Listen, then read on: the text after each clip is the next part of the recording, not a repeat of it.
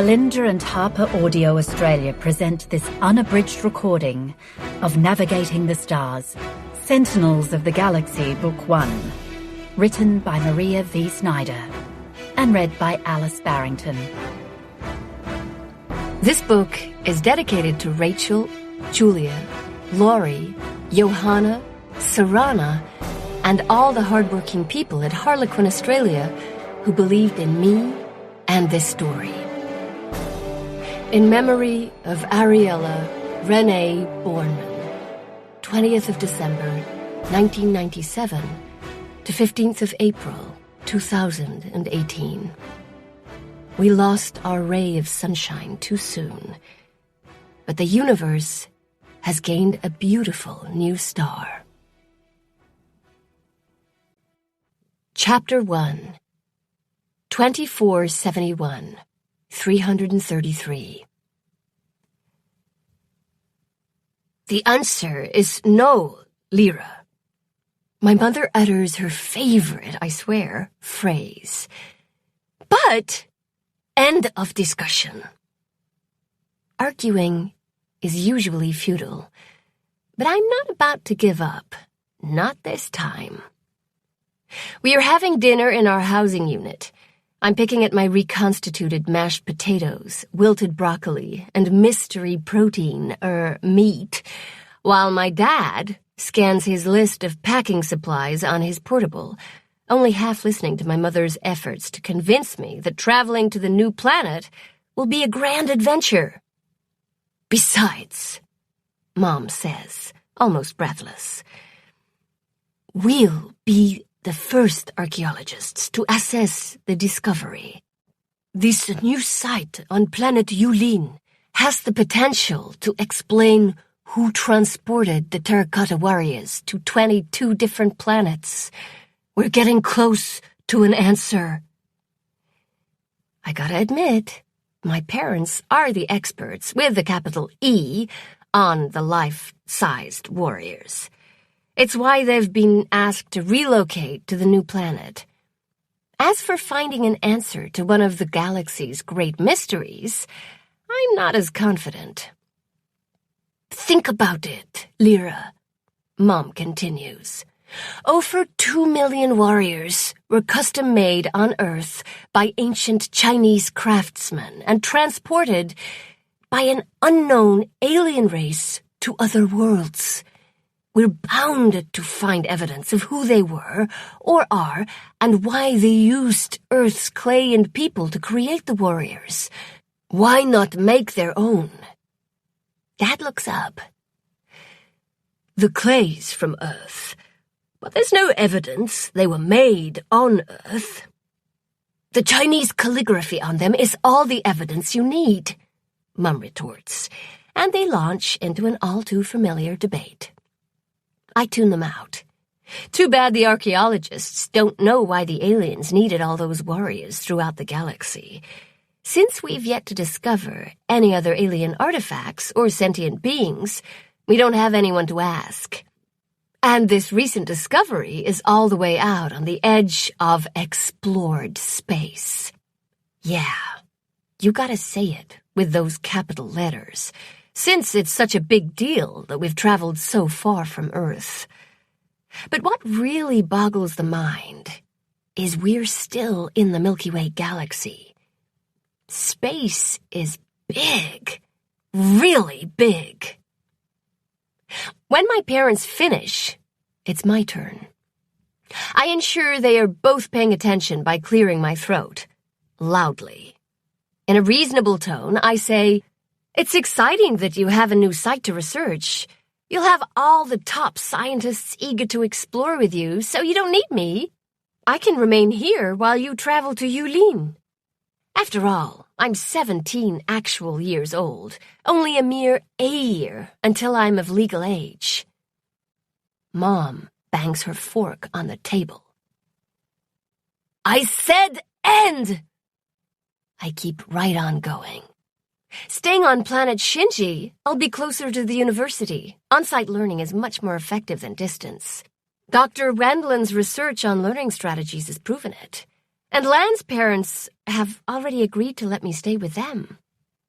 Mom and Dad exchange a look, which means they are doing that silent communication thing that parents do. I study them while I wait, sitting on the edge of my seat and resisting the urge to jiggle my leg with nervous energy. My dad runs a big hand through his short sandy brown hair, making it stick up at various angles. He normally appears younger than his 46 A years, but a sadness pulls on his face, aging him. We're going to lose her in a couple of A years anyway. Maybe we should consider her. Absolutely not. Mom's brown-eyed gaze focuses on my father with such intensity, I'm surprised he doesn't burst into flames. Even though she is younger than my father by 2 A years, my mother is in charge of our family. I can't. Not so soon after Phoenix. Before you ask, yes, my parents named me and my brother after constellations. Kind of funny, considering we can't see either of those constellations unless we're on Earth, which, by the way, neither of us was born on. My parents have some really strange ideas at times. The mention of Phoenix effectively kills any support I might have gotten from my father. He ducks his head, and I wilt. Don't ask again, Mom says in the I've decided nothing will change my mind tone. It's not fair, but arguing is pointless and will result in me cataloging thousands of broken warrior shards as punishment. Appetite ruined, I push my now cold food away and head to my bedroom. Lee, my father calls after me. I keep going. Our unit is small and narrow, with a kitchen, common room, 2 bedrooms, and a washroom. Not much space is allocated for housing in the base. The majority of the place is occupied by the scientists' labs, which is where most of the people living here spend all of their time anyway. We aren't a colony, but a research facility charged with assessing the entire planet. The base is filled with chemists, biologists, geologists, physicists, astrophysicists, meteorologists. Pick any ologist you can think of, and they're probably here, including archaeologists, like my parents. And those ologists have been drooling happy since the announcement of the new discovery. As for me, not so much. While they've been talking in excited, high-pitched voices and making plans for the trip, I've been dreading launch day. Don't get me wrong, I'm glad for my parents. They've dedicated their lives to puzzling out this great warrior mystery, and I've no doubt they'll eventually solve it. Well, maybe a little doubt. However, I'm tired of leaving my friends behind, and I need to find my own passion. Not sure what that is yet, but I'm pretty sure it doesn't include researching ancient artifacts. My room consists of a narrow bed, a few drawers, a desk, a chair, a screen, and a terminal to access the quantum net. Well, a fraction of it. It's like being confined to the shallow end of the pool. Very frustrating. When the quantum net, or QNet, was invented back in 2066, it changed everything. Earth's technology advanced at a sizzling pace, and inventions like the Crinkler engine, which allows us to travel through space super fast, were designed using the QNet. Now it's used to keep track of, well, everything. But it's most important for knowing the precise location and time of all the spaceships. Oh, and all the information collected from all the planets is stored within its amazing vastness. But admittance to this scientific wonder is limited. Since I'm underage, I'm allowed to access the school programs, game programs, entertainment, and communications. At least the QNet is able to send text-based communications between planets in actual time. Can you imagine waiting decades for a reply? I flop onto my bed and stare at the image of my friends from the other planets my parents dragged me to before Shinji. They fill the screen. The reality of space travel, the dreaded time dilation, stares back at me. Many of my friends have died of old age by now, and my 2 friends from our last assignment on planet Wuhan are now in their 50s.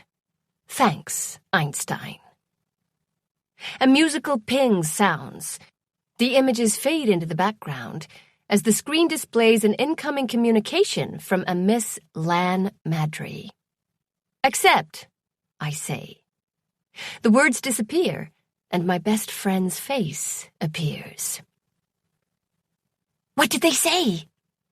Lan asks, but she notices my morose expression. Oh, sorry, Lily. Only my father and closest of close friends call me that. I used to love pandas, okay? My father thought it was cute, and that's how I got the nickname. Her eyebrows smash together and furrow her brow. Did you tell them about Dr. Wendland's research? I can send them the Q cluster location to the paper, and my parents won't matter, I say. Did your mother utter the 3 dreaded words? She asks. Yes. We share a moment of silence. Lan's blue eyes shine more than normal as she nibbles on the blonde hair at the end of her French braid. She's 15, but soon to be 16, a little over a year younger than me, but we bonded over our mutual love of Diamond Rockler, the greatest singer in the galaxy. Our only disagreement was over who he was going to marry, me or Lan, and that was 3 years ago. I wouldn't have gotten so close to her, except my parents assured me that this was their last assignment. My brother works for the port, Lan says. You can sneak off the shuttle, and he'll hide you until it takes off. By the time they discover you're missing, they can't return. An interesting idea. My heart races with the possibilities. I could start my own life. I hope to attend Brighton University on planet Rho, a mere 4 Earth years away. We measure distance between planets by how much E-time passes while you're traveling, not by how many actual years pass, which means if I stay here, I'll be 50 years older when my parents arrive at Yulin. But they'll only be 90 days older. Crazy, right? Regardless, I'd never see my parents again, which is why they won't leave me behind. Not yet, anyway. They're still grieving over Phoenix and hoping I'll catch the science bug and stay with them. But I am tired of hanging around ancient things that have been buried for thousands of years. My excitement over running away fades. Thanks, Lan, but I can't do that to my parents. She nods and gives me a watery smile. I understand. She heaves a sigh, then lowers her voice. When should we plan your... Lan hesitates. You know what? I glance at my door. It's closed, but I sit at my desk and insert the entanglers into my ears. They resemble little round plugs, but they allow me to link directly to the QNet through the terminal. Then I engage the privacy mode. If my parents walk into my room, they'd see a blank screen, but I can still see and hear Lan. Another super cool invention courtesy of the QNet. How about at my last required soc time? Do you think Jaren can fool the Snoops? I think. Of course. Who do you think created the dead zone in the back corner of the supply bay? I laugh. You mean the kissing zone? I heard Jaren took Belle there for a smooch fest. He did not! Lan's cheeks turn pink. Oh, do you have better intel? Shut up! A knock at my door prevents me from replying. Lan says goodbye and I disconnect and return to my flopped position on the bed. I might be resigned to leaving, but that doesn't mean I'll let my parents off easy. Display wall art, I say to the screen. Only when it once again shows images of my old friends do I say, come in! Dad pokes his head inside as if expecting to be ambushed. Is it safe? I huff. My temper isn't that bad. Well, not since I was 7 years. Only if you brought something sweet. He holds his hand out, revealing a plate of chocolate chip cookies. A warm, sugary scent wafts off them, fresh-baked. My empty stomach groans in appreciation. Then it's safe. I'm not above bribery. He enters and sets the plate down on my desk. He has a box tucked under his right arm. You okay? I'm gonna have to be, right? Unless you're here to tell me you changed your mind. I sit up at the thought. Sorry, Lily. We're not ready to lose you. My father hunches over slightly as grief flares in his brown eyes. My older brother decided to leave for Earth 2 years ago when he turned 18 years. Earth is about 95 years away, so by the time Phoenix arrives on Earth, we will all be dead, and Phoenix will still be 18. Guilt over my earlier snit burns in my stomach. You just have to go on one more assignment with us, then you can decide what you want to do. Dad says. It's all right. I gesture to the box. What's in there? He sets it down on my desk. A puzzle. I've fallen for that before. Are you sure it isn't a bunch of random rubble? No. We think we have all the pieces, but my assistant swears no one can possibly put it back together. He raises a slender eyebrow. Appealing to my ego, he knows me so well. Let's see. Dad opens the box and pours out what appears to be shards of pottery, all terracotta, ranging in sizes from a thumbnail to 6 centimeters. I scan the pieces. They'd once formed a specific shape, and I can already see it has edges. Could be a piece of armor, or a shield. Intrigued, I sort through the fragments, flipping them over and matching colors. My father hands me the adhesive. I'll let you prove Gavin wrong. He pulls my straight black hair back behind my shoulders and plants a kiss on my temple. Thanks, Lily. Uh-huh. The air pulses as he leaves. I arrange the pieces, about 1,000 or so. There are markings on most of them. Odd. I group the ones that appear similar together. Reconstructing artifacts is actually fun. Not, I want to do this for the rest of my life fun, but challenging and satisfying to make something whole again. No one was more surprised than I. Trust me. I was roped into helping my parents a few years ago when they noticed that after attending my required socialization time, or rather soc time, and doing my school lessons, I had plenty of free time. I argued there was a reason it was called free. It went over as well as my bid to stay on Shinji. I was assigned all the chores no one else wanted to do, like sweeping and running the 3D digitizers. Each of the thousands of warriors has to be scanned and cataloged. But one night, I found a half-finished reconstruction of a face, and, well, I finished it in a couple of hours. My parents made a big deal about it, and now when there's a jumble of fragments that is declared impossible by the team, it comes to me. Not that I'm that great. There have been plenty of boxes filled with bits that I couldn't get to go together. A 3D digitizer could do it in minutes, but we only have 4, so using them for repairing broken pottery is not the priority. This piece is tricky. Usually once I connect the edges, the rest is easier to match, but the shape is octangular? Strange. Lan messages me while I'm working. It's all set, she says. All our friends have been informed. Her voice is heavy with dismay. I glance at her. Thanks. There's an awkward silence. What's that? She asks. At this point, I've no idea. No, the markings on it. I peer at the symbols etched into it. Silver lines the grooves so they stand out from the reddish-orange clay. Lan should recognize them. Her parents are the base's language experts and cryptologists.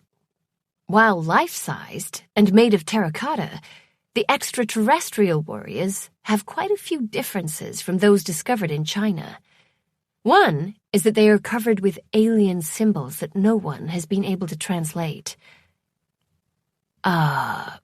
It's Chinese calligraphy, probably the name of the craftsman who built it. That's not Chinese. Are you sure? Lyra. Her flat tone indicates she's insulted. Okay. So it's one of those other alien symbols. She shrugs. I haven't seen markings like those before.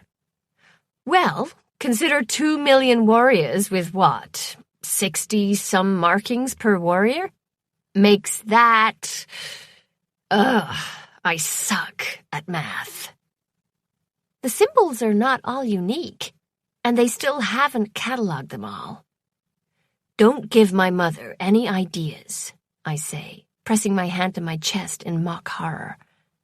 But the reality is that with limited funds, personnel, and equipment, the Warrior Project is a slow-moving beast. Lan laughs. I'm gonna miss that light trill. Seriously, Lily, it's different. It might be important. Important enough to keep my parents on Shinji? Hope bubbles up my throat. Lan straightens with enthusiasm.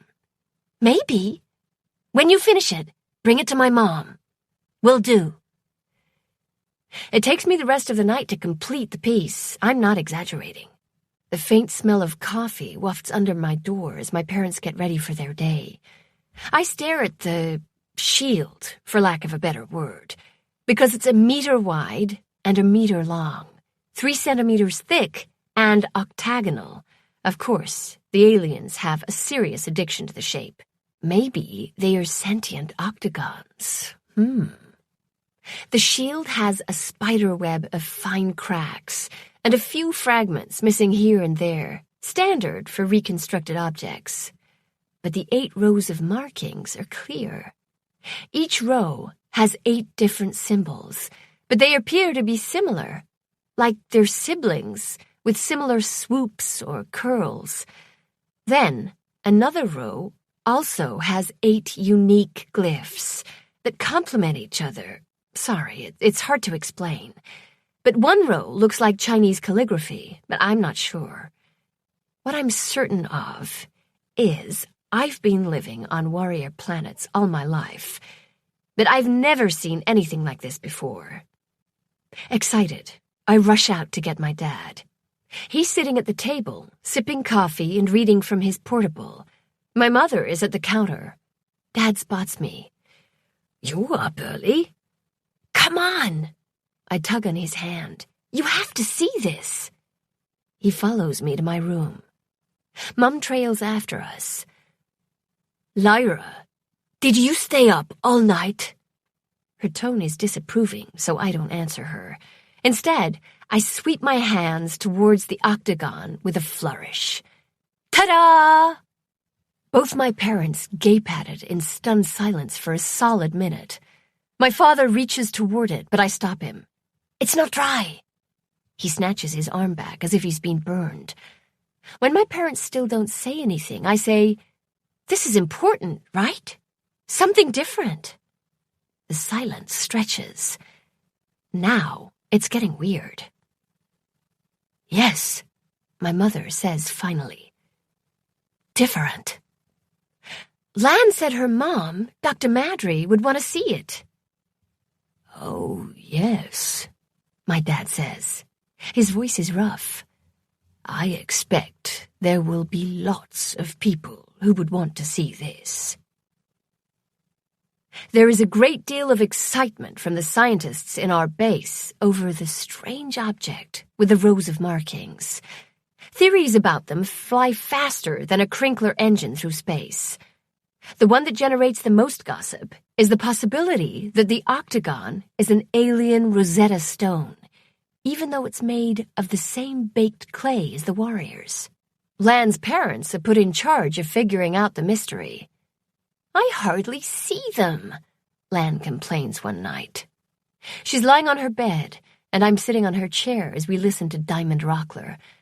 His voice is like honey, smooth with a thick sweetness. Rockler's heart-melting lyrics fill the small room as a video of him plays on her screen. He's talented and gorgeous and intelligent. That's just not fair. Some people don't even get one of those qualities. If anyone's going to figure out what it means, it's them, I say. Frankly, I wouldn't mind seeing less of my parents. They've been asking me to join the crews of people searching through the million fragment piles in hope of finding more octagons. More data, my mom's always saying. They're drowning in data, but no one's made any connections. I think they have too much data. But that's me. Messages were sent to the other active warrior planets, Lan said. The other language experts might have some idea on how to translate it, and they're all looking for their own Rosetta octagon. As long as it keeps everyone busy, I say, smiling. Lan sits up. Lyra Daniels, you're not thinking... I am. I insert my tangs into my ears and access the QNet via the 2 sensors that were implanted in my brain when I turned 10 years old. Staying entangled in the QNet for long periods of time is flirting with insanity. So, everyone must be able to completely disentangle. It's the reason terminals are needed to interact with the QNet. It's funny, to me anyway, that the terminal is a bland plate built into the desk. It's some type of rare metal, but otherwise, it's boring in appearance. Lan's terminal has the same limits as mine, but I've learned how to mask my identity and bypass a few security barriers. You're going to get into trouble, Lan says, but it doesn't stop her from inserting her own tangs to trail me. Don't you want to find out who Belle's been hanging out with? I don't listen to her answer. Instead, I concentrate. I view the QNet as a sphere with a zillion layers, like a universe-sized ball of yarn. And while I'm blocked from most of the layers, I can find holes in the security, almost by feel. It's a strange sensation, and wriggle into an area that I'm not technically supposed to be able to access. We call it worming. Video feeds from the cameras around the base pop up. Oh my stars, Lyra! You're going to end up in detention if security discovers you. Big if. Look, Mom, no ripples. How did you... She sighs. Charon, right? He taught you. You're getting better at worming. I scan the images. People bustle through the hallways. Some stop to talk. The lab techs are busy doing whatever they do. No sound. That would be too creepy. And no cameras in private units. That's an invasion of privacy. Found Belle. I hone in on the camera in the canteen. She's flirting with that chemistry tech. What's his name? Trevor? But he's too old for her. He's like 23 years, Lan says. How do you know she's flirting? She's flipping her hair and eyeing him as if she wants to eat him for dessert. For dessert? Really? That's gross. Ah, youth, so innocent. She smacks me on the arm with her pillow. And you shouldn't be spying on your friends. Oh? Should I spy on someone else? No. She pulls out her tangs. We should be planning Jaren's surprise 16th birthday party. I groan. Oh, that's not for another 180 days. Planning, she says with authority, will be the key to success. I disentangle from the QNet and we brainstorm a few ideas. I think we should have it in a spot he'd never suspect, I say. Like the middle of a hallway, or outside the base. Just then, Dr. Madry pokes her head into Lan's room. Have you finished your schoolwork? She presumably asks Lan, but she gives me a pointed look when Lan shakes her head no. Dr. Madry leaves the door ajar when she retreats. My cue to leave. Better get going. I've a physics test tomorrow that I need to ace now that I'm applying to Brighton University. It's 2 years until the next interstellar class ship. What are you going to do for that extra year? Lan asks. I think I'll intern in a bunch of the labs and see if anything catches my interest. Chemistry and biology might be fun. Dr. Nee says he always needs help with keeping the weather instruments clean, and any chance to go outside is always taken.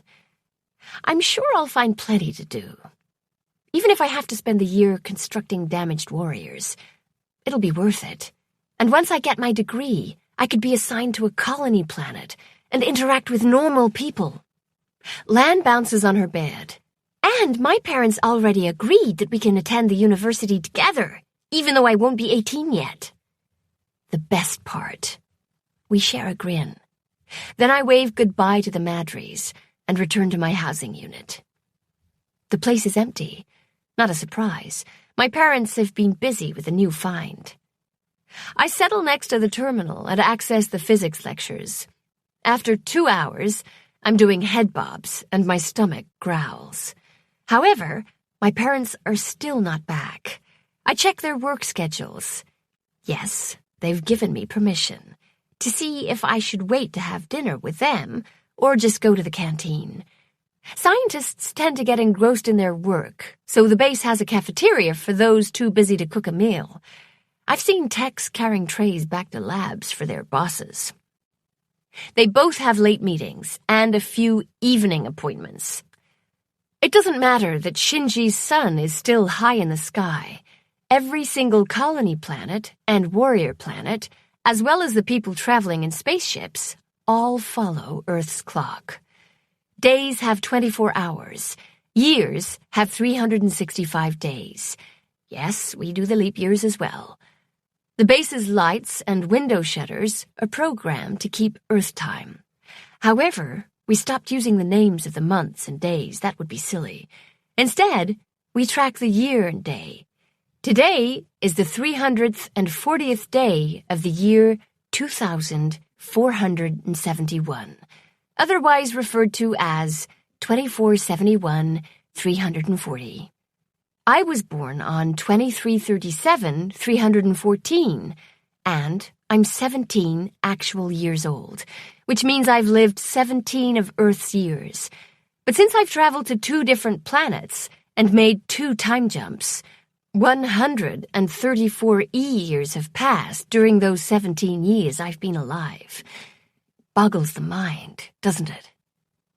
I scan my parents' agendas idly, noting it'll be a couple of days before we have another family meal. Odd that they should be that busy. And why are they meeting with Dr. Gage and Dr. Jeffries tomorrow? They don't normally interact. I straighten as my heart sinks. My guts churn as I study their itineraries, trying to dismiss my suspicions. When I reach 2471-360, I'm on my feet. I yank my tangs out and sprint from my room. I'm breathless by the time I reach the archaeology lab. My mother is in her office with Dr. Bernstein. He's a meteorologist. What the heck? I interrupt them. Manners are the least of my worries. Mum's annoyance changes to concern when she sees my face. I'm sorry, Ben. Can we finish this later? No need, Ming. You've already convinced me. My mother shakes his hand. I'll send you the contract. Great. He gives us a jaunty wave. Mum's polite demeanor drops as soon as he's out the door. She shuts it and turns to me. Lyra, what? Tell me we're not still going to Yulin, I practically shout. Of course we are. Why did you think we weren't? Because of the find? I thought you and Dad would want to study it. It's exciting, but other than authenticating and dating it, it's not our area of expertise. But a tight knot forms in my throat, cutting off the rest of my protest. That's why we have linguists and cryptologists, Lyra. And I'm hoping the find will allow the Warrior Project to hire more. Besides, Dr. Natalia can handle directing the techs with the reconstruction of the damaged statues on Shinji and searching for more octagons. We've uncovered all 64 warrior pits and found no other artifacts, alien or otherwise, on Shinji. But on Yulin, her eyes shine. I stop listening as despair claws at my heart with its sharp talons. The pain is making it difficult to breathe. We're leaving. We're really leaving. And there's not a damn thing I can do about it. I've no memory of the trip back to my room. It took every bit of effort not to burst into tears. But once alone, I dive onto my bed and cry into my pillow. Lan and I will never attend university together. She'll have to plan Jaren's party without me. I'll never see her again. When I gain control of my emotions, I message Lan. She takes one look at me. What happened? By the time I spit out the news, we're both crying. This is worse than before, she sniffs. It's just cruel to give us hope and then yank it away. I agree. To be fair, I know not helping. But my parents never said we were staying. I just assumed we would. So did I. She wipes her face. I'll let our friends know it's back on. Thanks. Why is it, when you're dreading something, the time just flies right on by? I swear, I blinked and my last 21 days on Shinji disappeared. The interstellar-class spaceship entered Shinji's orbit today.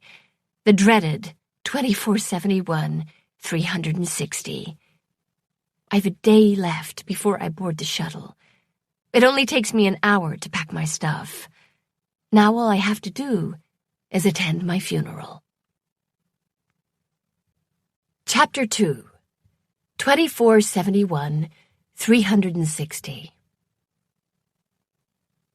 The children of planet-hopping parents have figured out long ago that, despite being able to communicate with our friends left behind via the QNet, the time dilation is too hard to overcome. The math just isn't in our favor. It will take me 90 days to reach Yulin, which is 50 E-years away. That means Lan will be 66 A-years old. That is, if she remains on Shinji, when I arrive. While I will only be 90 days older. Yeah, it sucks. Which is why we hold funerals for the person leaving and cut all ties. It's easier for all of us. The adults don't know about the funerals, and every effort is made to keep it that way. Otherwise, the psychologists would descend on us en masse. This will be my second funeral. I was too young when we left Ulankab. If only the explorers would stop exploring. Each time they, the Department of Explored Space, DES, which was formed when interstellar travel became possible, expand the edges of explored space, they discover yet another exoplanet with Terra Cotta Warriors, which wreaks havoc on my social life. Overall, I know it's a good thing. They also find exoplanets without warriors that are potential candidates for colonization. Earthlings and their drive to seek new worlds for their ever-growing population, plus the constant need for resources because Earth is tapped out. It's just hard to adapt. There are plenty of people out there who relish the adventure of being time travelers, but I'm not one. Or I don't think I am. I've never been given a choice, and that sucks the most. I've no living aunts or uncles or grandparents. There's a couple of my 4th or 5th cousins living on a colony on planet Beta, but I'll never meet them. Phoenix is a memory. He wouldn't let me come to his funeral. We both knew I'd sob through it and unhinge his efforts to remain stoic. Leaving us cost him just as much as it hurt us. Heck, it takes a toll from everyone, And our idea of family and our traditions is just not the same as those who stay in one place their entire lives. We are Earthlings, but we have no emotional connections to our ancestors or cultural traditions. Instead, we have our own warped research-based traditions, like the annual desk chair race and landing day celebrations. I carry a bag through the narrow and featureless corridors of Shinji's central base. It's basically a giant rectangle. It resembles Wuan's base, which resembles Ulankub's, which resembles Taishan's. You get the idea. One size fits all. I was born on planet Ulankub, and my brother on Taishan. A tightness circles my chest. Will Phoenix think of me when he gazes up at the stars when he reaches Earth? The Soch area is filled with bright colors, soft pillows, big couches, thick carpets, entertainment cubbies, screens on the walls, the clean scent of baby powder, and a couple facilitators, aka babysitters, who ensure we all play nice. All residents under the actual age of 18 are required to spend the same 2 hours a day in here. Most of the younger kids stay much longer, but those of us 16 and older prefer to hang out in other locations, like the kissing zone. I smile when I spot Lan standing close to Jaren. Belle is staring at Jaren as if she'd like to strangle him, her face almost the same color as her bright red hair. Knowing Jaren, he probably deserves it. He's gotten into more trouble than the rest of us combined. With a tilt of her head, Lan indicates the back game room. All the kids know that that room is for the older teens for the next 2 hours. After that, anyone can use it. I follow Belle inside. Cyril is already there. He's all legs as he lounges in an armchair and his black hair is buzzed short. Jaren and Lan come in soon after. That's it for our age group, a grand total of 5. Lan shuts the door. Privacy is an illusion, and we all instinctively glance at the cameras. The babysitters can watch us, but not hear us. "Relax," Jaren says with a smirk. He flips his shaggy brown hair from his forehead, revealing his light brown eyes. "I've been taught by the best." Jaren can't let an opportunity go by without gushing over his friend, Warwick Nolt, who Jaren learned all his worming tricks from back when they were on planet Kaiping together. We all give him an exasperated look. "Don't worry. The babysitters are watching our required Soch time from 21 days ago," he says. Ah, that explains why he'd messaged us with instructions on what to wear today, and for Cyril's recent haircut. Not that we had a ton of clothing options. Mostly just hand-me-down jeans, sweatshirts, t-shirts, and sweaters. It's cold on Shinji. But anything is better than the nerdy jumpsuits and lab coats the adults wear. I tug my black sweater over my waist. The color is fitting for the occasion. Lan takes up position in front of the large screen we use for gaming. All QNet activities must be visible during Soch time, so the babysitters know we're socializing and not ignoring each other. The others sit in chairs facing her. I have the position of honor and settle into the oversized armchair next to Lan. Setting my bag down on the floor near my feet, I try to relax. As my best friend, she is in charge of my funeral. We are gathered here today to remember our friend, Lyra Daniels. Before you ask, Tian means sky in Chinese. When I first met Lyra, I hated her. I glance at her. This is new. Lan flashes me a smile. When I arrived here from planet Heshon, I thought she was perfect, with her glossy black hair that didn't have a hint of frizz, no pimples, and hazel eyes. I called her the warrior princess, since she resembled the Chinese warriors. Over the years, lots of people have commented on how much I look like my mother. When they mistake us for sisters, Mom preens and is quite obnoxious about it. I despised her on sight, Lan continues. Interesting. I'd no idea. Then I made the mistake of talking to her. Lan sighs dramatically. And it was impossible to hate her.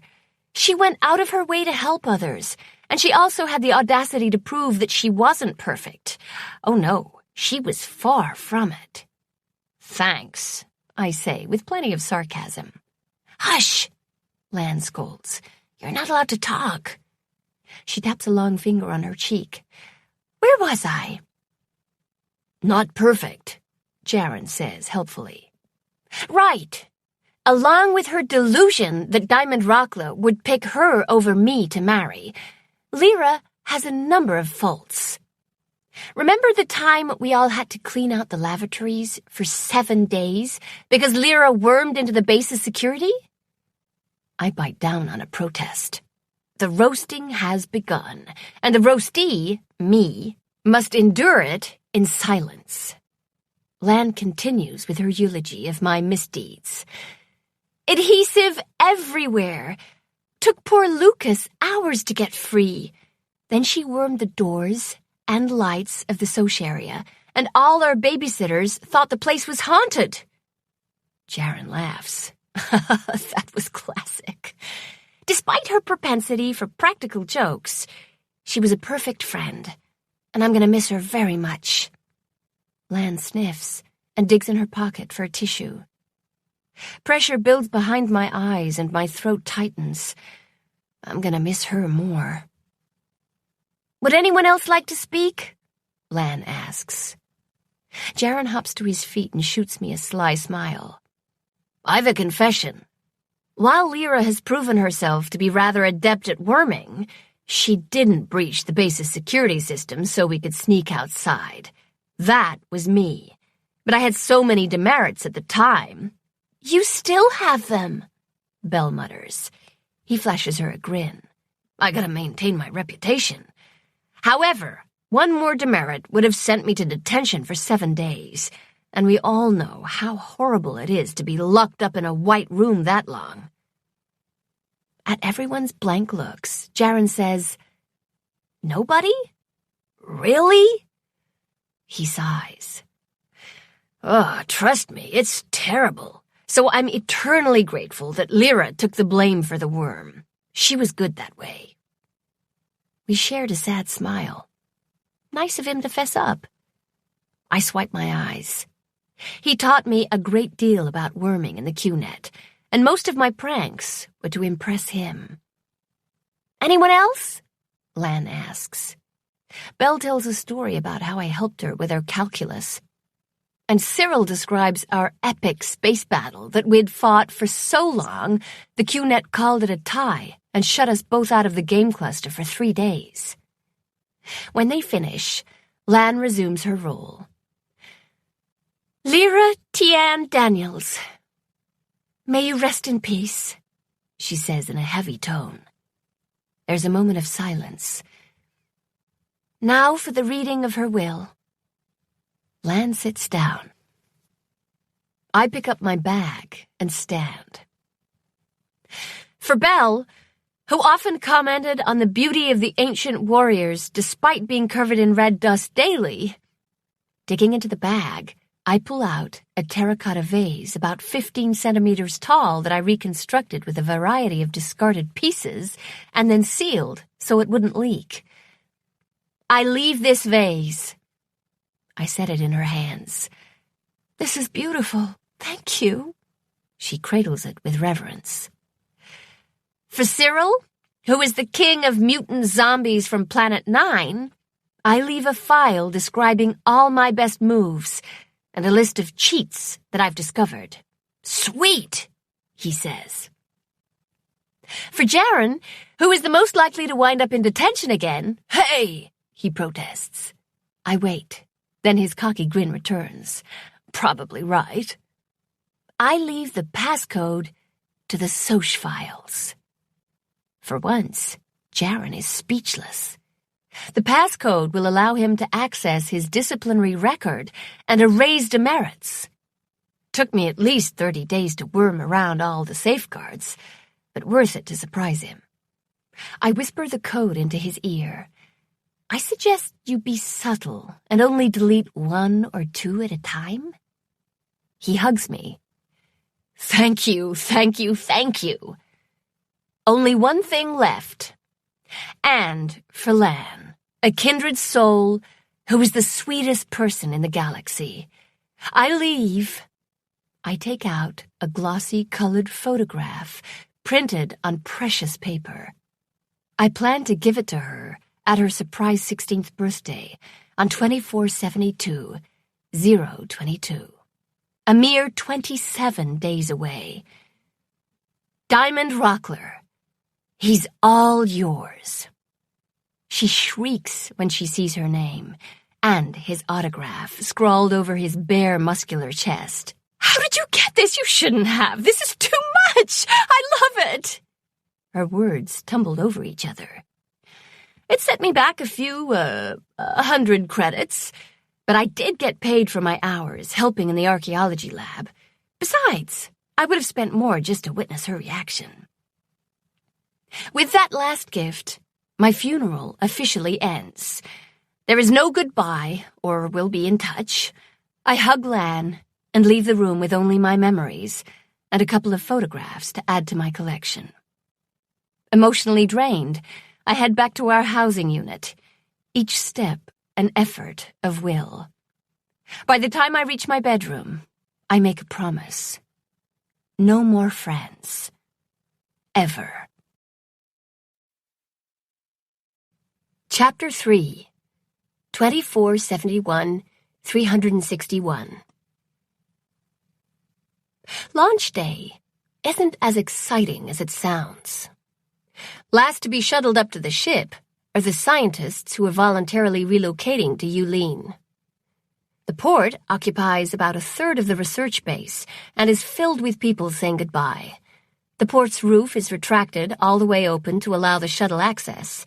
The entire base can be pressurized with breathable air if necessary, but so far, all the warrior planets have air similar to Earth's.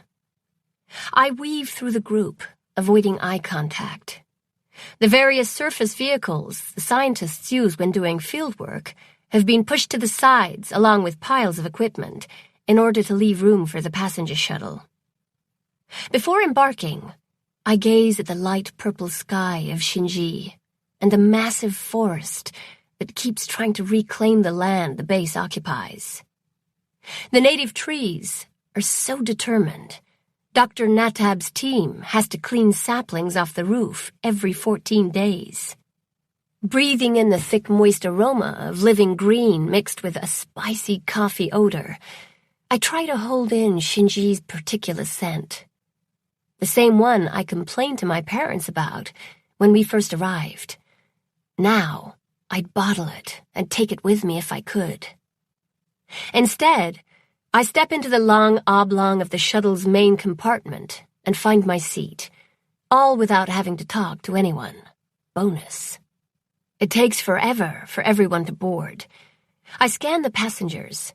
About a dozen kids, most under 12 years old, are going to Yulin. They appear as miserable as I feel, but a quartet of 14 year-old girls are sitting close together and excitedly chatting. Lucky them. My father is doing a final check as my mother settles next to me. She squeezes my hand. Sorry your friends didn't come to see you off. I shrug. We said goodbye yesterday. I know. I just thought. Am I going to have my own room on board the ship? I ask. I'm not in the mood to discuss my feelings. Yes, and since your father and I are in charge at Yulin, our housing unit will be 4 times the size of the one here. Wait, you're in charge of all the research teams? Yes. DES asked us to be the lead scientists after we discovered the alien octagon. Your father will oversee the base's operations, and I'll be directing personnel. That's cool for them. Does that mean you can use all the 3D digitizers on the broken pieces instead of cataloging the warriors with them? It'll be so much faster than a group of people trying to glue the shards together. You might find another alien artifact. That would be ideal. But we still have to access the entire planet, not just the warriors. Mom's expression pinches tight. What's wrong? I ask. Not everyone believes the octagon is alien. I'm not surprised. Other than the strange markings, there's no other evidence it was made by an extraterrestrial instead of one of the craftsmen on Earth. That's one of the theories about the warriors. Made on Earth, transported to the stars by something. Maybe it's like one of those practice boards, so they can learn how to do it right before they carve the symbol on a warrior. Some of those glyphs have complex designs. Mom huffs with amusement, but then sobers. A few people think it's a hoax. Why would they think that? It's been a couple of centuries of Earth time since we discovered the warriors on other planets, and in all that time, we don't have any credible theories on why they are there. Mom presses her lips together in frustration. A number of naysayers think we planted the alien artifacts, so DES continues funding our research. Oh. Are they going to shut down the Warrior Project? An interesting thought. We could return to Earth and catch up with Phoenix. I regret my outburst when my mom flinches and gazes down at her hands. They are now clutched together in her lap. Phoenix made his choice, Lyra, she says, so quiet I have to lean closer. Then she glances at me. DES will still fund the project, but they might reduce the budget. We're already understaffed and have only a few people to analyze the data, so the likelihood of discovering any new clues will diminish. Unwilling to hurt my mom's feelings again, I refrain from reminding her that the archaeology teams haven't discovered why the warriors are on other planets, since explorers found the first group on planet Xi'an. At that time, they marveled over the sheer number of warriors, about 93,000, the alien symbols on the armor, and the fact that the warriors were modeled after the Chinese, like the original find on Earth back in 1974. But each new warrior planet, so far, matched planet Xi'an, which was named after the city in China where the original Terra Cotta army was discovered. Ever since, the warrior planets have been named after cities in China, unlike the colony planets that are named using the Greek alphabet. My father bounds onto the shuttle. "Everyone's here. We're good to go," he says to the pilots. We strap in, and soon Shinji is falling away along with my heart. Grief burns in the empty space in the middle of my chest. To fill the hole, I imagine inserting a titanium heart, complete with gears and valves, functional and impenetrable. The artificial gravity kicks in when we clear the atmosphere. Yesterday, they transported supplies and equipment for Yulin to the big fat frog in orbit. Oh, excuse me, it's a state-of-the-art interstellar class spaceship with a Bucara Planck Crinkler engine that just happens to resemble a big fat frog. Since it doesn't travel through an atmosphere, there's no need for it to be aerodynamic, but it would have been nice if it at least looked sleek. This morning, they conveyed all our gear up. The trip doesn't take long. Within 30 minutes, we dock with the big fat frog. As I disembark and follow my parents to the passenger quarters, memories of my last trip bubble in my mind. All interstellar class ships have the same design. Cargo bays, medical bays, living quarters, dining areas, rec areas, etc. Of course, the engine room, bridge, and crew quarters are off-limits to us. I remember how boredom drove my 10-year-old self to explore every inch. I expect this trip will be equally as boring. Well, maybe not. This time, I know how to worm into a few restricted clusters of the QNet. Maybe there's some hope for excitement. Our quarters have a common area, washroom, and 2 bedrooms. It doesn't take me long to unpack. My room has a standard terminal and screen, which is fine for doing schoolwork, accessing my personal files and messages. I can bypass some of my terminal's limits. If I used my parents' terminal, then I'd be able to go deeper. But if I'm caught, I'll be in big trouble. Boredom might trump trouble. The ship vibrates and hums as it leaves orbit. We are traveling to a crinkle point, or rather, a safe place where they can engage the BP crinkler engine. If the ship is too close to a planet, or a sun, or a black hole, or another ship that is also a crinkling space, when it starts the engine, bad things will happen.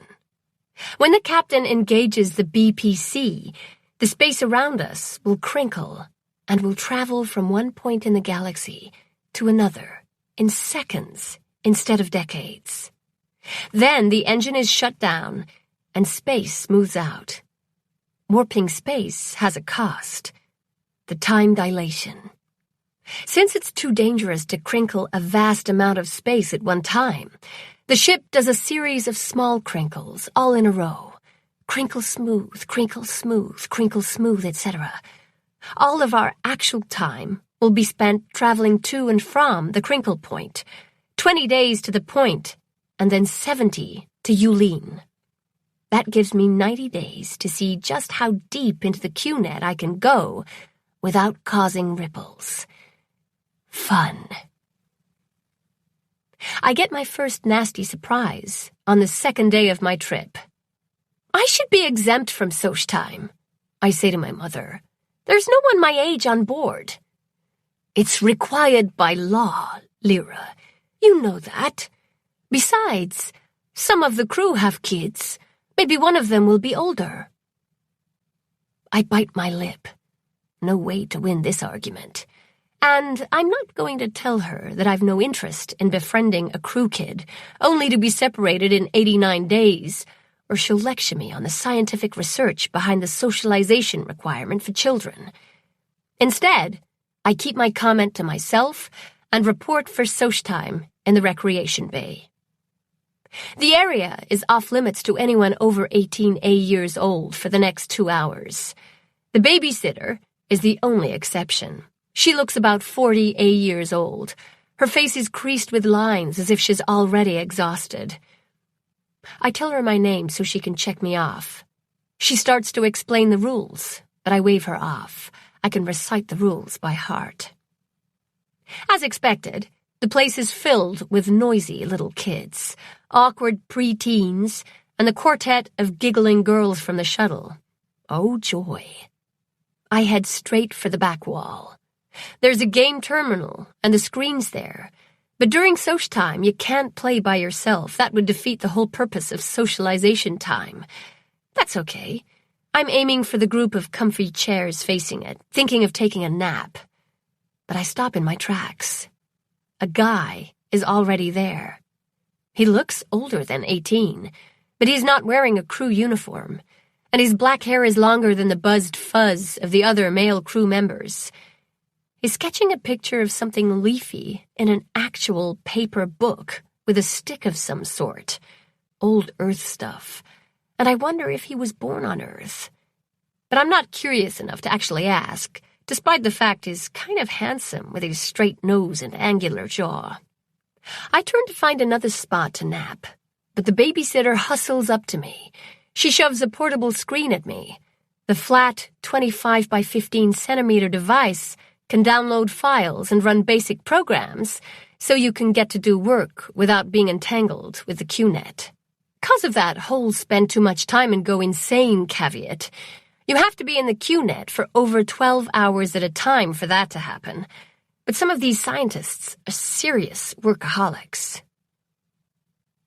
You need to state that you understand the regulations, she says. Reciting my name and the fact that I'm well aware of the regs, I hand it back to her.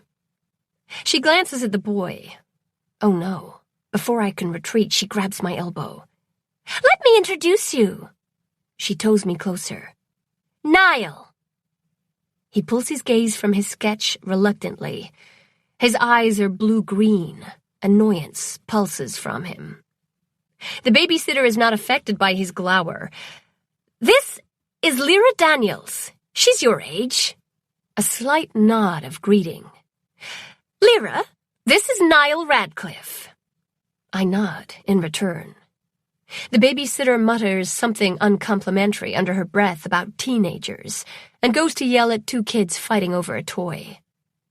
Niall returns his attention to his drawing, and I search for another quiet corner. Except I can't find one. And, after observing the kids, I notice that there is an invisible barrier between them and Niall. Even the kids from Shinji have picked up on this and avoid going near him. He's surrounded by calm and comfortable chairs. I'm not about to suffer with the younger kids, so I claim a seat near Niall. He ignores me, and I return the favor. Except I try to imagine what it'd be like to live on an interstellar class spaceship. Due to the jumping, I'm 134 Earth years old. Space brats who grow up on the ships can be as old as the dawn of crinkle travel, about 400+ years. It all depends on where they go. Having friends on a spaceship must be really hard. Lots of things can happen. Crews change, parents decide to settle on a planet, and the passengers are all temporary. Are you done? Niall asks me in an irritated tone. What are you talking about? I ask. Staring. Are you done? Oops. I'd apologize, but his hostile glare pisses me off. No, I'm not. What's that you're drawing with? He sighs, and on a scale of 1 to 10 in teenaged, aggrieved sighs, I'd give it a 10. It's a pencil. Okay, now I'm done. Good, because I've no intention of becoming friends. He says the last word with disgust. You passengers come on board and act like you own the place. You don't. You're a temporary nuisance, and as far as I'm concerned, the sooner you're gone, the better. Gee, what a sweetheart. Oh, don't worry, Mr. Nasty. I've no intentions of socializing with you either. Then we're in agreement. Excellent. He returns his attention to his sketch. I glance away. My pulse taps out a fast beat. So much for my nap. After a few minutes, I'm bored. I insert my tangs and turn on the game terminal. When mutant zombies from Planet 9 fills the screen, I smile, thinking of Cyril. He never could beat Jaren, no matter how much he practiced. My heart kicks me hard, reminding me not to think about my friends. Once I confirm the babysitter's attention is elsewhere, I worm into the game controls and override a few restrictions. I hope outsmarting zombies will make the time go faster as I start the game. Sometime later, the babysitter's voice breaks my concentration, and my avatar falls into a tar pit. I swallow a curse. You're not allowed to play alone, she says. I'm not. I gesture to the left corner of the screen. There's Niall's player right there, see? She peers at it, then at Niall, whose attention is focused on his sketch. Good thing his hair covers his ears so she can't see he's not wearing entanglers. He's waiting for the next wave of zombies, I say. The tar slows things down. Oh, all right. She returns to the others. too easy. I switch my focus to Niall's avatar and continue to play by myself. When the tone sounds to end Soch time, I stand and stretch. Niall is already gone. Niall and I have no difficulties ignoring each other. Plus, I'm determined not to initiate a conversation with him. Ever. So, I spend my Soch time fooling around with the game system. Of course, tricking the system becomes boring, and by the fourth day, I test how deep into the QNet the game terminal will allow me to go. My biggest problem is the screen. During Soch time, the screen must show what's going on. Game, video, music, it's all visible, including worming. I need to squish my worming activities into a tiny section of the screen, which would be still showing attacking zombies. I study the babysitter, noting the places she frequents. Then I take a stroll around the rec center, marking angles. Eventually, I figure out if she sits at her desk, she can't see the bottom right-hand corner of the screen. It takes me a couple Soch time sessions to manage to have both, and as soon as the babysitter is at her desk, I worm into the ship's schematics. I just need a few minutes to find a terminal that's been forgotten. When I glance over my shoulder to check on the babysitter, I catch Niall staring at me. I can't resist. "Are you done?" I ask. He scowls at me. "Staring. Are you done?" I ask again, but this time I'm more smug. "Passengers are not allowed to access that information," he says. I quickly exit the data cluster, and the game fills the entire screen. "What information?" He stands up. He's tall and lean, but his shoulders are tense. Is he planning on ratting me out to the babysitter? "There's a reason passengers are barred from those areas. You could endanger the ship and kill us all, you idiot." Seriously, an idiot? "Look, Mr. Drama King, I've barely scratched the surface, and you can't get deep enough to affect the operation of the ship. You should know that." I cock my head to the side. "Or do you need me to teach you about the QNet? The Q stands for quantum." His fingers curl into fists. "Worming is illegal, and if you're caught, you'll be tossed into the brig for the rest of the trip. That's B for brig." "Oh, you can spell! Your mother must be so proud." Niall takes a step toward me, and unease rolls up my spine. Did I hit a nerve? But he stops. "I should report you, but you just deny it." Plus, he wouldn't have any proof, although I believe he wouldn't hesitate to rat me out to the babysitter if he catches me again. When I don't respond, he says, "Consider this a warning. Don't do it again." "Aye, aye, Captain." I just couldn't resist the sarcasm. Who does this guy think he is? I'm rewarded with a nasty glare before he resumes pretending I don't exist. I don't press my luck, and return to just tricking the games during Soch time. But that doesn't mean I plan to stop worming. After Soch time, I find the forgotten terminal. According to Jaren, the research bases and colonies always have a couple that are installed in areas the designers think people will use, but end up being forgotten. I'd figured it was the same with an interstellar-class ship. And I was right. It's in a quiet, out-of-the-way part of the ship, not used by the crew or passengers. A perfect place to worm deeper into the QNet. The terminal is similar to the one in my room with a seat and screen, except this one doesn't have as many restrictions, and as long as I don't broadcast my identity, I should be able to access deeper data clusters. Inserting my tags, I keep the screen blank as I worm past the initial inquiry as to who I am. Since my parents dodged my questions regarding my new home planet, which I suspect must be bad, otherwise why not tell me, my first foray is to pull up the classified file on planet Yulin. When the explorers in their Explorer-class spaceships find a potential exoplanet in the Goldilocks zone, their primary objective is to do a preliminary assessment and search for any sentient beings. If there are none, although everyone is ever hopeful, then the next step is to hunt for alien artifacts and warriors.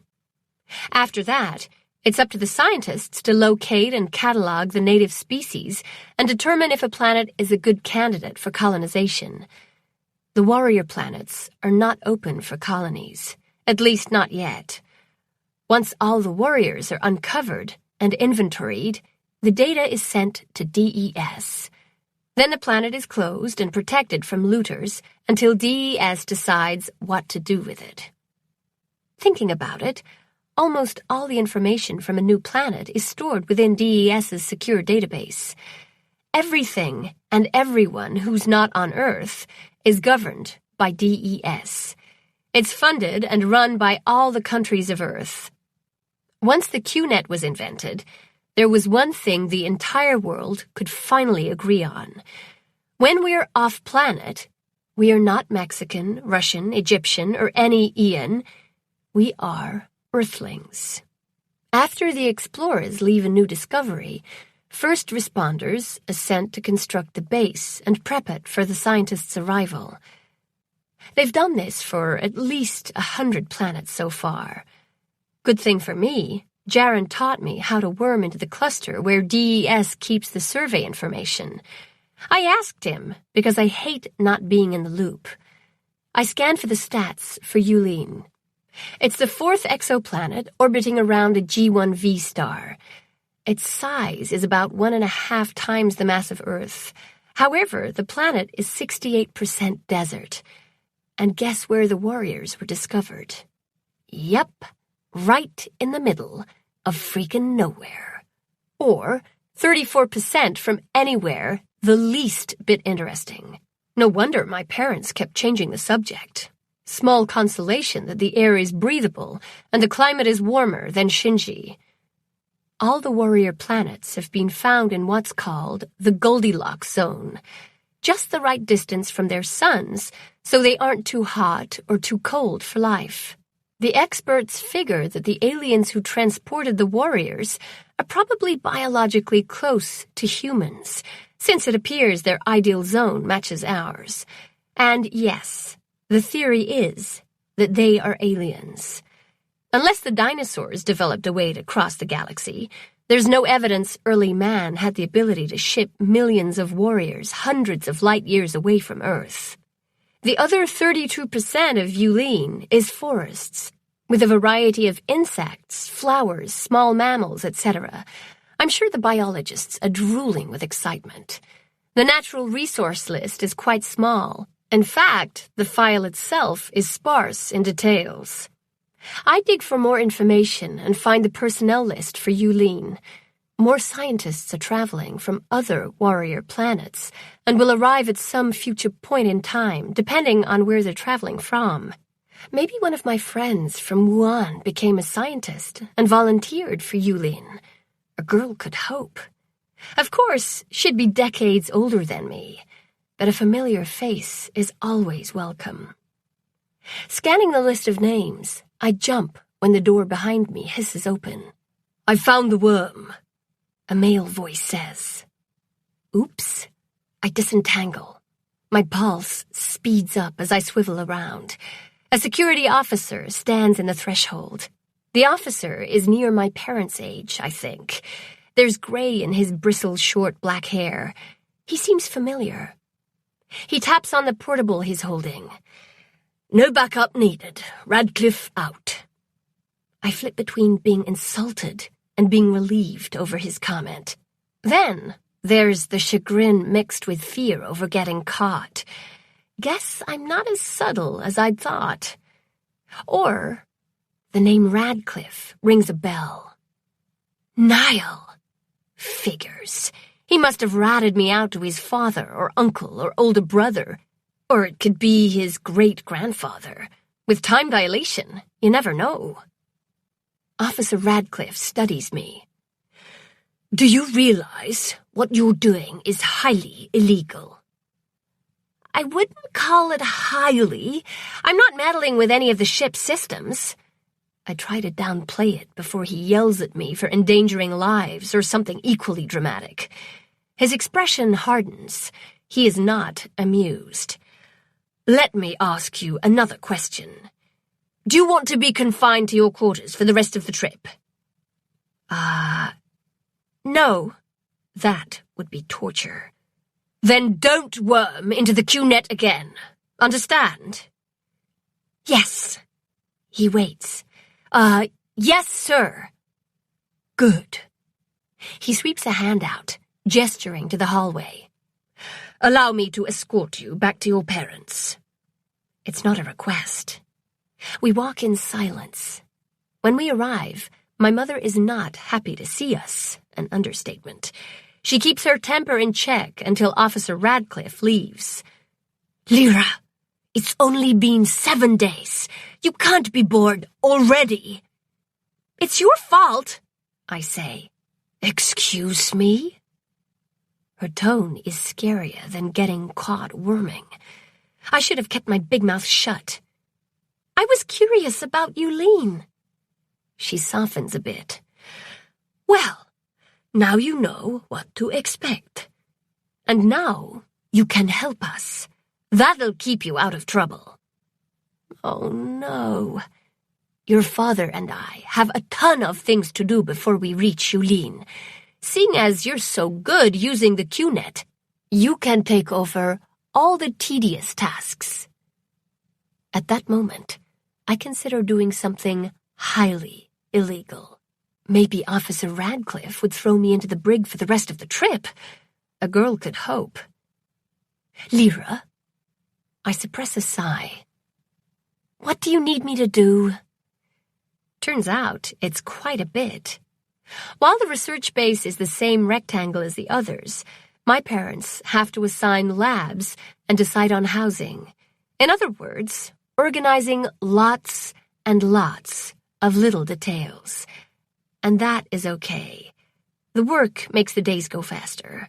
It keeps me from counting down to the time when I lose my friends forever, and makes my soch time an actual break, where I find creative ways to annoy Niall, like having his avatar tell the zombies that eating people is illegal, and they'll be thrown into the brig with a capital B.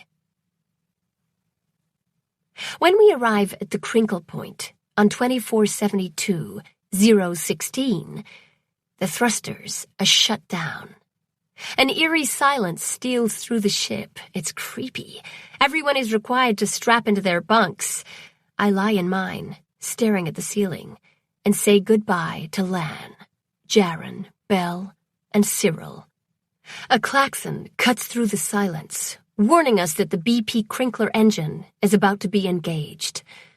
A second later, my world blurs and spins. I close my eyes as nausea swirls in my stomach and I clutch the straps. This repeats a dozen times or so. It's too fast to count, and all my energy is on keeping my breakfast down. We fly 50 years into the future without a sound. Strange, right? You'd think there'd be a boom or a roar, or even a click or snap would be satisfying at least. No, there's nothing. That is, until the Crinkler engine is turned off. As soon as the spinning stops and the walls solidify, 50 E-years worth of messages, news, and important information flood the ship's Q-net. My screen pings and flashes as the thrusters fire up and we sail toward Yulene. I'm reluctant to read what I missed and learn who died. Diamond Rockler is over 70 A-years by now. Because once I know, I can't unknow, and it becomes real. Now I can still believe nothing has changed. Yeah, I understand all about denial. What's your point? Then I realize there is one good thing about the time dilation. It's now 2522-016. I'm 50 E-years closer to my brother. When the next interstellar-class ship arrives at Yulin in 4 years, it'll probably be heading back toward the other planets, since this is the furthest point of populated space. I could eventually travel to university on Rho. By then, Phoenix would be on Earth, and I'll be able to actually communicate with him in real time. My father is sitting at the terminal in our living area, with my mother hovering over his shoulder. If they noticed me, they don't show it. The screen is filled with messages, data files, and various information. "Any new discoveries?" she asks. "No new warrior planets," he says, scrolling through the reports. "But they completely reconstructed the damaged warriors in half of the pits on Shinji. That's pretty good. Even though the robotic diggers are programmed to clear the sand and dirt from around the warriors without harming them, they've been buried for over 2,000 years, and during that time, cave-ins and partial collapses of some of the pits happen. What about alien artifacts? Did they find more? Or translate the markings?" She's clutching the back of his chair, as if her will alone will bring good news. She could insert her own tangs, but I think she'd rather not be overwhelmed with too much information at once. "Not that I can find, but don't worry, Ming. There are hundreds of files here. Some are encrypted." He hums to himself. "They haven't improved on the BP Crinkler engine yet. We need another scientific breakthrough that fixes the time dilation." I silently agree. "What about that file?" Mom points to the screen. "It's marked high importance."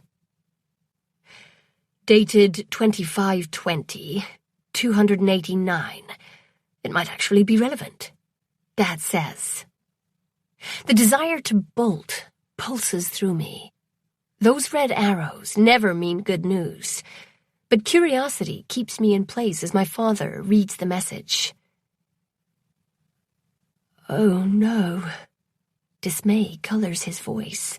An uneasy feeling swirls in my stomach. "What's wrong?"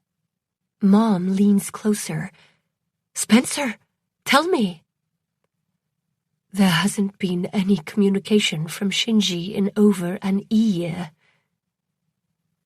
My parents exchange a horrified glance. I step toward them on unsteady legs. Did I hear that right? "No communications at all?" Mom asks. My dad shakes his head. "No. Shinji has gone silent." Chapter 4, 25/22, 016. "What do you mean by silent?" I ask, joining them by the terminal. A burning nausea rolls up my throat. My parents blink at me as if I'd appeared from nowhere. My father clears his throat. "It's probably a communication glitch, Lily. Nothing to worry about." I exchange a look with my mother, and she raises her eyebrows as if to say, "He's only trying to protect you." But my bubble of denial has already burst. Planet Gamma went silent when the Protector-class spaceship arrived. They found everyone dead. "That was due to an incurable disease," Dad says. Spotting my expression, he hurries to add, "There could be a million different explanations. Let me read through these files and see what I can discover." The screen goes blank. My mother rests her hand on my shoulder. "Did you read through your messages? Maybe your friends mentioned if they were having problems." I squeeze her hand, grateful for the distraction, even though I haven't received any messages from Shinji friends before we crinkled. Dead is dead, after all, and I kept to my side of the agreement, and didn't send them any either. But I return to my room. Not bothering with my tangs, I say, "Show me personal messages sent during crinkle time." Expecting to see nothing, I'm surprised when messages fill my screen. All from Lan. The first one is dated 24/73, 364, roughly 2 E-years after I left. And the most recent one is dated 2520, 161, about 1.5 E-years ago. With my heart tapping out distress signals, I select Lan's first message. Might as well read them in order. 2473, 364. Hi, Lily. I know I'm not supposed to message, but I'm so devastated, and I've no one else to talk to. Charon left today. Sob. His parents finished their biological categorization thingy, and they're going to planet Sucho to help in the jungles. And just like you, he's not old enough to stay behind. And I can't go with him, as I'm not 18 yet. My parents won't give me permission because DES changed the schedule. This one is going to Sucho, and the next blasted ship, coming in another 2 E-years from now, is going to planet Rho. We couldn't have a funeral for him because he was put into detention. Jaren was caught worming. Once we figured out there was no way for us to catch up to each other, he tried to change the schedule of the interstellar class ships, so the one to Suzhou wouldn't stop at Shinji until after his 18th birthday. Isn't that romantic? Sigh. Yeah, we've been dating this last year. Cyril and Belle hooked up too. Security escorted Jaren to the shuttle. He's going to spend the trip to Suzhou in the brig. We only had a moment together before he left. Sob. My heart is a pile of shards. Guess I should sweep them into a box, label it, and store it on a shelf. I'm not going to be needing it anymore. Poor Lan. Even though we all know not to get involved in relationships for just that very reason, sometimes the heart refuses to listen. Suzhou is 28 E-years from Shinji. By the time he arrives, she'll be 45 A-years old, if she stays on Shinji. I'm not surprised Jaren ended up in the brig. Trying to alter the schedule of an interstellar class spaceship is what I'd consider highly illegal. Plus, people could die. 2480, 123. Me again. Sorry for the drama in my last message. It's just tough, which you know. You're probably not even reading this, but it helps me to get it all out. Shrug. I'm at Brighton University on planet Rho, just about to start my first year. Nervous doesn't even begin to describe my state of mind. And it feels like my intestines have wrapped around my stomach and twisted into a huge knot. Deep breath. Here's something funny. In fact, I can already hear your goofy chuckle. Despite my prior adamant claims, I am studying cryptology like my parents. Yeah, I know. But something about those markings on that octagon you found, I just can't shake. I laugh over her career choice. It's not a goofy chuckle, trust me. And I'm glad she was accepted into the university. 2484, 349. Graduation! I made it! Even though this last year was touch and go for a while. Phew! I'm staying on Rho for the next 4 years since my fiancé, Vint, is continuing his studies. He graduated with a materials science degree. They think they can match the clay in the various warriors to an exact location on Earth. Not sure why that's important, but he's really cute when he's excited. About his work. You have a dirty mind, Lily. Just teasing. Besides, I wouldn't use the word cute for that. More like steamy. My chest tightens, and I'm not sure if it's embarrassment or jealousy. When I factor in the time dilation for her trip to Rho, Lan was 24 A-years when she sent the message. 2492, 184. We've been assigned to Shinji. Can you believe it? The place hasn't changed, and I keep expecting to run into you. Weird. And just FYI, the kissing zone is still in use. I caught a couple of teens there the other day. The boy turned scarlet. Fun. Fun? I huff. She would have been mortified if she'd been caught. 2503, 111. Oh my, I just received a message from Jaren. Remember him? My old love. The poor boy was finally released from 2 years in detention after arriving at planet Suzhou, and is still in love with me. He's almost 20, and I'm 39 years old and have 2 children. I hated to break his heart again, but it had to be done, poor boy. Oh, and don't worry, Lily. I won't be taking my children away from their friends. We plan to stay on Shinji until the youngest is 18 years old. Too bad I can't convince some of my friends to stay. How can they put their desires over their children? I'm sick of hearing we survived, and so will they. Have we survived? I'm sure Jaren doesn't think so right now. Poor Jaren indeed. If he stayed on Suzhou, he'd be 37 years right now. If not, I've no idea of his age. It's enough to give anyone a headache. No wonder DES leaves keeping track of all that up to the QNet.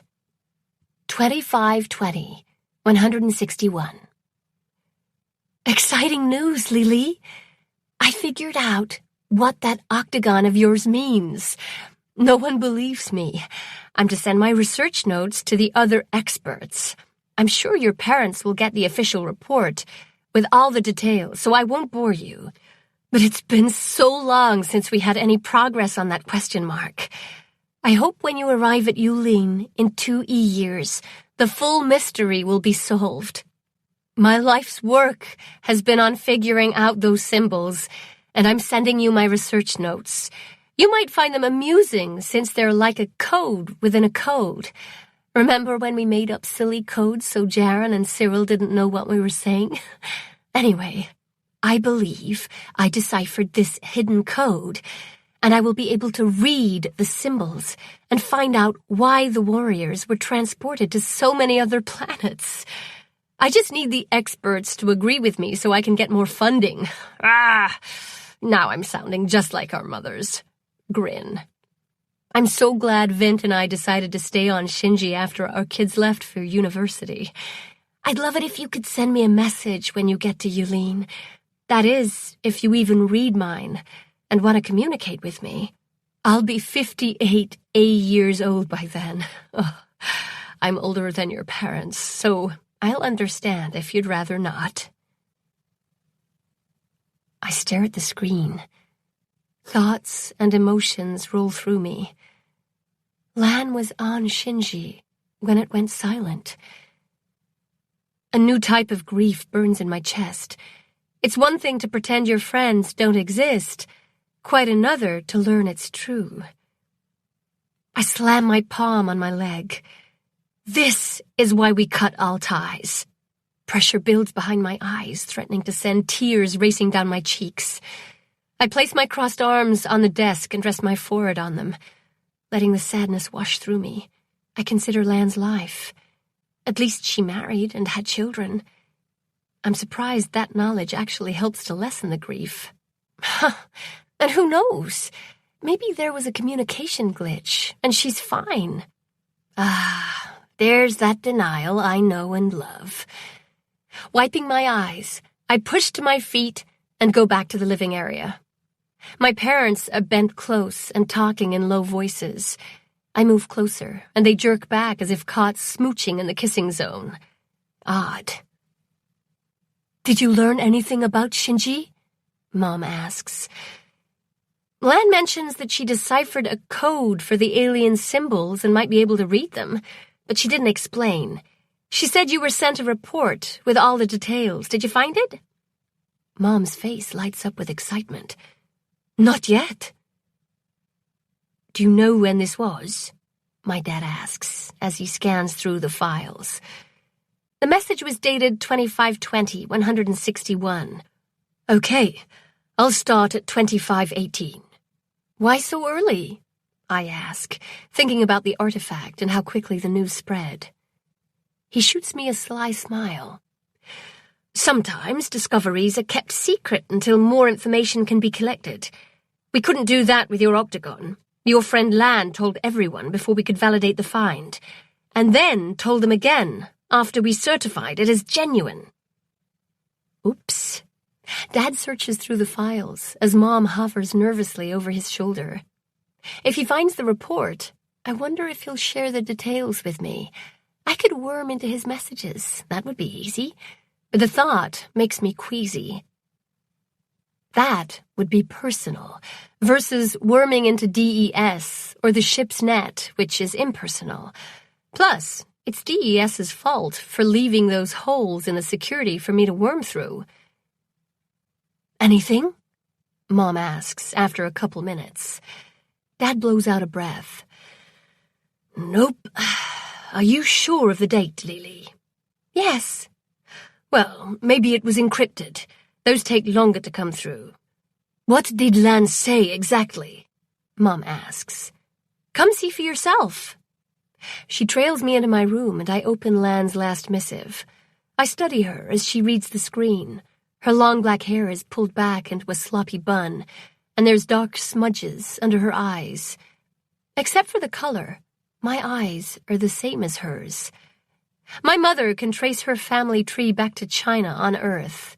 Phoenix takes after Dad, whose family originated in England. They met in Xi'an, China, Earth.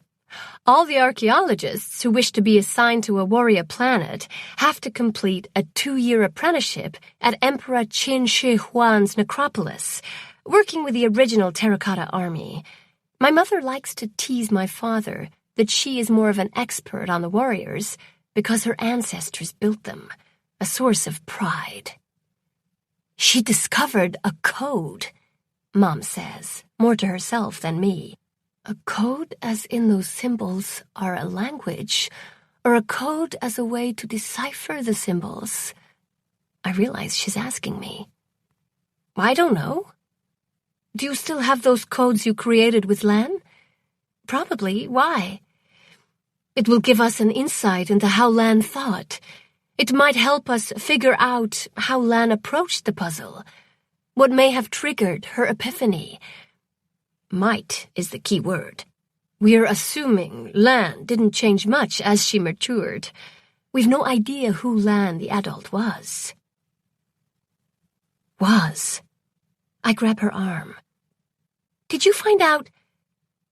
Are they all dead? I don't know what happened. I didn't mean to imply that. But you think it? She rubs a hand over her face. I do. I'm sorry.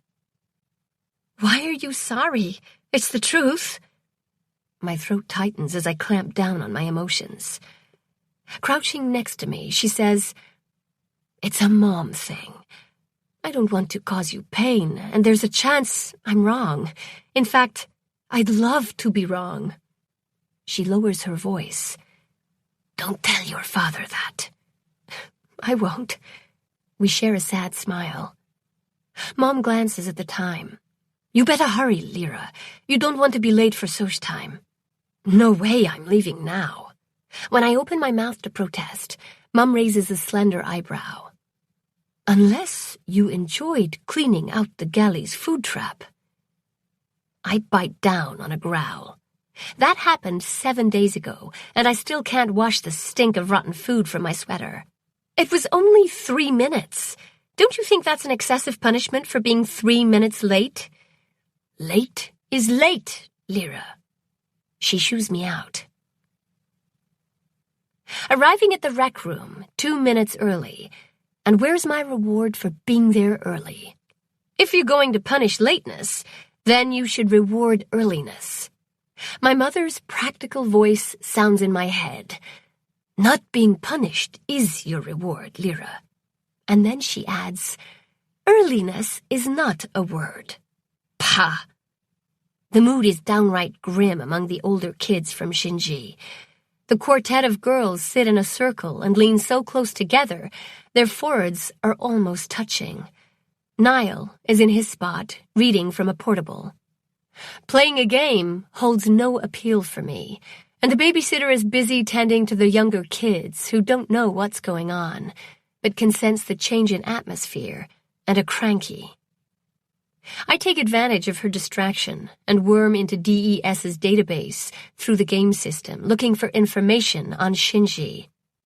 Shrinking the image down to the right bottom corner, I pull up a random game to cover the rest. I'm extra careful this time, covering my tracks. My first discovery: there's thousands of files, messages, and data that was sent to DES from Shinji before it went silent. My second. They named the octagon after me. Well, sort of. It has an official designation, but its parenthesis is LTD's octagonal artifact. I'm rather proud, until my imagination kicks in. What if Lan translated the alien script on the artifact, and it led them to some forgotten chamber that was booby-trapped with a fatal virus, and had killed everyone on the planet? It would be my fault. Now I'm horrified. You just can't stop, can you? Niall asks. No longer reading, Niall is looming over me. He's wearing black jeans and a tight t-shirt. A good look for him, except for the "I'm pissed off" crease dug into his brow. You've no idea just how dangerous it is to worm into DES. You could endanger everyone's life. That's bull. My activities are far from the ship's systems. It's all connected, you... I jump to my feet, cutting him off. Watch it, or you might say something you'll regret. He's about 13 centimeters taller than me, but I get close enough to smell his shampoo. Sage-grass. A spark of anger, surprise, exasperation, maybe all three flash in his blue-green eyes. The muscles along his shoulders and arms tighten. Fine. You'll be in the brig soon anyway. Because you're going to report me? He huffs in derision. No need. Security will figure out what you're doing. Then I won't have to see you ever again. He sits in his chair, pulls out his sketchbook, and proceeds to ignore me. I consider his comments. I've no desire to spend the rest of the voyage in the brig, so I retreat, careful not to leave a trail. Then I pull up my own personal files, which include Lan's research file. Now if I'm caught, I'm only breaking Soch time rules. Reading through the research notes, maybe there's a clue here why Shinji went silent. You never know. I scan page after page and learn that cryptology is, well, cryptic. And I would need a 4-year university degree to translate her, translations. Why did she think I'd find them amusing? And she flagged what appears to be hundreds of symbols, not just the original 64 on the artifact. I'm scrolling through when a symbol catches my attention. It's different. It's hard to explain, but after helping my parents with the Warriors for 3 years, I'm well acquainted with the style of the markings on their uniforms and armor, and this one just clanks. Another page has a series of those strange symbols. I wonder. I pull up the image of my octagon with the 8 rows of symbols. One row on the artifact matches a couple of land symbols. The others appear as if the same person, for lack of a better word, drew them. What's an octagonal artifact? Niall asks. I turn my head and meet his questioning gaze. It's better than hostile, and it's the first time he's shown any interest in anything other than his sketches. A snarky retort perches on the tip of my tongue, but maybe he won't report me if I'm nice. Worth a try. But was found on Shinji and is believed to be extraterrestrial. Best to downplay my involvement. He huffs. Yeah, right. And I have a piece of crystallized universe to sell you. Niall's sarcasm isn't sharp, but I give him extra points for the speed and creativity of his reply. Fine. Believe what you want. I really don't care. I return to my search. After a few moments, he says, It has to be a hoax. No one has found anything out here except those warriors. There's a touch of disappointment in his tone, but I ignore him and decide to access the public cluster about the warriors, seeking a report or file about the symbols. Nothing. I'm not too surprised. The Warrior Project's been collecting vast amounts of data, but they don't have enough people to analyze it. Silence alerts me that Soch time is over. Exiting the QNet, I stand and stretch my back. Then I freeze. Niall is still in his chair. He's always the first person to bolt. Yet he's staring at me. "That was interesting," he says. I shrug. "Like you said, it's a hoax." "Then why did you risk going to the brig to investigate it?" Another shrug, despite the spike in my heart rate over brig. "Boredom? Being in my company isn't entertaining enough." His outrageous comment surprises a laugh from me. "No, your company is far from entertaining." "Ouch," he deadpans. "You live." I leave before he can counter. What was all that about? Did he truly think that highly of himself? Or does Niall have a sense of humor? Must be his ego. I can't envisage him ever laughing. Over the next 4 days, the mood in the ship returns to almost normal. The little kids are no longer so upset, and while there are still morose expressions, there is laughter as well. I help my parents and attend Soch time. Niall has reverted back to ignoring me, and that's fine. It's more than fine. It's perfect. I play games, and he sketches or reads. The afternoon of the 5th day, my mother tasks me with organizing the supply list. After a warrior planet is discovered, DES sends a ship with all the needed equipment to establish a research base. They build the structures, unpack the furniture, and install the power, so when the scientists show up, everything is ready to go. They also deploy the robotic diggers to excavate the pits. If the pit has collapsed, then they clear out the dirt and/or sand that has buried the warriors. The pits are really underground caverns to prevent them from being exposed to moisture and sunlight. But they're called pits at Xi'an on Earth, so they're labeled the same. However, once the construction crew leaves, they shut down the diggers, as they need to be frequently maintained. Sand gets into the mechanism and ruins the equipment. In the meantime, my parents want to know exactly what is at the base. The list the construction team sent included every single thing, including how many nails they had. The problem? There are no categories. It's a mess, with the number of nails listed with the number of spoons. Ugh. I glance at my bed. Perhaps a nap first. A chime sounds, signaling a visitor. Not an unusual occurrence. Muffled voices travel through my door, and I return to my contemplation. Maybe I should take my pile of dirty clothes down to the washers first. A knock on my door startles me. My father pokes his head in. "Lily, there's someone here to see you." There is? Odd. I follow him out and stop dead. Officer Radcliffe is waiting with my mother. She doesn't look angry, but she doesn't look happy either. Does it matter? He's here to see me, which means I'm in trouble. Has security traced my worm into DES, or has Niall ratted me out? Yeah, it was very stupid of me to do that in front of Niall. But still, my fear mixes with anger. Dad stands next to Mom, a united front. That confirms it. I'm in big trouble. Chapter 5, 2522, 021. "Go on," my mother says to Radcliffe. "Ask her." I brace for his accusation about illegal worming into DES's databanks. Next time I see Niall, I'm going to break his pencil. Plus, I won't be able to lie to Radcliffe. Not in front of my parents. He tugs his shirt as if he needs something to do with his hands.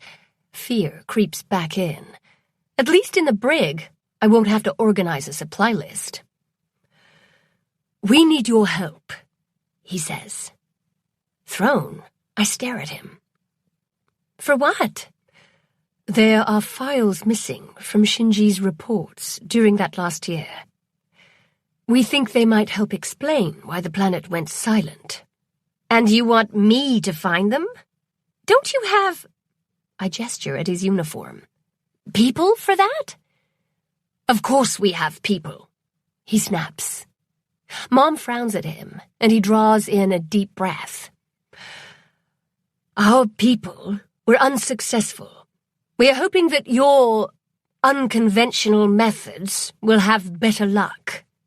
In other words, legal worming. I suppress a grin as I act like I'm thinking about it.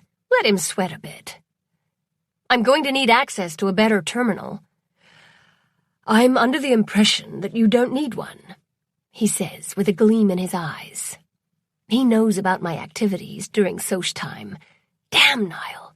I'm gonna kill him. I wave a hand toward my room. The terminals here are not up to the task. Amusement relaxes his stern features. You'll have access to my terminal on the bridge. All moisture leaves my mouth. The bridge. Oh my stars. Of course, I'll be monitoring you. Oh, not as much fun. Will you help us? He asks. Yes. Proud beaming emanates from both my parents. Guess there is a first time for everything. Officer Radcliffe looks at me expectantly. Now? I ask. Unless you have other pressing matters to attend to. His humor is so dry, I almost sneeze. I meet my mother's gaze. The supply list can wait, she says. Oh, joy. Then she adds, Land's full report on the alien artifact is part of those missing files, Lyra. In other words, this is important. Got it. I don't want all of Land's hard work to be for nothing. I nod importantly, and the adults appear satisfied. I follow Officer Radcliffe through the ship's corridors. He stays to the public areas and doesn't say a single word.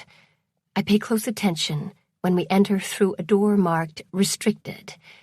Now, the hallways are not as nice.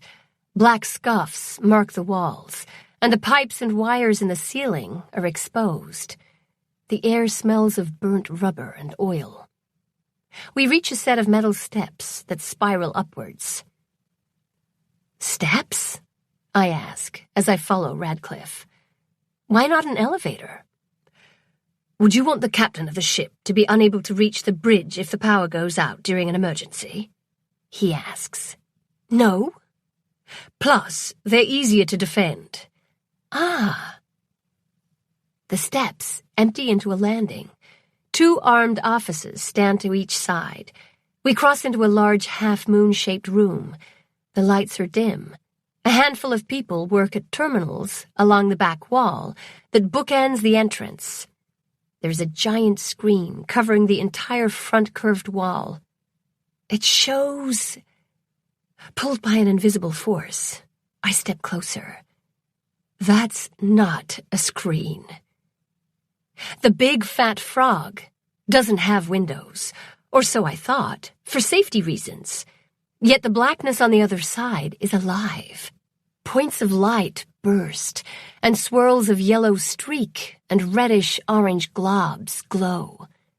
I've seen pictures of the Milky Way Galaxy before, but they are a child's crude sketch in comparison to this awesomeness. Beautiful, isn't it? A male voice asks next to me. I jump a meter. Sorry, he says, then holds out his hand. Captain Abraham Harrison. I gape. He's exactly what an interstellar spaceship captain should look like. Tall, muscular, with just enough gray in his short brown hair to instill confidence, but not enough to worry he'd have a heart attack en route to the next planet. Intelligence and competence fog the air around him, and I realize I'm staring and my insides turn to liquid as I clasp his extended hand with my own cold fingers. Lyra Daniels. I suppress a wince at the slight squeak in my voice. We shake, and he releases my hand. It tingles. Welcome to my bridge, Miss Daniels. Thank you for being willing to help us. We're all worried about the people on Shinji, as I'm sure you are as well. Unable to trust my voice, I nod importantly. Seems to be my go-to response when I'm overwhelmed. And surrounded by adults. The captain switches his attention to Officer Radcliffe. I almost sway with relief.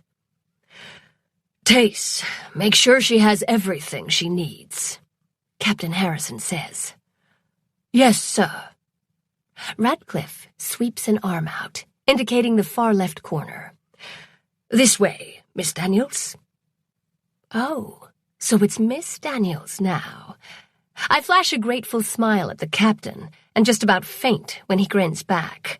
He puts Diamond Rockler to shame. We approach a dark-haired man who is sitting at a terminal. His back is to us. Radcliffe taps him on the shoulder. I'm back. Without turning around, the man says, There's a glitch in camera 207. Do you want me to check it out? Recognizing the voice, I suck in a breath. Niall. Yes, Radcliffe says. Niall stands in one fluid motion, relinquishing the seat as he removes his tangs. He steps back and freezes when he spots me. What is she doing here? He asks with a hint of surprise in his voice. Nice acting job. Niall knows exactly what I'm doing here. I glare at him. Miss Daniels is helping me. Go check on 207. Niall stiffens. Yes, Dad. He brushes past me without another word. Dad? I figured they were related, but Radcliffe, being Niall's father, seems like a betrayal. I know, weird, right? Although it figures. Like father, like son. Radcliffe inserts his tangs and accesses DES's database. Now what? Your way didn't work, remember? Let me sit down. I instruct. He faces me. I'd rather you tell me what to do. It won't work that way. It's... I search for the right word. Instinctual. That doesn't make sense. I shrug. It's called worming for a reason. I find the small gaps in the QNet by feel. I'm like a blind earthworm in the dirt, and I just have to squirm my way through it without creating ripples so you don't know I'm there. He opens and closes his mouth. Squirm? Yeah. There's so many layers that it's a tight fit to go from one to the other. Radcliffe sighs, but relinquishes his seat. I insert my entanglers. Wow, this terminal is like diving into the deep end of the pool. Can I trail you? He asks. No, it's going to be tough enough for me to get through. As far as the QNet goes, I'm spelunking in mostly unknown territory. Then keep the screen on. I do as requested. Radcliffe remains behind me as I worm into DES's files. It takes a fraction of the time compared to using the Rec Room's game system. After 10 minutes, I find the cluster where the files should be. The gaps in data stand out like missing teeth. There's an echo of them, and if I can follow that echo, I'll locate the files. Except it's a strange echo. The tone is wrong, foreign. The person who moved the files entered the QNet from, well, I don't even know. He or she is good, very good. And when I hunt down the file's new cluster, there's nothing there but a clean sheet, which means they've been deleted. I drum my fingernails on the armrest. Nothing is ever really deleted in the QNet, and there's a residue, but it's beyond my abilities to translate. I try a few tricks I'd learned. Nothing. Well, Radcliffe asks. I explain. Do you know who deleted the files? No. Can you speculate? In other words, can I rat out my cohorts? While I'm flattered he thinks I'm a member of one of the nefarious worming gangs, I'm just a dabbler. All my knowledge came from Jaren, and his from Warwick. Thinking about them triggers a memory. When Jaren taught me that deleting just repositioned files, he mentioned that a few people know how to bury the files deep, leaving only a residue. But I can't recall his actual instructions. Miss Daniels? No, the identity of the person is beyond my skills. But there still might be a way to get those files. How? I have a friend who might be able to help, if he's not in transit to another planet. And if he even remembers me, or wants to talk to me. I guess that will have to do. Radcliffe moves to my side. I'll locate him for you. No need. This terminal is rated at such a high level, I'm able to pinpoint his location without having to worm. Jaren is still on planet Suzhou, and he's 37 years old. I sent him a text message through the QNet. It'll still take time. There's relays and space-time frequencies involved, but that's not my area of expertise. I'm just glad real-time communications are possible. The bigger question mark is if he replies. I'll let you know if I hear from him. I stand up. Radcliffe grumbles. See that you do. He tilts his head toward the stairway. I'm sure you can find your own way out. I can. Does that mean he trusts me?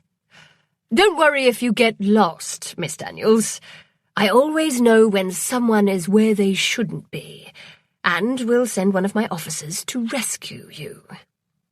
And that would be a no on the trust thing. As he settles in his seat, I wonder if he realizes that he has just issued me a challenge to infiltrate those restricted areas without getting caught. The cameras and sensors that are installed throughout the ship are far easier to worm into than bypassing DES's security. I grin at the back of his head. Challenge accepted. Crossing the bridge, the galaxy once again captures my attention. I slow to a stop as I marvel. This is why we don't have windows anywhere except here. No one would get any work done, Captain Harrison says in a joking tone. Really? I ask, even though I'm half distracted and unable to tear my gaze away. No, all the bridge officers eventually get used to it. Safety is the real reason interstellar-class ships don't have windows. He sweeps a hand out. There's lots of bits floating around in the universe, and when you're traveling as fast as we are, those small pieces become lethal projectiles when a ship hits them at speed. Our titanium hull can withstand the impacts, unlike glass. But your window? Not glass. Transparent lonsdaleite. Lonsdaleite? It's a hexagonal diamond, and 58% harder than a regular diamond. Expensive, but it won't crack. Interesting. I turn to him. Why do you even have a window on the bridge? You don't need it to navigate. No, we don't. His blue eyes spark with humor. Captain Harrison leans closer and lowers his voice. The DES's recruiters tell everyone if they join the fleet, they'll see the universe. If that wasn't here, I'd have a mutiny on my hands. A few of his crew huff in amusement, and I'm smart enough not to believe him. There's also a powerful magnifier in the Lonsdelate. What you see there is thousands of light years away. He straightens. Were you successful, Miss Daniels? I explain about the files being deleted. That's more than we had a few hours ago. He studies me, and I resist the urge to squirm. Have you ever thought about becoming an interstellar navigator? Caught off guard, I blurt, No, why? Navigators have to be experts in accessing and manipulating the QNet. According to Officer Radcliffe, you have an impressive skill in this area already. I've never considered it. How about a bribe? What? Who is this guy? He laughs at my expression. If you'd like to learn more about what it's like to be a navigator, I'll introduce you to our chief, who will arrange what we call short-term internships for teens who have potential. There are more and more interstellar class ships being built, but finding crew is getting harder and harder. We already recruited Tace's son, Niall.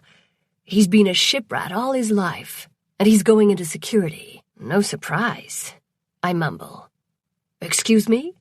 How long would the internship be? My parents, yours, would only be for the rest of the trip to Yulin. 60 days or so, for a couple of hours a day. Is the bribe about not having to go to Soch time? In that case, sign me up. Sorry, no. The bribe is you can come up here and stare out that window whenever you want, as long as you stay out of the way. Wow, that is a heck of a bribe. I'll think about it. Good. Now, if you'll excuse me. Of course. He strides over to one of his officers. I'm surprised he even took the time to talk to me. I gaze out the window one more time, drinking it in before I leave. How could anyone get used to that view? I've no memory of my trip back to our quarters. My thoughts swirl with all I learned. Why would someone delete those files? Me, a navigator? Would Jaren reply?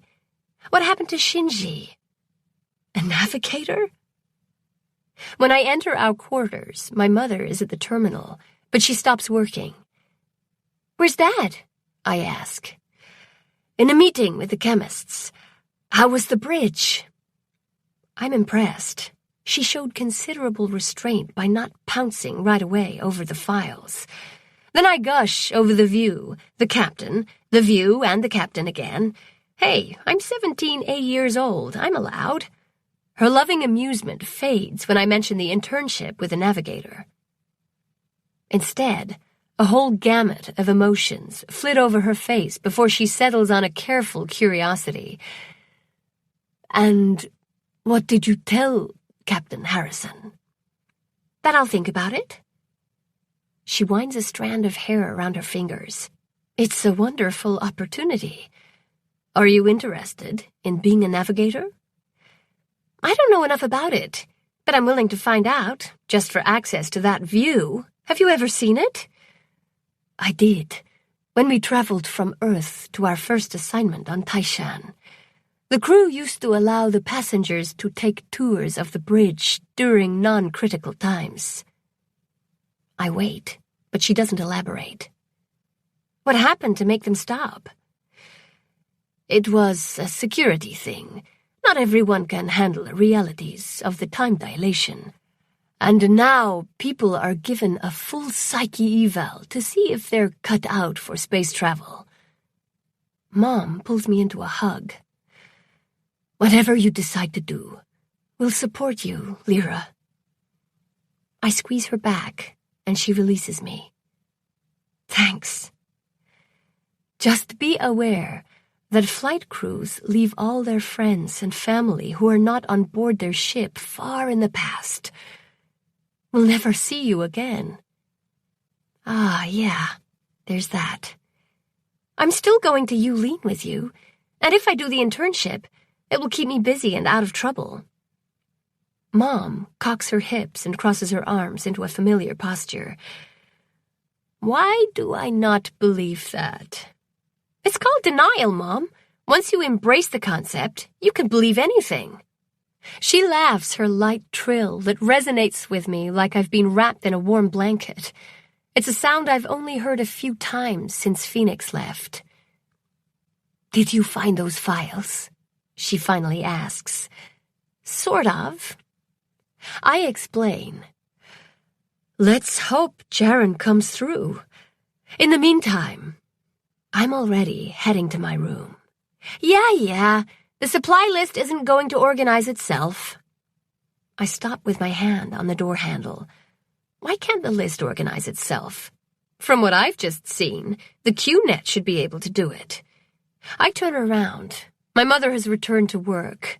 Did she assign me busy work, or does she not know? I'd have to ask her after I complete the task, so she can't accuse me of using delay tactics, which I might have tried a few times in the past, without success. But this time, I'm looking forward to the chore.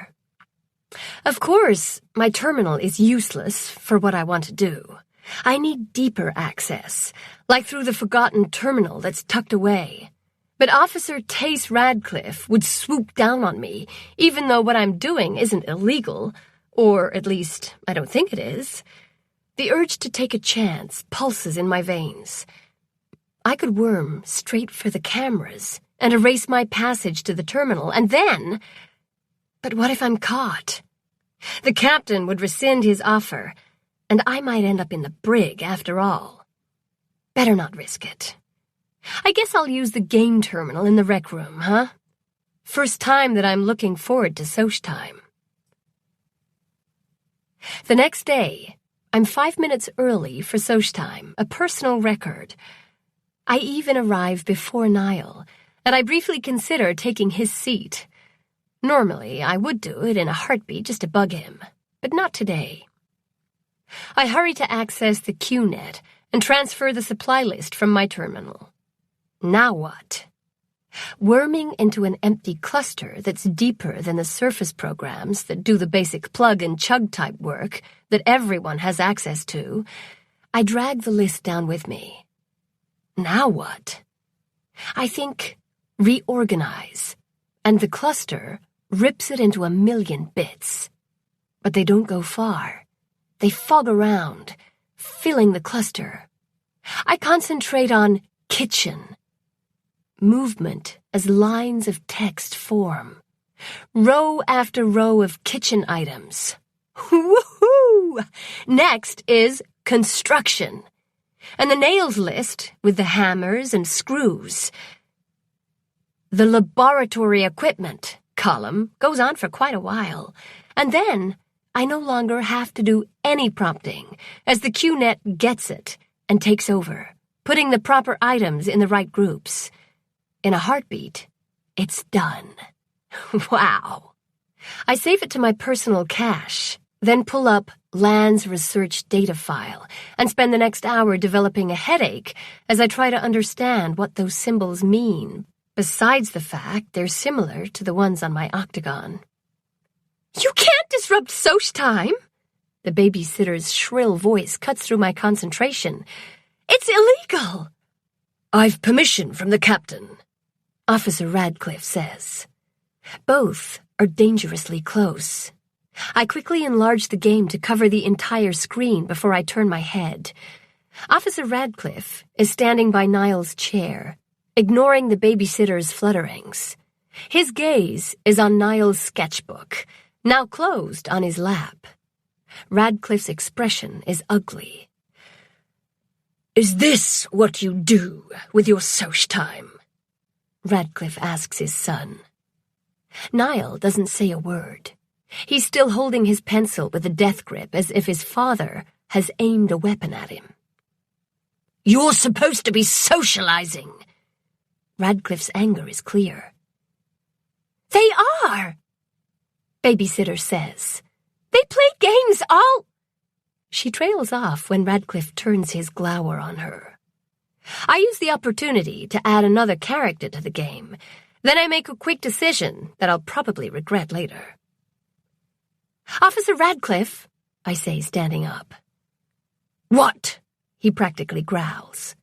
"Can you settle a dispute for us?" I ask. His posture radiates suspicion, but he nods.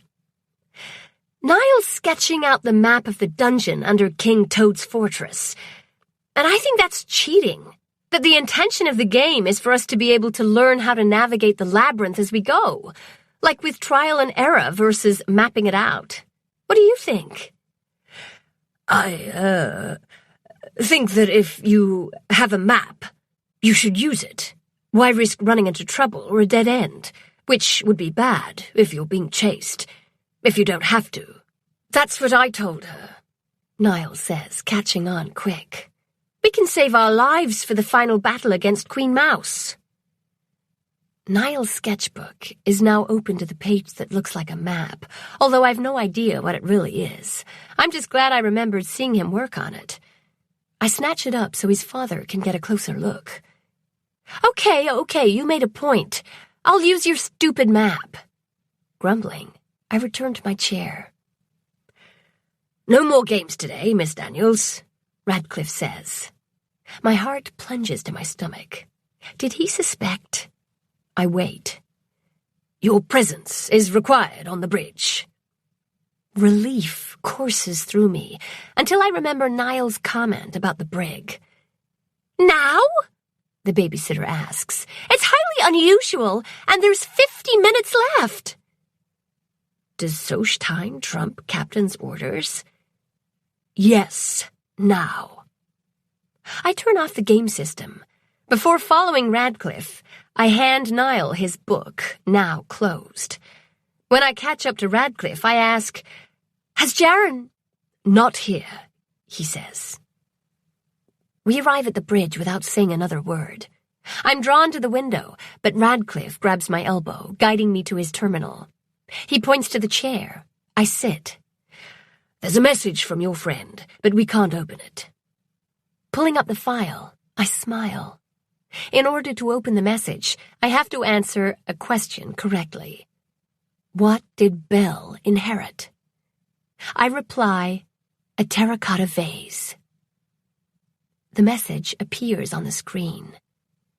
2522 022.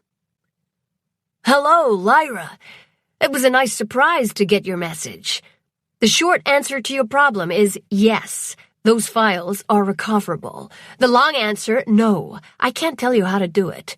It would be too complicated to explain to you from this distance. Plus, you know, it's more of a feel than following actual instructions. I can uncover them for you. However, I need permission to access the QNet.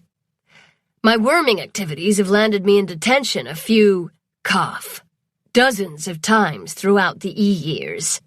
See what happens when you're not around with a handy passcode. Smirk. Even though I'm not in detention at the current moment, I've been banned from anything deeper than basic communications. I heard about Shinji and really want to help." "Passcode?" Radcliffe asks. He's joking. I've looked into your friend's records. He's been in and out of detention for illegal worming most of his life. Are you sure he's the only one able to get those files?" "Do you know anyone else?" I'm being serious, but Radcliffe shoots me a warning glare. "He has friends on Shinji. He's concerned about them too." "All right. I'll grant your friend access, but he's to direct those files to me and no one else." I swallow a protest as I send Jaren a reply. Radcliffe dismisses me with a curt, "If you hurry, you can attend the last 15 minutes of Soch time." That is so not happening. I spend the time pressed against the window. Never seeing my family again might just be worth this view. "See that little speck right there?" Captain Harrison asks. I don't jump quite as high this time. How can a big man like that move without making a sound? "There are millions of specks," I say. "Billions just in the Milky Way," he corrects. "But," he shines a laser pointer at a dot of white light in the upper right-hand side.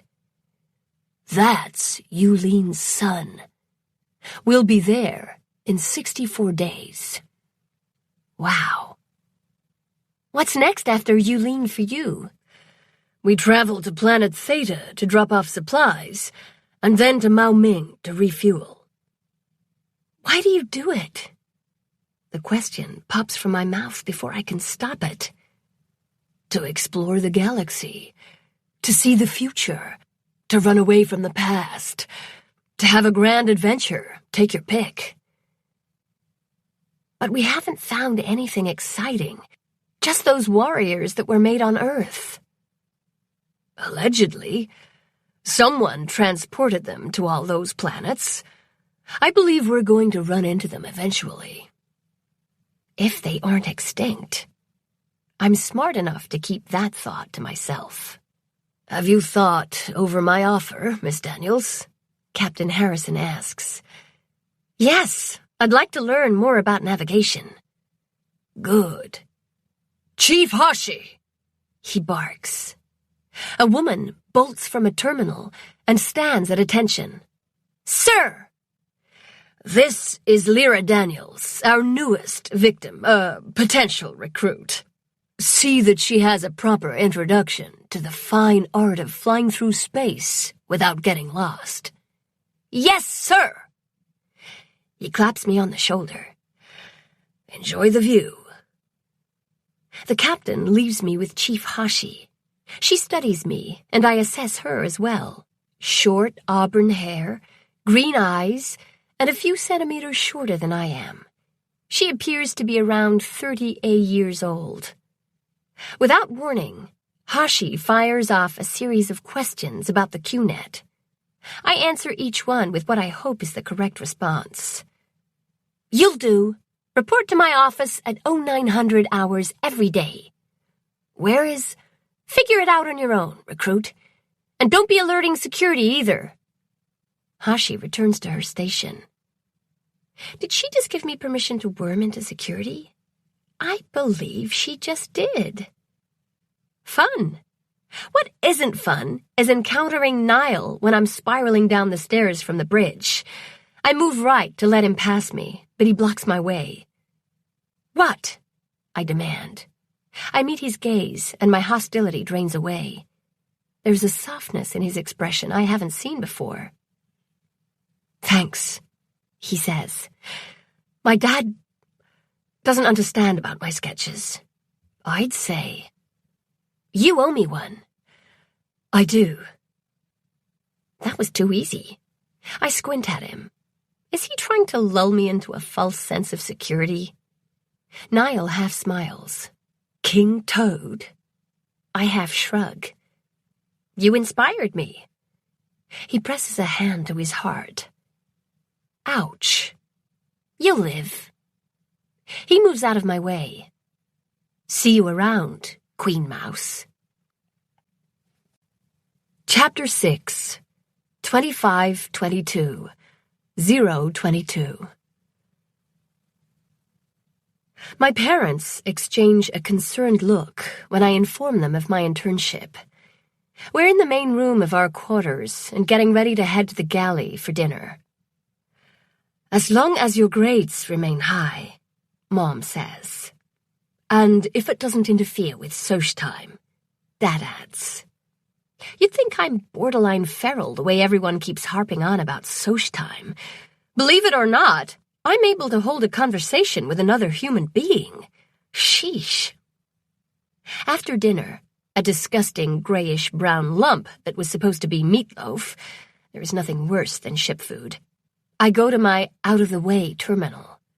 My heart is beating fast with anticipation, or it might be fear or anxiety, probably all three, as I didn't want to fail my first assignment from Chief Hashi. As soon as I worm into the QNet, I tweak the camera so it shows an empty room and erase the prior 30 seconds of yours truly entering. Then I set up an alarm on the hallway in case anyone comes to investigate.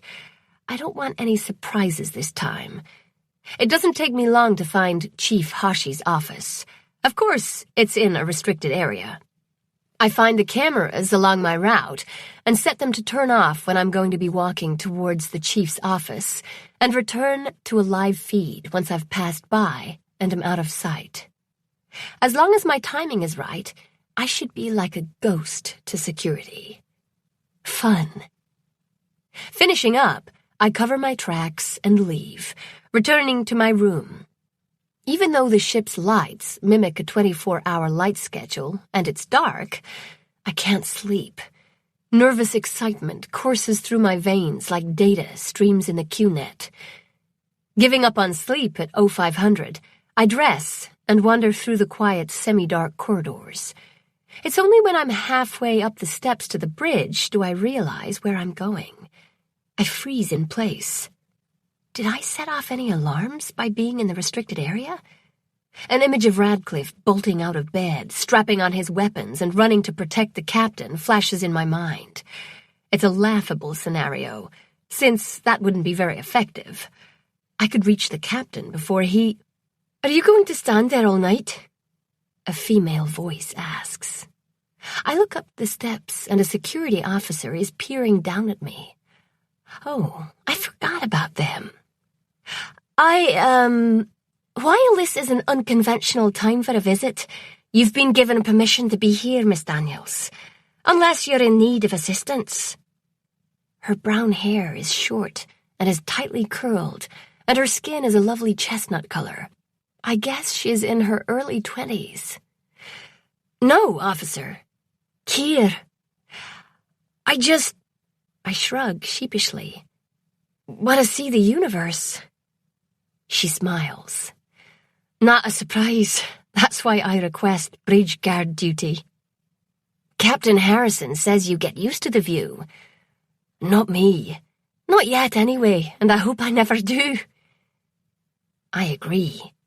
Something that awesome should never be taken for granted. Well said. Kier returns to her post.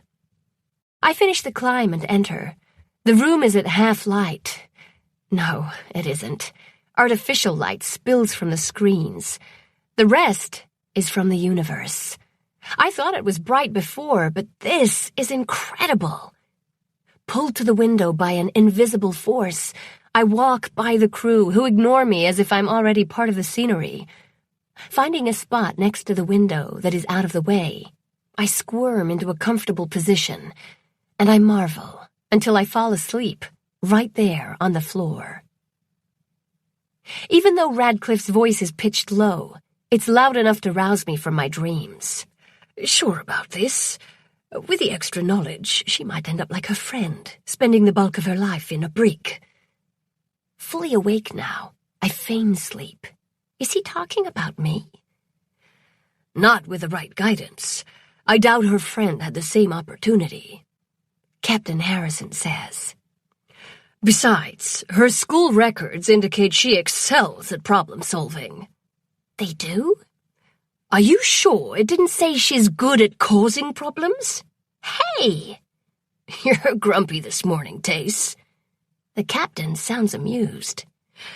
"Spent all of last night trying to track down a worm."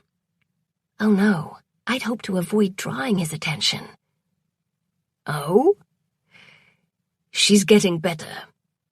And I'd hoped he wouldn't notice that either. Strike two. "That's good," the captain says. "She's going to need those skills to keep up with the chief."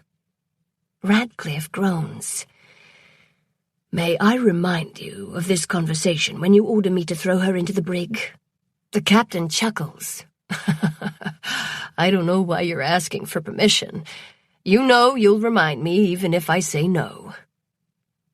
"Someone has to keep your ego in check, sir." "Don't you have work to do?" "Yes, sir." And this time, Radcliffe chuckles. The man actually knows how to laugh. Wonders never cease. "If you hurry, Miss Daniels, you'll have time for breakfast before reporting to the chief," the captain says.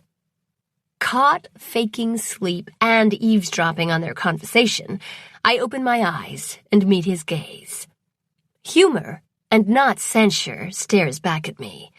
I surge to my feet in relief. "Thank you, sir," I say. "That's what I'm here for. Most people think I'm in charge of an interstellar-class spaceship, but I'm really here to provide wake-up calls for my passengers." Ooh, nice touch of sarcasm. I flash him a grin. As I head for the stairs, one of his crew calls, "Can I put in a wake-up request for an 0400, sir?" "You're not a passenger, Hector," Captain Harrison counters.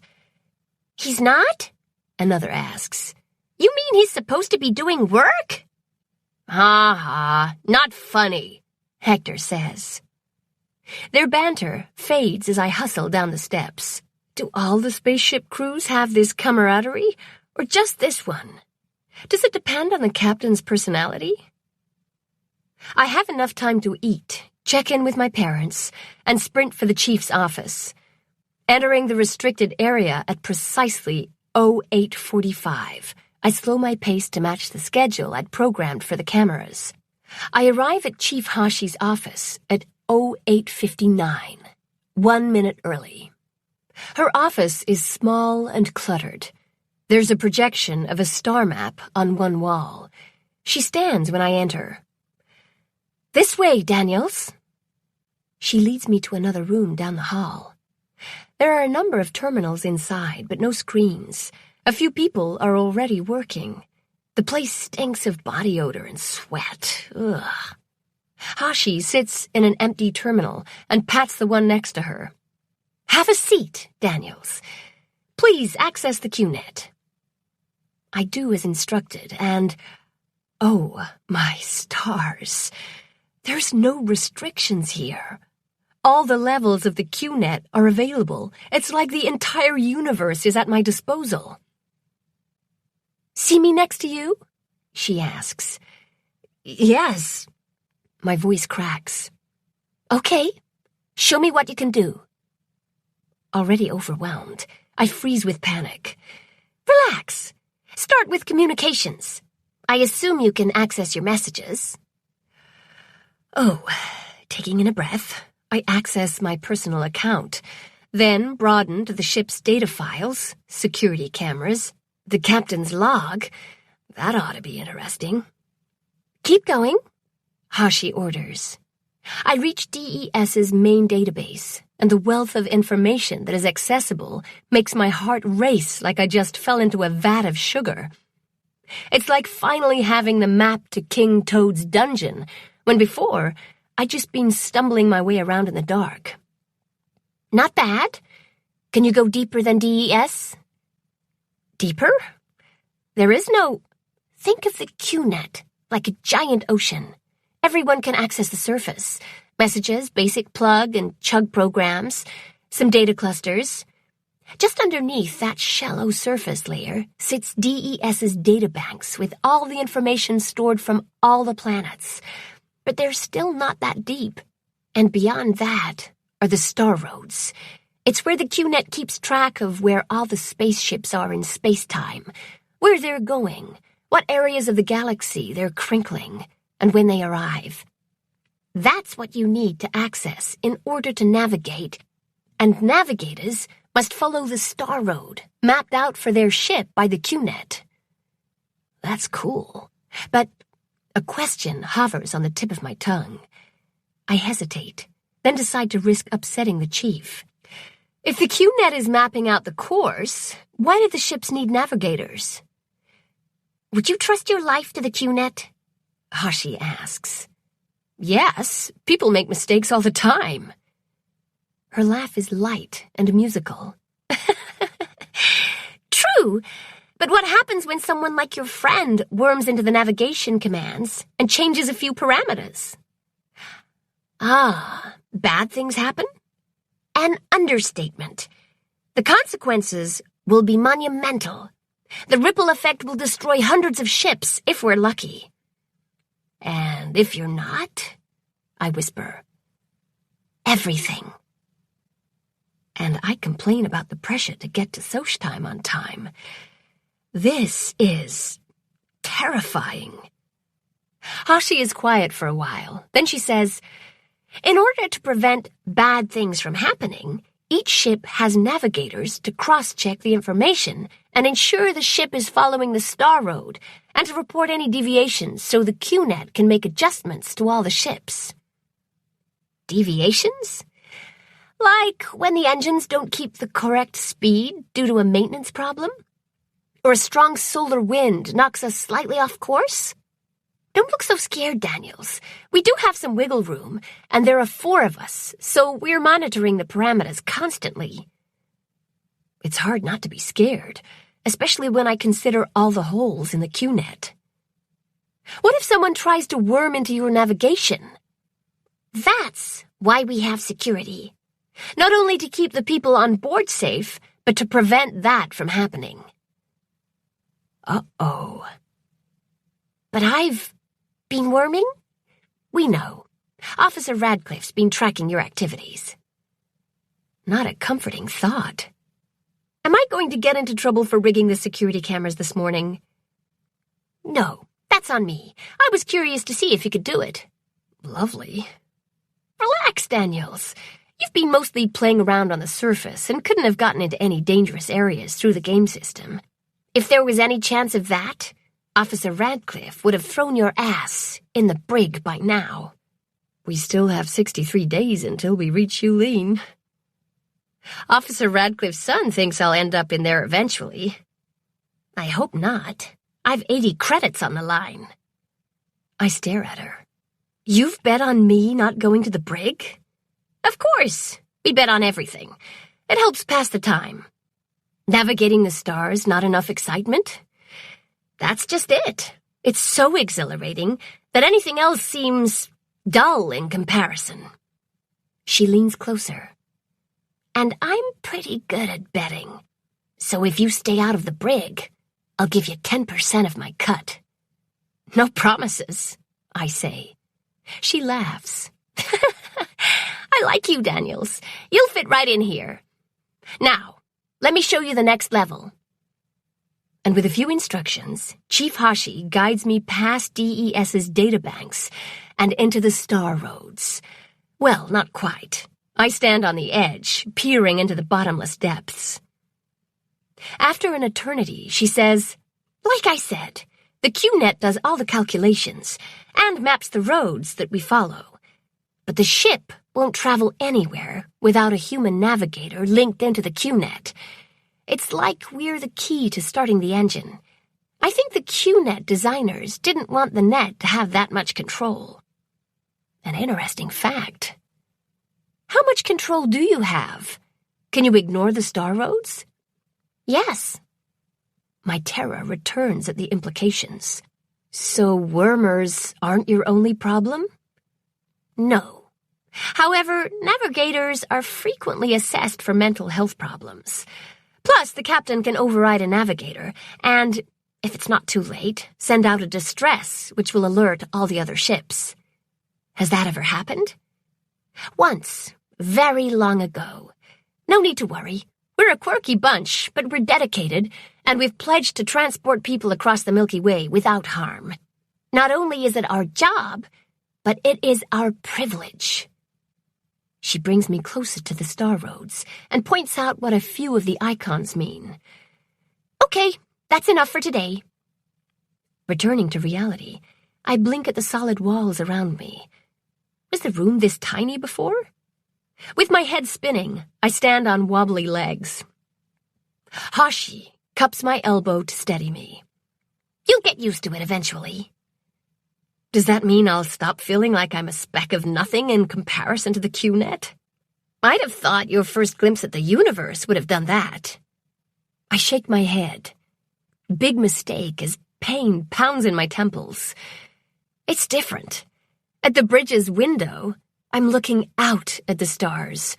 But with the QNet, I'm with the stars. Does that make sense? To me and the other navigators, yes.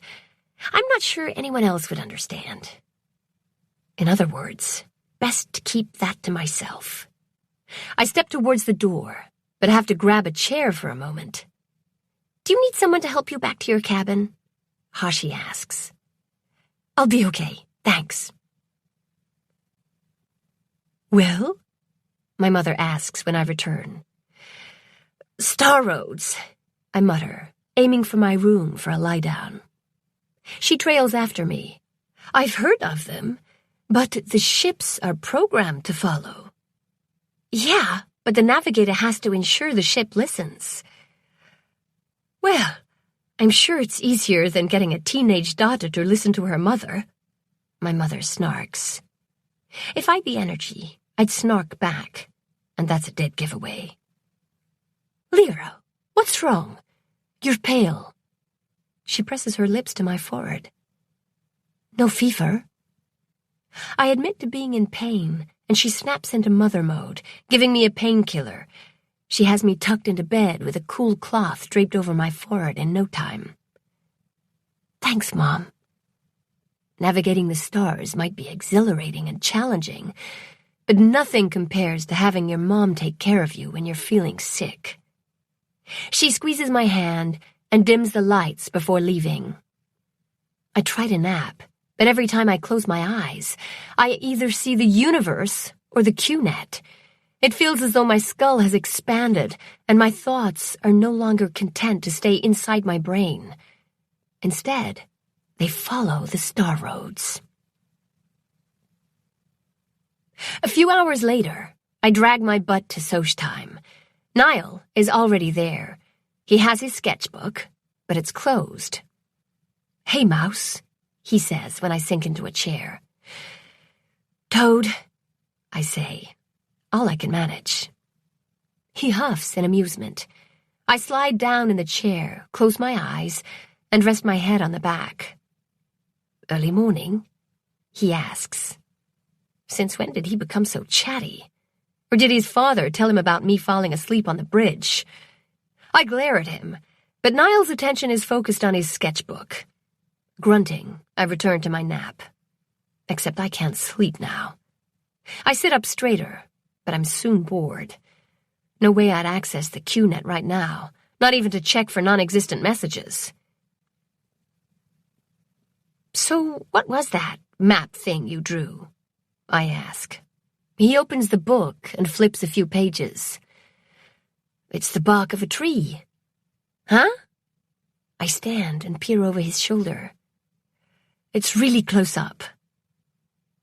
That's pretty smart of King Toad to design his dungeon like the bark of a tree. He laughs. King Toad has many talents, and a big ego, I mutter. What else have you drawn? Here. He hands me the book. See for yourself. Sensing this might be a big deal for Niall, I act casual as I sit down and flip through the book. Flowers fill one page. A sleeping toddler clutching a stuffed bunny is on another. Flowers? A bunny? Who is this guy, and what has he done with Niall? Then, a realistic portrait of the captain catches my heart. I try not to drool on the paper. Next is a sketch of the big fat frog orbiting a planet. There are a few skyscapes of the universe.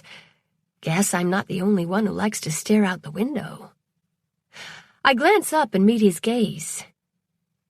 These are fantastic. He shrugs away my compliment. I reach the last couple pages and stop. He has drawn a few of Lan's symbols. He must have been watching when I scanned through her research. I thought I'd made that section of the screen too small for anyone to read. Why did you draw these? Curiosity? They don't mean anything, I say. It's just a waste of time. Well, when I did a search of DES's database for them, I found those symbols are on all the warrior planets, and not just on Shinji. They're not. You seem really interested in something that is a waste of time, he counters. Fine. I draw in a breath to steady my emotions. Lan was my best friend, and those symbols were important to her. She made a huge breakthrough with them, and they might be a key in finding out why Shinji went silent. Plus, she deserved to be recognized for all that hard work. She was on Shinji? Yes. Sorry. Even he thinks they're all dead. Grief swells, lodging in my throat. Turn to the last page of the book, Niall says into the silence. I flip to the end. There's a sketch of the markings on my octagon. I say, still think it's a hoax? No. And I think your friend was onto something. Yeah, she found a way to decipher those symbols. I was hoping her notes would tell me how she figured it out. Then I realized he'd said he'd been looking into it. I lean forward. Do you know what they mean? No, but the handful of those symbols that I saw, I found out they're not on all the warriors. Just some of them. I checked DES's security logs, and Lan accessed all the warrior planet's files. She must have dug through 1 million images of the warriors and found the ones that matched the ones on the octagon. It took her years to do all that research. Decades, actually. And wow, that's impressive. Maybe if I see the others she included in her research. He turns his hands up. Still not sure if I trust him. I consider his offer. Why are you so interested? I've always been fascinated with the warriors. Not enough to become an archaeologist like your parents, but it's a mystery, and this is the only clue. Ever. True. Plus, it can't hurt to have another person look at the images. We scooch the chairs closer to the game screen, and despite my earlier intention to stay off the QNet, I pull up Lan's files. I can send you the file. I'd rather copy them onto paper. There's something about... He makes a vague circular gesture with his pencil. The action of marking paper that just makes it more real. I know it sounds stupid. He concentrates on finding a clean page in his book. I grew up surrounded by scientists, so I've heard stranger things. I bring up the first of many of her research notes. How do you want to organize it? By shape. The easiest thing to do is find all the glyphs that match the ones in row 1 and put them together on the same page, marking which planet they came from. Then move on to row 2. All right. I hesitate. What? This would go faster if I used the QNet to help us sort them. There's hundreds of symbols. He stills. That's not for passengers, but I'm an intern now. You've had 1 session. I'm a fast learner. He huffs. If my father shows up with his team, I'm saying you forced me to help you. Good luck with that.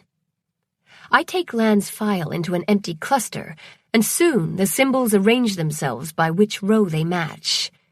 Niall copies the swirls and loops of the symbols, while I keep an eye out for the babysitter. When he's done with a row, I save the symbols in its own file. Prompted by a strange, unsettled niggle in my stomach, I add another layer of security and bury the files deeper in the QNet. We work in companionable silence until the tone ending Soch time startles me. That was a fast 2 hours. I shut down the game system. Do you want to continue this at another terminal? I ask him, thinking about the one I used before. Can't. I have to report for my security shift, and then I need to work on my school assignments. Other than Soch time, I don't have much free time. Seeing my expression, he quickly adds, boredom is a killer out here. Some people go crazy when they have nothing to do but think of who they left behind, or worry about what might happen on Earth when we skip ahead in time. Ah, that makes sense. What happens if one of the crew or their kids figure out living on a ship isn't for them? If they haven't gotten into trouble before we reach the next destination, they'll go planet-side. Trouble? Yeah, like illegally worming into the QNet. Niall teases. Actually, people get pretty creative when they're bored. Not always a good thing. Have you ever lived planet-side? No. I was born on a ship and will die on one. He gives me a mock salute and heads to the bridge. Routine claims the next 3 days. Mornings with the chief, followed by staring at the universe. Afternoons copying symbols with Niall. and evenings with my parents. On the fourth day, I receive a communication from Jaren. It's encrypted, and I answer a bunch of questions in order to access the message. 2522-027. Wanted to let you know I've found some of those deleted files for Officer Tightpants. Man, that guy is Mr. By the Book. The files are missing chunks of data and are not complete. I'm still trying to dig more out. I'm sending them to you as well. I don't care what officers send them to me and only me orders. I don't trust him or anyone in security, or DES for that matter. Do you really think they're going to tell the truth about why Shinji went silent? I also figured your parents will want to read these too. Many of the files are marked to their attention. Be careful, Lyra. My stomach churns. I'm not supposed to have these files, yet they might help my parents' research. Opening one of them, I scan the contents. Jaren wasn't kidding when he said they're missing chunks. It's more like gaping holes. The file is about the positions of the warriors, I think. It's almost unreadable. Maybe the others will be better. I'll wait until I have all the files before I decide what to do with them. 2472-034. Groan. I feel like I've just spent 7 days chasing echoes.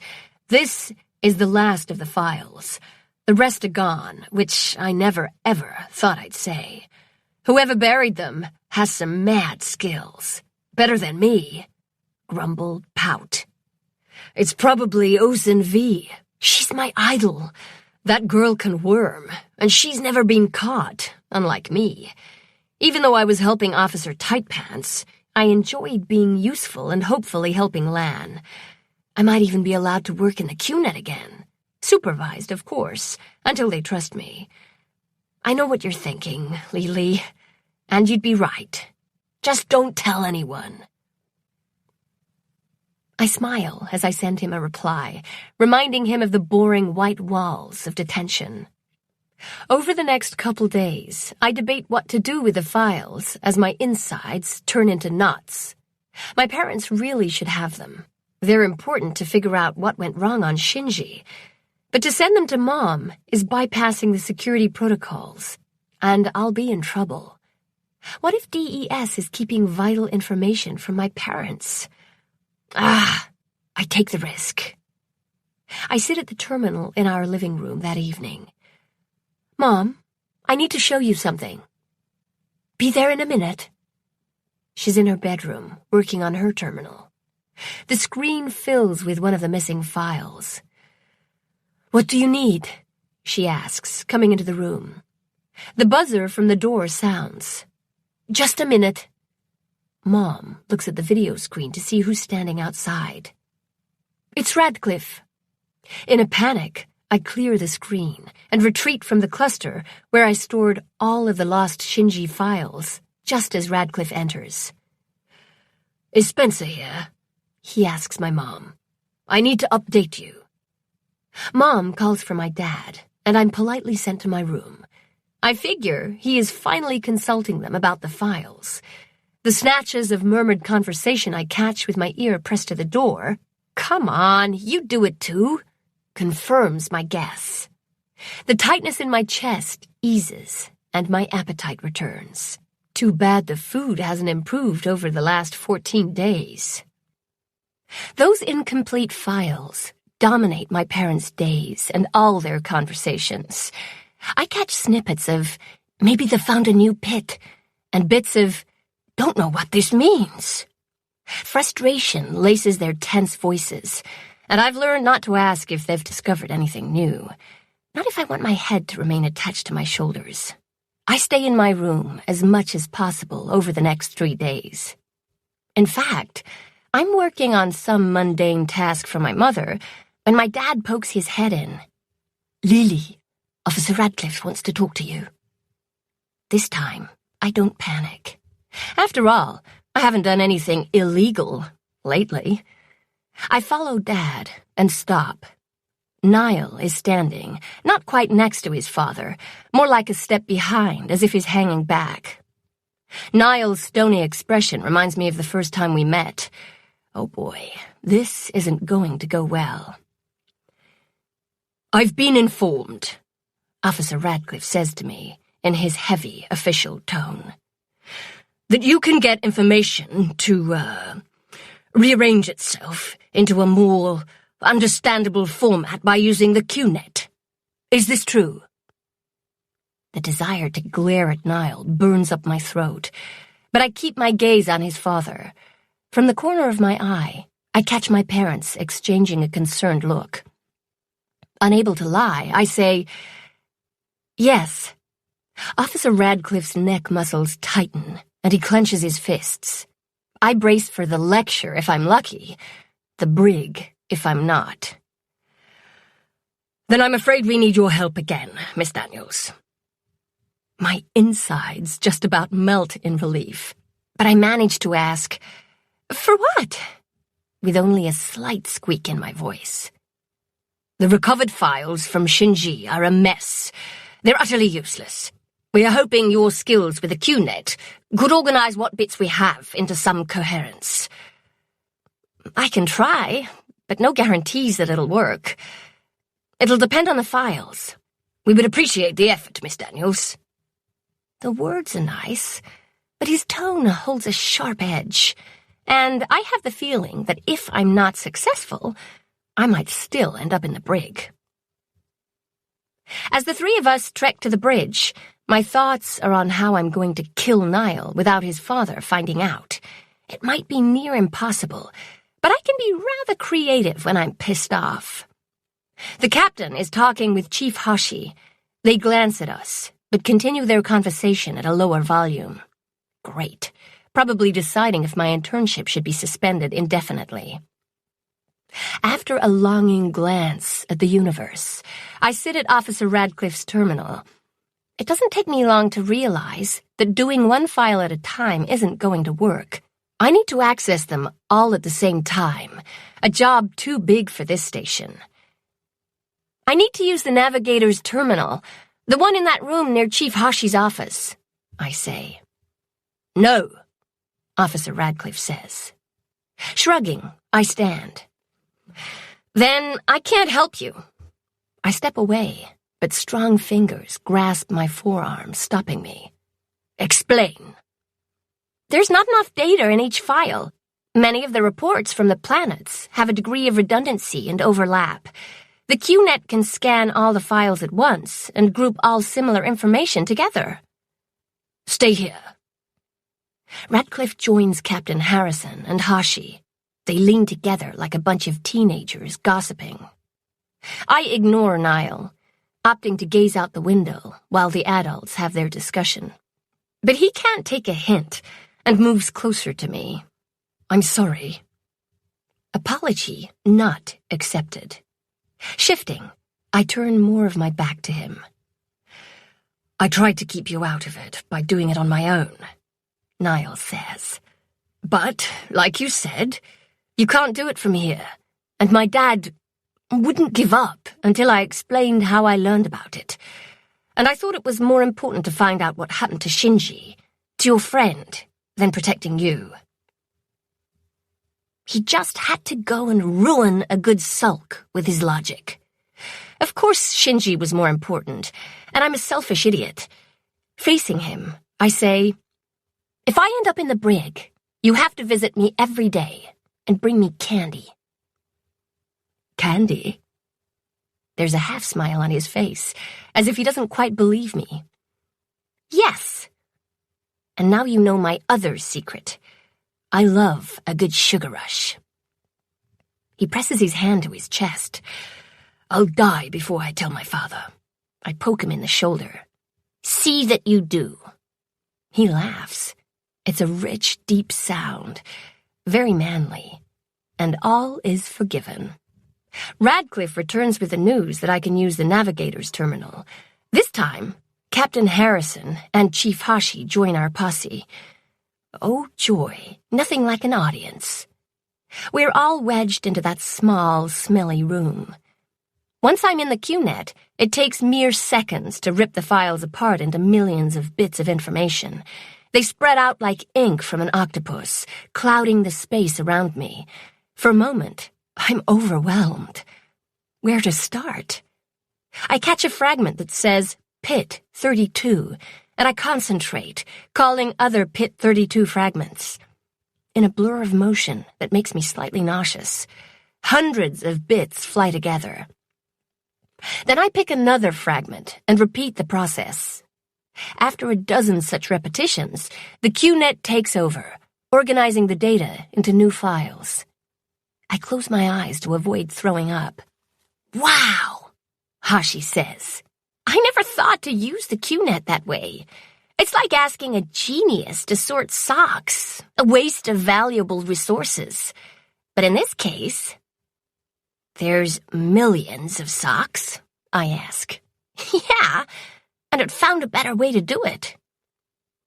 I peek at the activity from time to time, and after 10 minutes, there's a list of new files. And there's hundreds of them, but they're smaller in size. Just to warn you, I say, I've no idea if these are any better than the originals.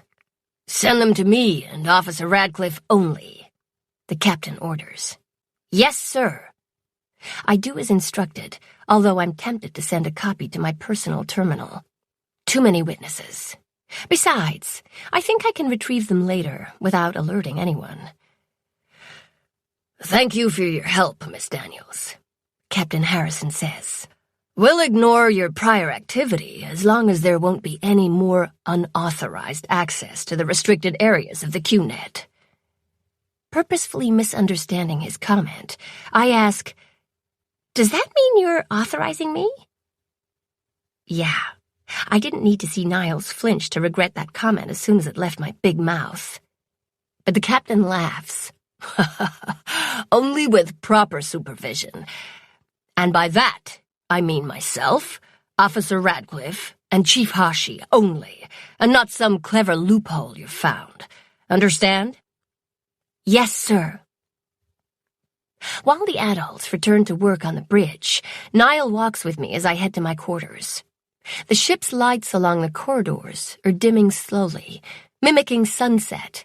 Not that they ever go completely dark, but the low light helps us stay on the same sleep-wake cycle as Earth. I ask Niall about his work in security. How long have you been helping your dad? He runs a hand through his dark hair. All my life, or so it seems. I wait, but he doesn't elaborate, and by his tense posture, I guess it's a sensitive subject. So, you're more than an intern? Yeah. Captain Harrison refers to me as one of his junior officers. Stopping in my tracks, I laugh. What? He takes one look at my expression and raises his hands. No way! You'll get into huge trouble. Why? I'm just following the captain's orders, Officer Radcliffe. I try to go for innocence, but I can't erase my gleeful smirk. Niall groans. No, don't drag me into one of your crazy schemes. I hate to tell you this. No, wait, this is actually going to be fun, but guess what? You're already involved. Or have you forgotten the symbols? That's not... His shoulders droop. He sighs as he drops his hands. How long until we reach Yulin? 47 days. It will be a miracle if we don't both end up in the brig by then. He strides down the hallway. I rush to keep up. Face it, you'll be bored when I'm gone. That earns me a derisive huff. I wonder if I'm going to miss him when we arrive at Yulin. I jerk my thoughts from that dangerous path, replacing them with a reminder of my promise when I left Shinji. No more friends. When we reach my quarters, he pauses. See you tomorrow, Mouse. Until then, Toad. My parents ambush me the second I step through the door. I inform them about what happened. Do you think they'll share those files with us? my mom asks me. If they're actually any good, I don't see why not. But the days pile up, and no one has contacted my parents about the contents of the files. Niall claims to be out of the loop, and his annoyance over that appears genuine. Chief Hashi just frowns at me when I try to bring the subject up. My parents' frustration is clear, and they're getting nothing but typical delay tactics from Officer Radcliffe and the captain. I offer to retrieve those files for them, but they won't allow it. According to them, spending the rest of the voyage in the brig would go on my permanent record. I don't have a problem with that, but they're worried about my future. 5 days after I helped with the files, my parents are called to the captain's office for an important meeting. Finally, Mom says. When they return, their faces are drawn. My father pours them each a shot of whiskey, the good stuff they hoard for special occasions. His hand shakes, and the bottle's tip clinks against the glasses. Fear washes through me. What happened? I ask. I'm sorry, Lily. It's classified, Dad says. I open my mouth to protest. For now, my mother adds, stopping me. We still have a number of meetings with the captain before we can discuss this with you and the other scientists. Just give us a few days, please. The please worries me more than anything else. Okay. 2 days later, while my parents are in an important session with the lead scientists, there's a loud banging on the door. I'm working on some task designed to keep me busy, so I'll patiently wait for the big, terrible news. 'Cause I've already figured it has to be horrible, just from my parents' hushed conversations, significant glances, and all the things they don't say out loud. Niall barges in as soon as the door opens. Every muscle in his body is clenched tight, and his expression is exploding sun, supernova furious. What's going on? He demands. Don't lie to me. He grabs my upper arms in a tight grip. You've read the files. You had to. No way you could resist. No, I haven't. He stares at me as his fingers dig deeper into my flesh. Pain stabs down to my bones. Let go of me or I'm going to knee you in the balls. Hard. That snaps him out of it, and he jerks back, releasing me. I rub my arms. What happened? You sure you haven't? I'll admit it's been killing me, but no, I haven't. What's happened? All his fury rushes out of him, and, in one smooth motion, he plops down on a chair and cradles his head in his hands, resting his elbows on his knees. I brace for his news. My father is transferring to Yulin to head up the security on the planet. Wait, what? We have a security force. All the warrior planets do. Not a very good one, because scientists vetted by the company multiple times tend to be law-abiding citizens. Then it dawns on me. Oh. Yeah, something in those files from Shinji has DES on high alert, and your security force isn't equipped or trained for whatever it is. Oh. Niall looks up and meets my gaze. And guess who isn't 18 years old yet, and has to go planet-side with him? I suck in a breath. Your father wouldn't... He did. Chapter 7 2522-047. No wonder Niall was so upset. This ship is his home. And he has to be very close to 18 years old. Did you talk to your father about staying? Of course I did. He said no. How soon until you're 18? 32 days after we arrive at Yulin. I can't. At a complete loss for words, I just stare. Poor guy. Niall would never see the captain or the crew again, ever. Captain Harrison? I try. Agreed with my dad. Hurt betrayal sharpens his tone and flashes in his eyes. Then Niall surges to his feet. Oh, and you like this? According to the captain, they need me on the planet because of my experience and skills. He spits the words out. Your nerdy security force is ill-prepared. For what? I've no fucking idea. That's why I'm here. I figured you would know. I glance at my room. All right, come on. When Niall follows me inside, I'm already regretting my decision, but I can't not help him. Not when he looks so shattered. Closing my door, I sit at my terminal. As I expected, the files are not hard to find. It's almost like they've been waiting for me. I thought you have limited access to the QNet from here, Niall says, standing behind me. I did, and according to your father, I still do. If you're not triggering our security, you must be really good. A pause. It's the chief's training, isn't it? Before I can reply, he says, No, don't tell me. I don't want to know. Smart. He's right. All those hours with the chief have shown me just a fraction of what the QNet is capable of, and DES has only tapped into a small portion. Pulling up the files, I ask Niall, Where do you want to start? There's hundreds of them. Can you look for certain terms like security and danger? I initiate a search. Within seconds, the files are sorted. We're down to 27. Better. Let's start with the top one and go from there. No way I'm going to put it up on the screen. So when I open the first one, Niall inserts his tags and crouches next to me.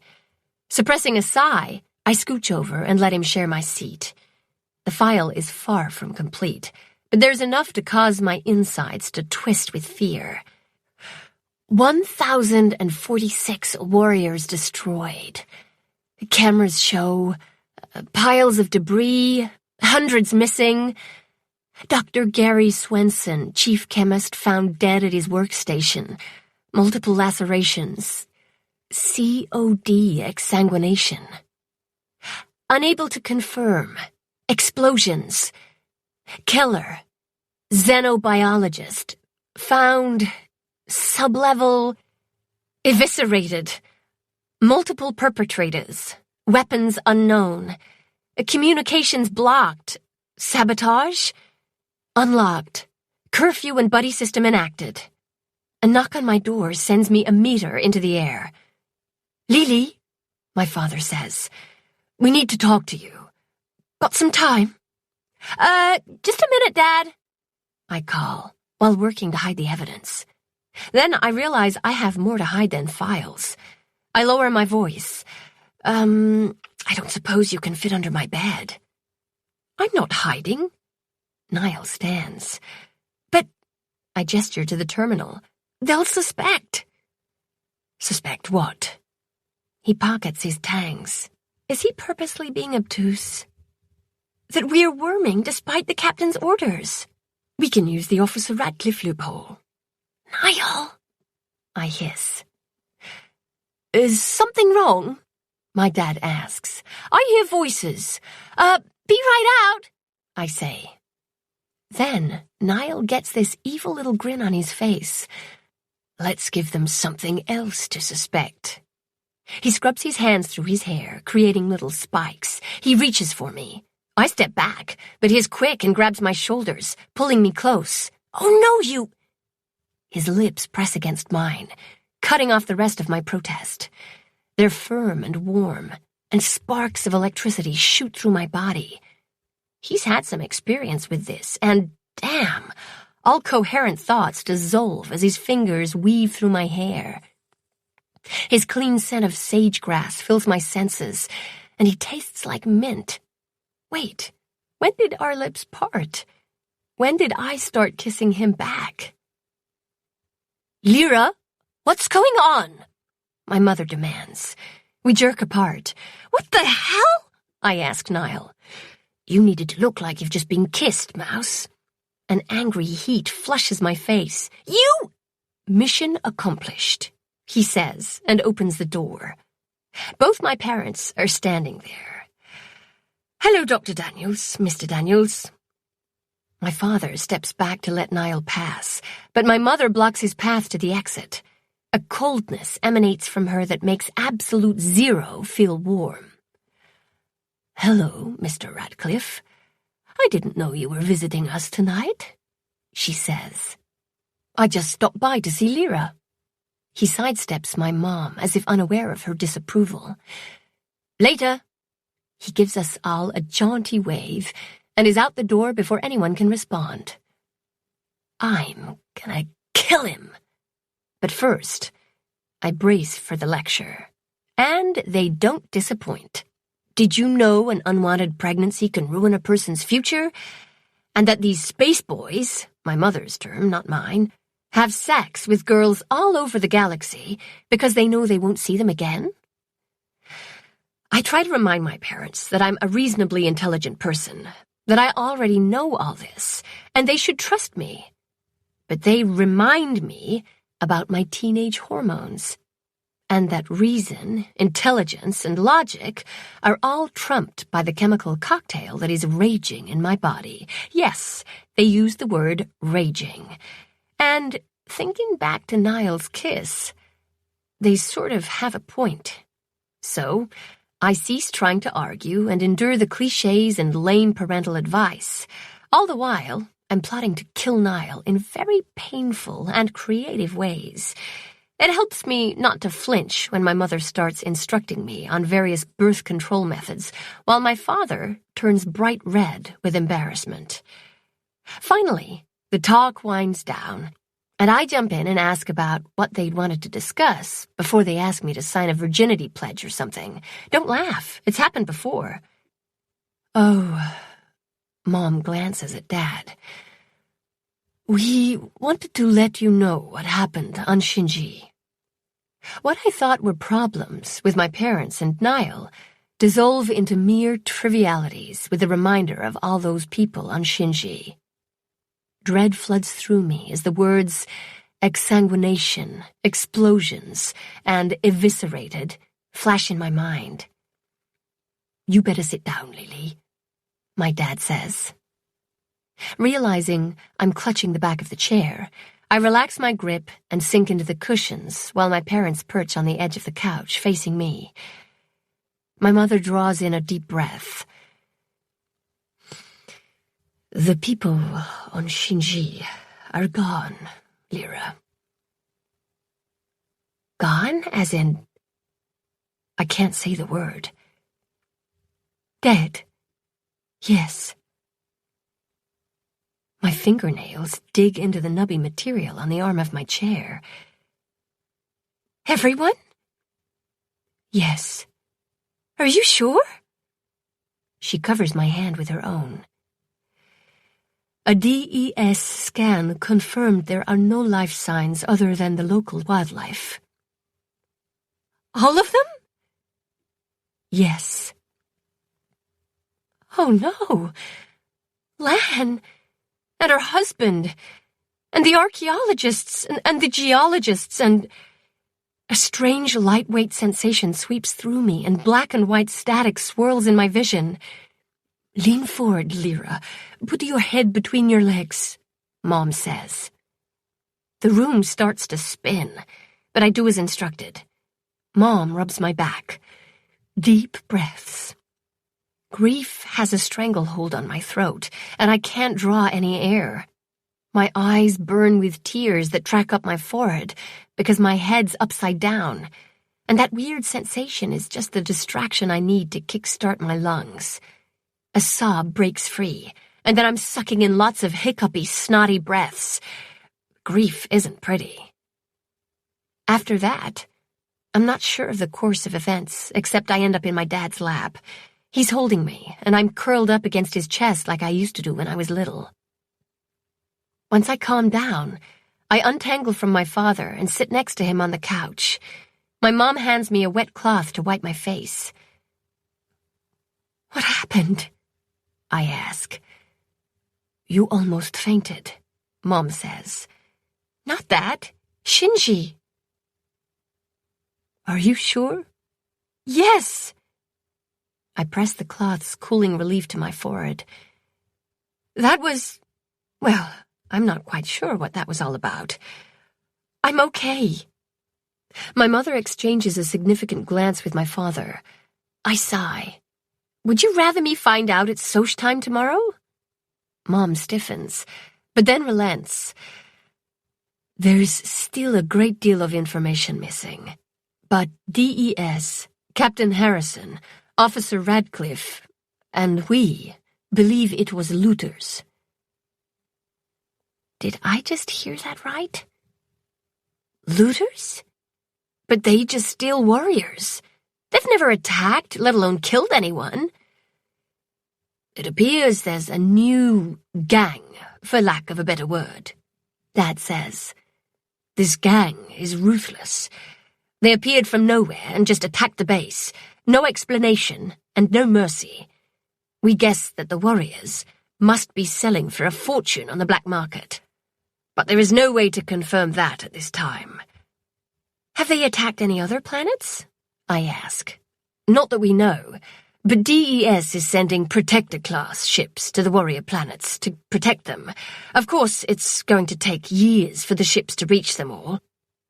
Even though we're way out on the edge, there's a Protector-class ship accompanying an exploratory-class vessel nearby, and will be at Yulin in 2 years.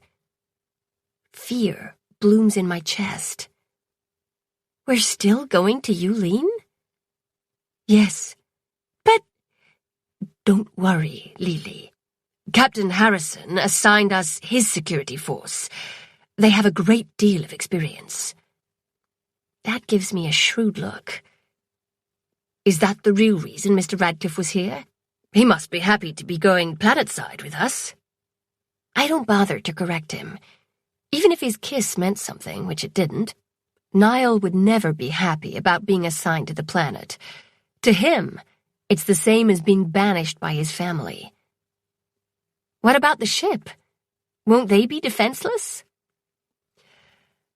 "Our security people will remain here. They're not picking up passengers in Yulin, so they'll have some time to train, and we'll get more personnel at the next stop. Speaking of the ship, Chief Hashi asked if you could help her for a few more hours a day. With the launch and rerouting of the Protector ships, DES has to make changes, and it's complicating everything, including the ship's trajectory." "Of course I'll help." Assisting the chief those extra hours proved to be an excellent distraction. Instead of my imagination envisaging the poor people on Shinji being murdered, eviscerated, my brain was stuffed full of the changes the ship needed to execute in order to arrive at Yulin without getting caught in the Protector ship's crinkle fields. To see a fraction of the QNet map out the new star roads, set schedules, and plan supply drops in just our section of the galaxy was like witnessing pure magic. And then my parents needed help prepping for arrival. The construction team finished building the base and removed the sand from 4 of the warrior pits before they left. For the second time during this voyage, I looked forward to Soch time. It was a break from work. Even though Niall spent the entire 2 hours brooding, I was happy to just sit and not think. Our project of organizing land symbols was put on hold, no surprise. Niall's devastated over leaving his family, and every time I think about Lan, tears threaten. And I can't help but wonder if her discoveries scared someone. Lots of people believe that the aliens are long gone and good riddance. What if she found evidence that the symbols tell us where to find them, or something like that? Yulin's sun grows bigger and bigger in the bridge's window, as our remaining 39 travel days slip by in a blur of activity. Captain Harrison grants me permission to remain on the bridge when the ship approaches the planet, as long as I promise to stay out of the way. On the morning of day 90 of our voyage, I sit on the floor next to the window as a yellowish-orange orb the size of my fist finally swings into view. Yulin. The color is a dead giveaway that the planet is mostly covered with sand. Ugh. The greenery must be on the opposite side, still in darkness. Over the next hour, the orb expands like a balloon, filling half of the window. Eventually, the ship reaches orbit, and the planet blocks out everything else. The bridge glows with a soft, buttery light as the surface reflects the sun. Staring at my new home, I listen to the officers chatter. See that blurry spot? That's a sandstorm for sure. Nothing there. Where's the trees? At least there are dunes. That helps block the wind. When Captain Harrison asks Officer Radcliffe about other ships in Yulin's solar system, I strain to hear his answer. None detected so far, Officer Radcliffe says. But I won't clear a landing party until we confirm there's no one hiding behind the other planets or the sun. How long? 12 hours. An unhappy grunt. We're not a protector-class vessel. We don't have all the technology to... I know. Any signs of activity on the planet? The captain asks. No. I've linked with the power station. The base should be live in a few hours, Radcliffe says. Double-check the environmental systems. Aye, Captain. Captain Harrison keeps up a steady stream of commands, but they seem like a mere formality since the crew is already one step ahead of him. I wonder how many planets they've woken, for lack of a better term. With the time dilation and the Q-net determining star roads, some planets waited decades before settlers arrived, or in our case, the scientists. After an hour or so, I'm bored. The view remains the same, still yellowish-orange, still desolate. I return to our quarters to finish packing. Actually, I didn't start. But my meager possessions won't take long to stuff into a couple duffel bags. However, my parents pounce as soon as I enter. I answer their questions, telling them there were no signs of looters. Yet. And they thank me by hijacking me into helping them by schlepping equipment cases to the shuttle bay. Not fun. Soch time is a welcome break from the manual labor, except, for the first time, Niall isn't there. I stand next to his empty chair and wonder if his not being there is a bad sign. Do I need to be worried? And if so, what type of worried? Concerned he might be feeling ill or hurt. That, and loss of a family member, are the only acceptable excuses to miss Soch time. Or concerned something happened, and the ship needs all its security personnel, including their junior officer, because looters are going to attack and kill us all. Eviscerated. That's a super big worry. By the end of Soch time, I'm convinced we've been boarded, and I hurry to our quarters to find my parents deep in conversation with the meteorologists discussing sandstorms and the base's air filtration system. Normal stuff. Taking a deep breath and feeling silly, I enter my room and access my required daily schoolwork. Even with working the extra hours with the chief, I've still had to keep up with my lessons. Sheesh. The looters could be banging on my door, but I'd have to tell them to wait until I sent my homework. At least it keeps me from being a pack mule for my mother. That is, until I finish. I swear, 2 seconds after I disentangle, my mom's knocking on my door. Poking her head in, she takes one look at my expression and says, "You can rest all you want when we're on the planet." "Oh no, I'm not falling for that," I say. "I won't get a break until after we unpack and set up all the equipment and establish a routine, which will take over 100 days at least. I do remember when we arrived at Shinji, Mom." She smiles. Not what I expected at all. I remember watching you move a heavy case across the floor. It was twice your height and width, yet, even though you couldn't see where you were going, it didn't deter you. Your pigtails bounced with every mighty push. Even recognizing what she is doing, using my younger self to make my older self feel guilty about being lazy, where did she learn this stuff? Mom school? I stand and follow her to the living area, where a cart full of scanners waits for me to transfer them to the shuttle bay. When I return, Officer Radcliffe is talking to my parents. Well, sort of. My mom and dad are arguing, and Radcliffe's standing there, tugging at his shirt as if it's uncomfortable. I stop. How could I be in trouble? I've been too busy being helpful. Then another thought strikes me. It's been over 12 hours. Have the sensors located another ship? I'm going, my father declares to my mom. You haven't finished packing yet. He sounds smug. And you haven't finished the shuttle schedule yet, Mom counters. That's easy. We'll just reverse the... Going where? I ask. With the security team. They're doing a sweep to make sure there's no one on the planet before we all go down to the surface, Dad says. Did you access the cameras? I ask Radcliffe. Yes, but they can be compromised. He gives me a pointed look. Ah, well, I clear my throat. Do you really think someone is down there? I ask him.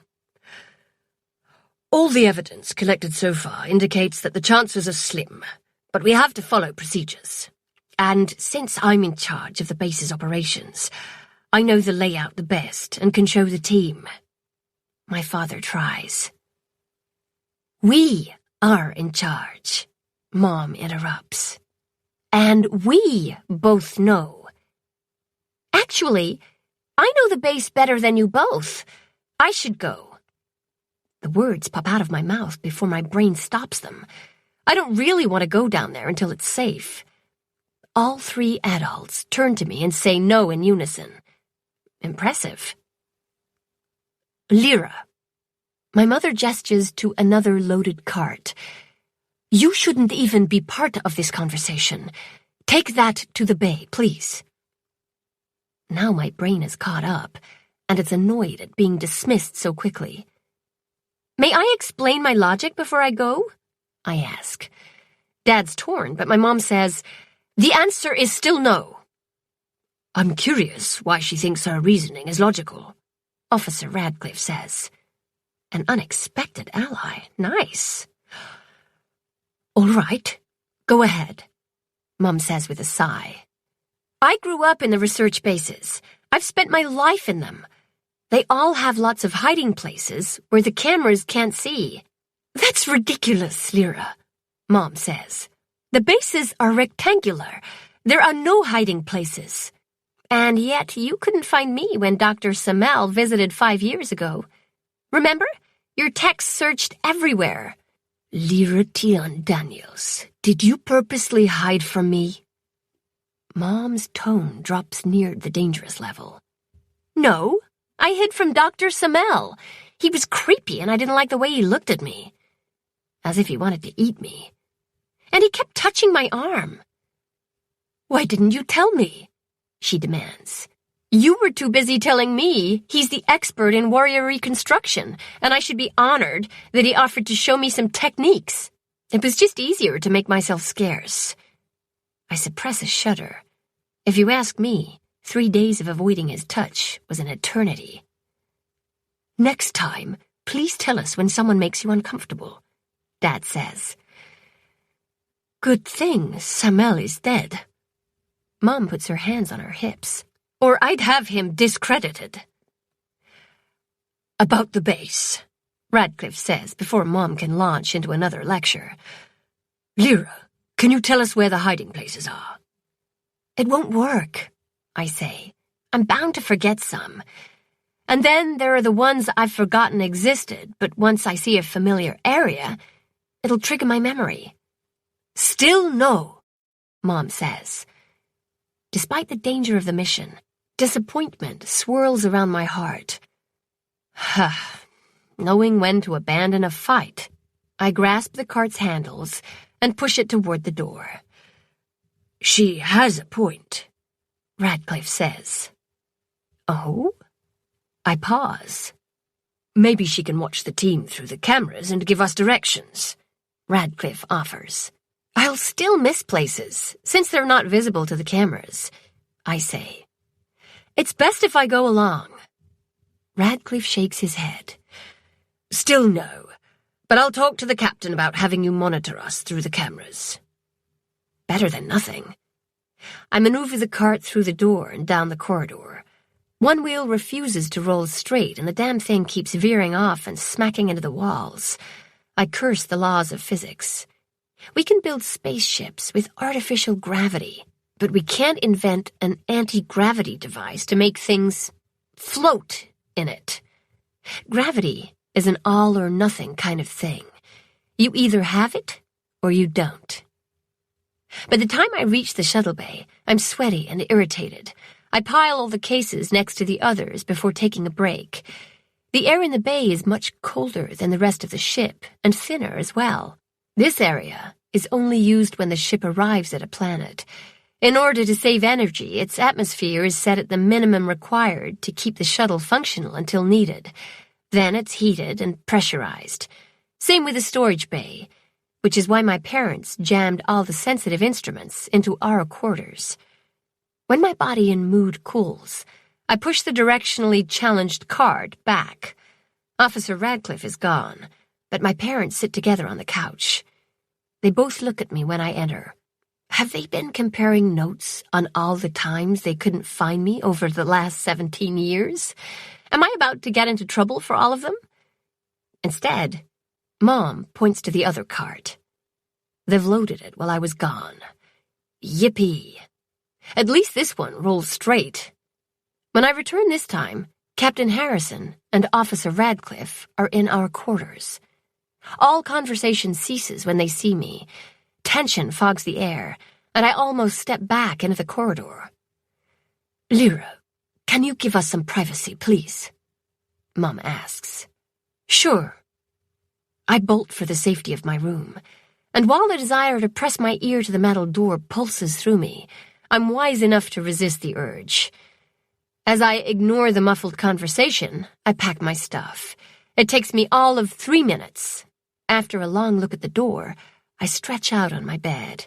My muscles are sore, and my mom won't wake me to deliver another pile of boxes tonight, right? A girl could hope. A knock rouses me from a light doze. "Come in," I say. When the captain enters, I just about hit my head on the ceiling as I launch to my feet. "Sorry to bother you," he says. "Not at all," I manage with only a slight squeak. "We discussed your concerns about the base, and I'm inclined to agree with you. The security team is unfamiliar with the layout." I press my arms to my sides to keep still. "I'd like you to accompany them tomorrow. The plan would be for you to stay in the shuttle until they finish the initial sweep. Then you'll show them the hidden areas. The danger to you should be minimal, but I won't lie that there isn't any risk involved. Are you willing?" My parents have agreed that it is your decision. I consider. Have they agreed because they figured I'd be smart enough to say no, or have they truly left it up to me? Parents can be tricky that way. I want to help, so I say yes. Of course, this means I won't be able to hide on a research base ever again, although I haven't needed to hide in a long time. And now I know my parents would trust my word more than some creepy famous scientist. "All right. Report to the shuttle bay tomorrow at 0600 hours. One of the security officers will drop off a jumpsuit and boots for you later tonight." Yes, sir." He nods, then leaves. I sway and plop onto my bed. 3, 2, 1. Right on cue, my dad pokes his head in. "Lily?" Worry creases his forehead. Are you sure? Yes, I'll be fine. The captain did say minimal risk. Who am I to question the captain? Chapter 8, 2522, 087. My brave words last until the next morning, when I struggle to pull on the one-piece jumpsuit. The black material is form-fitting yet flexible and, according to my dad, puncture-resistant, which doesn't help my nerves. It's one thing to talk about doing something, quite another to actually be doing it. There's plenty of pockets and a belt with an empty holster. I wonder if they plan to give me a weapon. Would I need a weapon? Jerking my thoughts away from that speculation, I lace up my boots, also black, with rubber soles. They're surprisingly light, comfortable too. I tie my long hair back into a French braid. My reflection is impressive. It says, "I'm ready for action." It says, "Don't mess with me." I marvel a bit over the way the jumpsuit shows off my curves. I have boobs and hips. Who knew? My baggy shirts have been doing a good job of covering them up. I'm not super tall at 167 centimeters, but I tower over my mother. My parents go with me to the shuttle bay. A part of me wants to complain, I know the way, but a part of me is secretly glad they're with me. 11 other black-clad figures wait by a small shuttle, not the transport one that I'm familiar with. There are 7 men and 4 women. Officer Keir smiles at me, and my nausea eases a fraction. Nearby, Captain Harrison is talking to Officer Radcliffe, and my insides twist when Radcliffe spots me and gestures me over. Captain Harrison gives me an encouraging smile, and my dad squeezes my shoulder. "See you in a few hours," Mom says, and my parents leave with the captain. My feet are numb by the time I join Radcliffe and the others. Their holsters have weapons. "Here are the rules," Radcliffe says to me. "You're going to be a part of Beta Team." He points to a woman around my mom's age. She has bristle-short blonde hair and ice-blue eyes. "You follow Officer Morgan's orders without question, without hesitation. Don't think, just do. Understand?" "Yes, sir." "Same goes for the other Beta Team members. If they say to hit the floor, you pretend you're a rug. If they say freeze, you don't move. You don't breathe. If they say run, you become the galaxy's fastest woman. Got it?" "Yes, sir." He pulls out a pulse gun and sets it in my right hand so my fingers curl around the grip. "Hold it." Shocked, I do as instructed. "Don't drop it." He touches a button. A light flares from the gun and I tighten my grip in surprise. "Now it's set to your electromagnetic signature. No one can fire this gun but you. It also won't fire if it's aimed at any members of the security team, including you." Radcliffe shows me how to shoot the gun. "Hold it in 2 hands, arms extended with your thumb resting on the button. You need to press down hard in order to fire." He takes it from my grasp and shoves it into my holster. "Only pull it if your life is in immediate danger. Understand?" "Yes, sir." My throat is tight, and I'm seriously considering hyperventilating. Radcliffe leans forward to meet my gaze. "Breathe, Miss Daniels. You'll be well protected. Captain Harrison threatened to demote me to galley cook if any harm comes to you." That surprises a laugh from me. I draw in a few lung-filling breaths. Minimal risk. Plus, this was my idea, after all. And I have a pulse gun, which, if I remember correctly, is a non-lethal weapon that renders a person unconscious. "Load up!" Radcliffe shouts. I follow the others onto the small shuttle. 2 rows of seats line the sides, facing each other. There are no windows, except in the front, where the pilot is. It's a bare-bones conveyance. Hard seats, no rugs, and plenty of weapons stashed in netting. Not a passenger shuttle at all. As I find an empty seat toward the back, I make brief eye contact with the rest of the security team.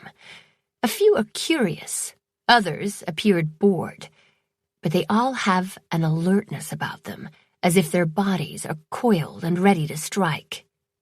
They're wearing communicators in their right ears, yet there's an awkward silence. Kier plops down next to me.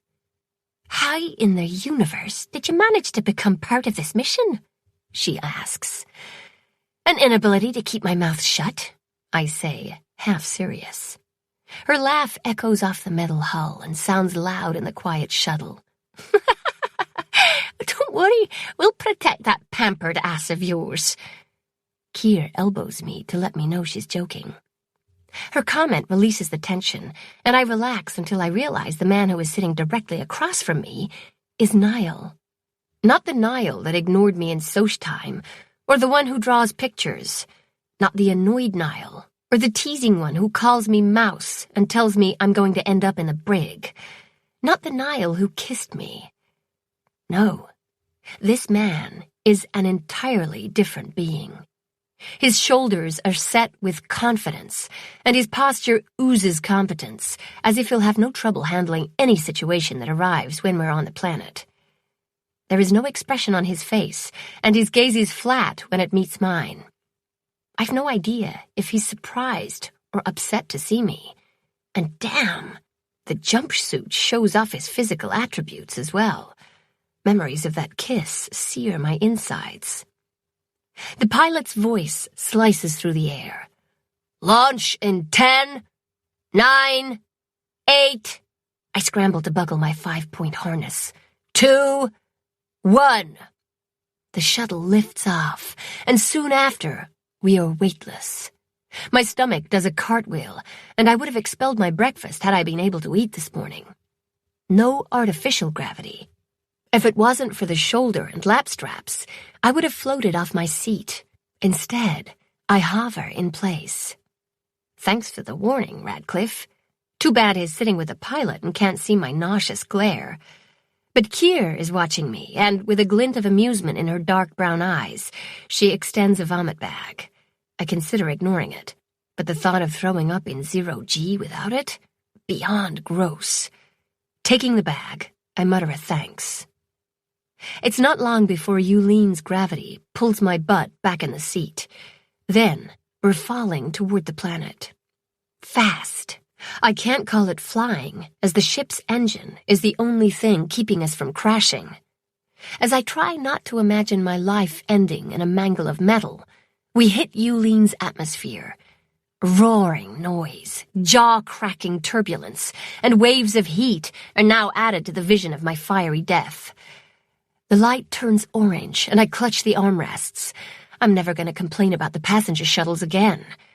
The others appear unfazed, and right after I'm convinced we'll be cooked alive, the ride smooths, and the air cools. The rest of the trip is pleasant in comparison. When the ship slows, I brace for a rough landing, but we settle to the ground with a slight bump. The team unhooks their harnesses, but remain seated. Radcliffe enters.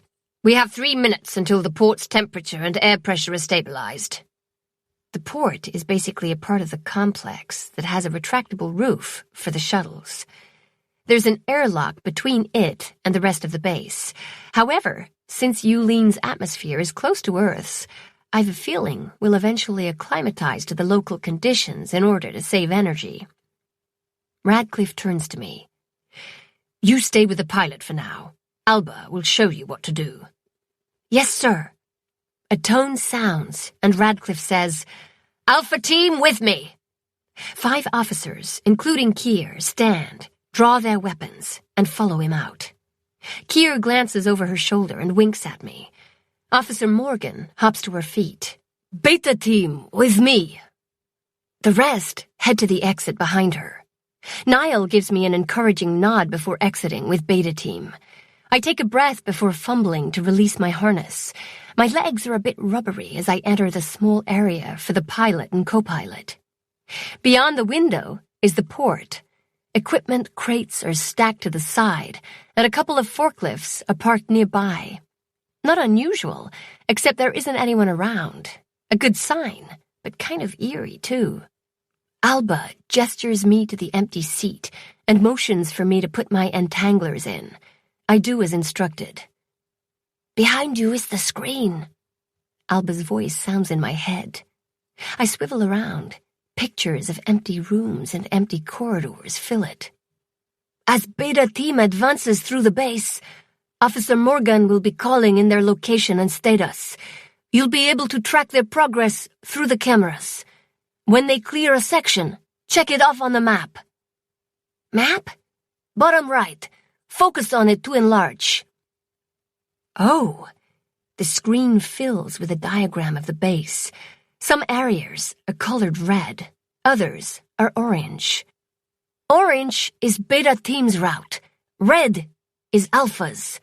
I'll be tracking Alpha, understand? Yes. I shrink the map back down. If you see anything unusual in the cameras, or anyone that is not a member of the team, let me know right away, and I'll alert them. Okay. I scan the feeds. Nothing. But it doesn't take long until the 6 members of Beta Team show up on the screen.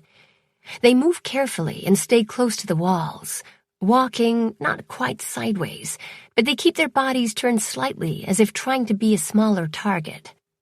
Instead of going straight through an entrance, they first stand to the side of it, as if expecting to be attacked. Then, when they go in, it's done in an explosion of movement. Interesting.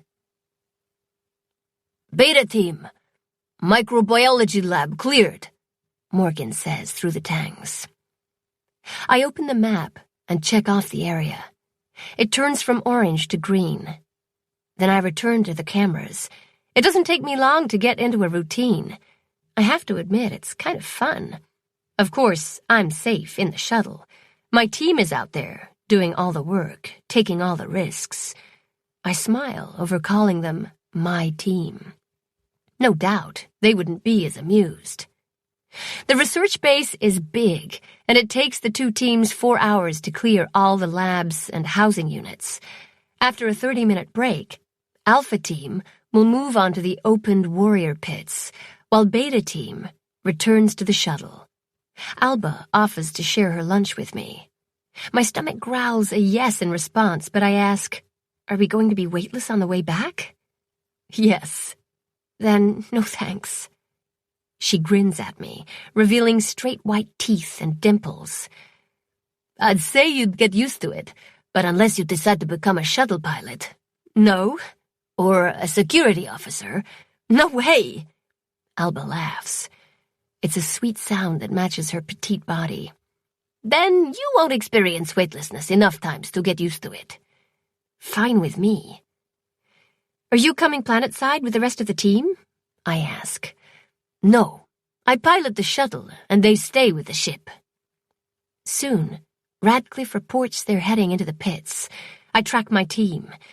They're more relaxed and head straight back, but they still keep their weapons drawn. When they enter the port, Alba tells me to join them. She toggles a switch, and the door opens, lowering a small ramp. The cool air fans my sweaty face, and a musty, dry smell fills my nose as I walk out of the shuttle. My heart jerks as the door clangs shut behind me. Officer Morgan gestures me closer. She sweeps her arm out and does a little bow. "Lead the way to your hidey holes, Miss Daniels." The desire to correct her, they're not mine, pulses through me. And from the smirks on a couple of the other team members' faces, it's obvious they also think my claims of hidden areas are ridiculous. I glance at Niall, but his expression remains neutral. Fine. First stop, the emergency exit in the port. I point to the sealed door. Officer Morgan raises her eyebrows. "That goes outside." "Eventually," I agree. "There's a big room in there with pressure suits. No cameras." "It's not on the map." Doubt laces her tone. I reach to unseal the door, but Niall knocks my hand away. "Allow me." Shoved back, out of the way, the others take up positions to the sides and do their thing. They investigate the inside and return with an all clear. They wait for me to point out the next area. I meet Officer Morgan's gaze. I'm not moving without an apology. "Right then, let's continue," she says. That's close enough. I take them through the base and show them the weird triangle room, the basement under the astrophysics lab, the blind spots in the supply bay, the oversized ducts that crisscross the labs, the duct to nowhere, and a number of others. When we reach the farthest point from the port, I relax. We didn't encounter any hidden looters. Officer Morgan holsters her weapon. "That was the oddest thing. Why doesn't the base match the blueprints?" "The construction team must have altered the plans," one of the guys says. "But the changes don't make any sense," another says. "Maybe it was the original plans, and they were updated. But the advanced crews didn't get the updated version," a woman suggests. "Regardless of why, we need to mark all these on the map," Morgan says. "Radcliffe?" "Yes, sir," Niall says. "See that the changes are noted." "Yes, sir." I silently apologize to all the base's kids. Morgan turns to me. "Are there any hidden areas in the warrior pits?" "No. There are blind areas for the cameras, but Alpha Team will see everything when they do their sweep." We head back to the port. Halfway there, Morgan slows. "Change of plans.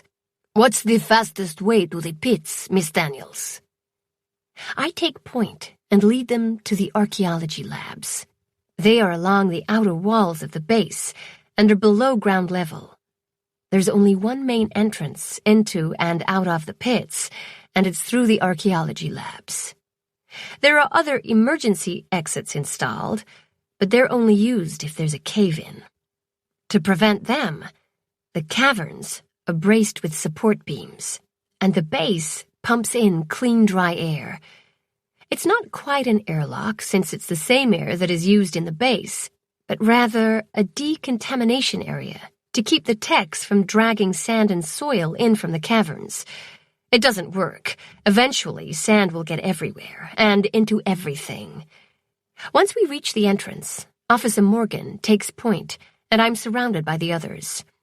A damp chill taints the air despite the base's dehumidifiers. A wet, earthy scent mixes with a harsh mineral odor. White, artificial light glows from the ceiling as we follow the tunnels to Pit 1. Then, the ceiling disappears into the darkness. An army of lifelike warriors greets us. They're lined up in rows and are all just under 2 meters tall. Each pit contains 1,448 warriors, arranged in a giant octagon with a 2-meter square hole in the center of each, another difference from the original army on Earth. The archaeologists have determined that each pit contains a battalion of warriors, led by a general. The warriors were crafted from the same red clay, terra cotta, as those found in China, Earth. Even though they're hollow and 1¼ centimeters thick, they weigh about 270 kilograms each. Their uniform coats go down to their knees and are covered with armor. Chinese calligraphy and a variety of strange symbols decorate the armor, unlike the ones on Earth. Impressive and daunting, the warriors stare straight ahead.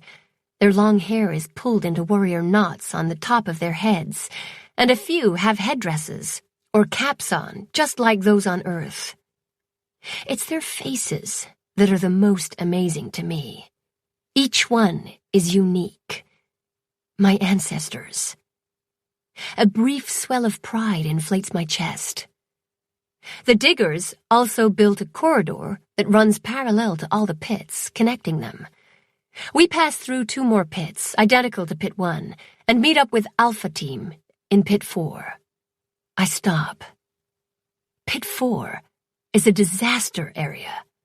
Broken warriors litter the floor, Others appear as if a giant has smashed them into pieces, sending bits out in a wave. The ground is scarred and lined with grooves. What happened here? Morgan asks Radcliffe. I'm hoping Miss Daniels might be able to tell us. Is it safe? I ask. No one is here and the support beams are intact. Is this typical of a dig site? There's always a number of pits that collapse. Understandable since they've been buried for thousands of years. But this doesn't look like one of those. Not that I'm an expert, but I remember when there is a cave-in, the warriors are crushed in place, smashed down into piles, not flung sideways. I step carefully through the debris, trying not to break any more pieces. Some poor tech will be assigned to put this mess back together again. With my luck, it'll be me. I reach an open area. There are warriors missing. Then I spot footprints and wheel marks. It appears they've been dragged away by heavy equipment. Where did they go? I follow the grooves to a mound of soft dirt and rocks. At first glance, it looks like a cave-in, but the marks disappear under it, which means... Your assessment, Miss Daniels? Radcliffe asks. Looters. I gesture to the pile. They tunneled in here, stole at least 500 warriors, and then collapsed the tunnel to hide their activities. How long ago? I consider. The marks on the ground seem recent. I concur. Which means the looters could still be here.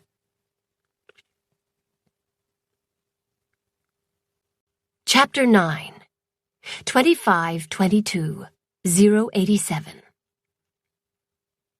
I scan the others, but they don't appear as panicked as I am. Am I the only one to jump to the conclusion that the looters could still be on the planet? Obviously. Everyone back to the shuttle, Officer Radcliffe orders. As we jog through the corridor, and then the base's hallways, I consider. The construction crew left many years ago. The looters could be long gone by now as well. When we reach the port, I'm not the last to arrive, but I suspect the two lagging behind me are supposed to be the rear guard. I am the only one out of breath. Guess there's a downside to sitting and playing multiple hours of games a day. Who knew? Get your B-apps on. We're going outside, Radcliffe says. Everyone rushes into the shuttle. I move to follow, but Radcliffe says, Not you, Miss Daniels. You're to stay with Lieutenant Alba. Yes, sir. The others return with masks on their faces and hard rectangular packs on their backs. Ah, B-apps, a.k.a. breathing apparatus. The team aims for the outer airlock, and I join Alba in the cockpit. But I don't have anything to do except listen to the team's status updates as they search the surrounding area. When the scientists settle into the base, they'll install cameras outside to record any indigenous wildlife. Not that any have been discovered on Yulin so far. There's a crackle of excitement. Well, not exactly, but instead of a dry status update, Officer Radcliffe actually sounds mildly interested. A big improvement. Found evidence of a ship. Staging area. Tracks, broken warriors. Mom's not going to be happy about that. No signs of life. Appears as if they've been gone at least a half a year. Good news. Hopefully they crinkled far away and are not hiding in the solar system for another raid. The team returns. Their faces are red, either from the sun or exertion. Sweat shines on foreheads and dampens hair. And the smell.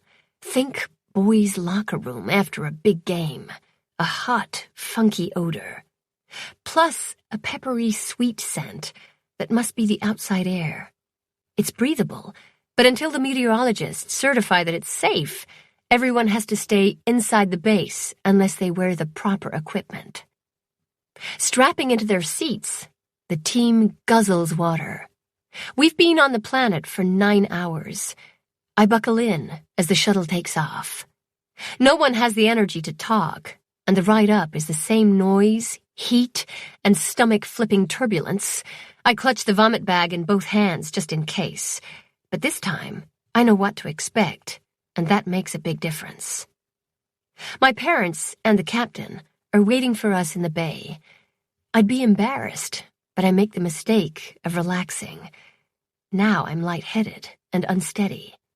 My mom and dad thank the team for checking the base. The captain gives everyone a proverbial pat on the back, and Radcliffe dismisses the team. The others break up and head for the exit as Radcliffe, my parents, and the captain discuss, things. A loud buzzing muffles their voices. Doesn't anyone else hear that? I swipe a loose strand of hair from my forehead. My hand is shaking. "When's the last time you ate?" Niall asks from right next to me. I jerk in surprise and just about fall over. He grabs my arm to steady me. "That answers my question. Come on." He twines his fingers in mine and tows me from the bay. I'd like to say I protested and insisted I could walk on my own, but the truth is that the trip is a blur. Eventually we stop, and Niall pushes me into a seat. "Wait here," he orders. By the time I think of a snarky response, he's gone. Instead, I rest my head in my arms, not caring about the strange looks I've been getting from the other diners. An incredibly delicious aroma rouses me. It's meatloaf. The world must be ending if I think meatloaf smells that good. Niall places an overflowing plate in front of me, next to his own heaped portion. I just blink at him. "Go on, Mouse, eat." I wolf the loaf down, along with a pile of potatoes and a bunch of carrots that go from yummy to rubbery pretty quick. I must be feeling better. Niall fetches us a couple glasses of water and 2 pieces of chocolate cake. I'm not dying. He grins. Relax. It's part of the special meal for the disembarking passengers. Oh, right. A tradition for everyone at the end of the journey. A chance to get together with the crew and thank them and make empty promises to stay in touch. You missed it, he says. Good. Not a fan? No. Me either. They're a waste of time. No sense getting friendly. Passengers come and go. Then his good mood drops, and he slumps back in his chair, no doubt realizing that this time he is leaving as well, and there is nothing he can do to stop it. Having seen it on countless kids over the years, I recognize the posture and miserable expression. I wore it myself not that long ago. There are no words that I can say to make him feel any better. I squeeze his hand in silent support. He meets my gaze. How many times have you had to leave? 3 times, but only the last 2 hurt. Jerking his hand back, Niall pushes to his feet. I gotta go. See you planetside, Mouse. Later, Toad. That earns me a weak smile. He steps away, but pauses. Not bad for your first mission. Thanks. You look good in that jumpsuit. Maybe you should consider signing up. Do you think your father would be willing to train me? That surprises a laugh from him. No, in fact, he yanks my gun from my holster. I'm supposed to ensure this is returned to him. You're no fun. There will be a full security force on the planet. You don't need it. Need? No. Want? Yes. He laughs again. I decide I like making him laugh. Are there any brigs on the planet? He asks. Yes, except they're called detention centers, and for the record, I've never been in one. Uh-huh. Guess there's a first time for everything. He gives me a mock salute and leaves. I watch his, back. The jumpsuit really is form-fitting, and he has a nice form. Once he's gone, I slouch in my chair. My stomach is super full, and despite the sugar from the cake, I'm sleepy. I trudge back to our quarters, thinking of napping. As soon as I enter, my parents pounce with the questions. Do I know how many warriors were taken, destroyed? Radcliffe didn't know. Neither did I. But my mom is in full-out fret mode. How many heads did you see? Were there more than 10 rows missing? She asks. Mom, you're going to be down there tomorrow. Nothing's gonna change because you know the answer now versus later. I snap. She gives me a sharp look, but then softens. Sorry, you're right. You've had quite the day. What was it like? 0G sucks, I say. Really? My dad asks. I thought it blows. I groan at the lame dad joke. I'm going to bed. The next day is a flurry of activity as the shuttle transfers equipment down to the surface. My arm muscles ache from loading crates and containers. My mom and dad rush around checking things off and sending me on emergency errands. Once all the supplies are unloaded, the rest of the passengers begin to leave. At the end of an exhausting day, our family is going to be the last aboard. Captain Harrison arrives to give the official send-off. More thank yous are exchanged and handshakes. The captain pulls me aside as my parents head to the shuttle. You managed to impress both my navigation chief and chief of security. Tace said you handled yourself like a professional during the mission. Wow, not expecting that. Unsure of how to respond, I nod importantly. I hope you consider joining DES. I've already written you a letter of recommendation and added it to your permanent record. I'm struck stupid. Did he just say, oh my stars? I finally managed to squeak out a thanks. The word seems inadequate and small for such a gesture. He waves it off and says goodbye. I'm halfway to the shuttle when he calls out, Remember the view, Miss Daniels. I will. I don't think I could ever forget. When I board the shuttle, I search for Niall, even though I know the security team went down first. The quartet of girls is sitting together, laughing. The rest of the scientists are chatty, and their faces shine with eagerness, ready for a new planet to study. I plop into an empty seat. My emotions are a strange mix. Despite my determination to not make friends when we left Shinji, I did. And while I'm looking forward to a change of scenery, I'm going to miss the captain and Chief Hashi. Reconstructing artifacts will no doubt be dull in comparison to navigating the stars. What about Niall? Will our friendship continue? Will it deepen into something else? What happens when the next interstellar-class ship arrives in 4 years? We'll both be over 18 years old. I close my eyes.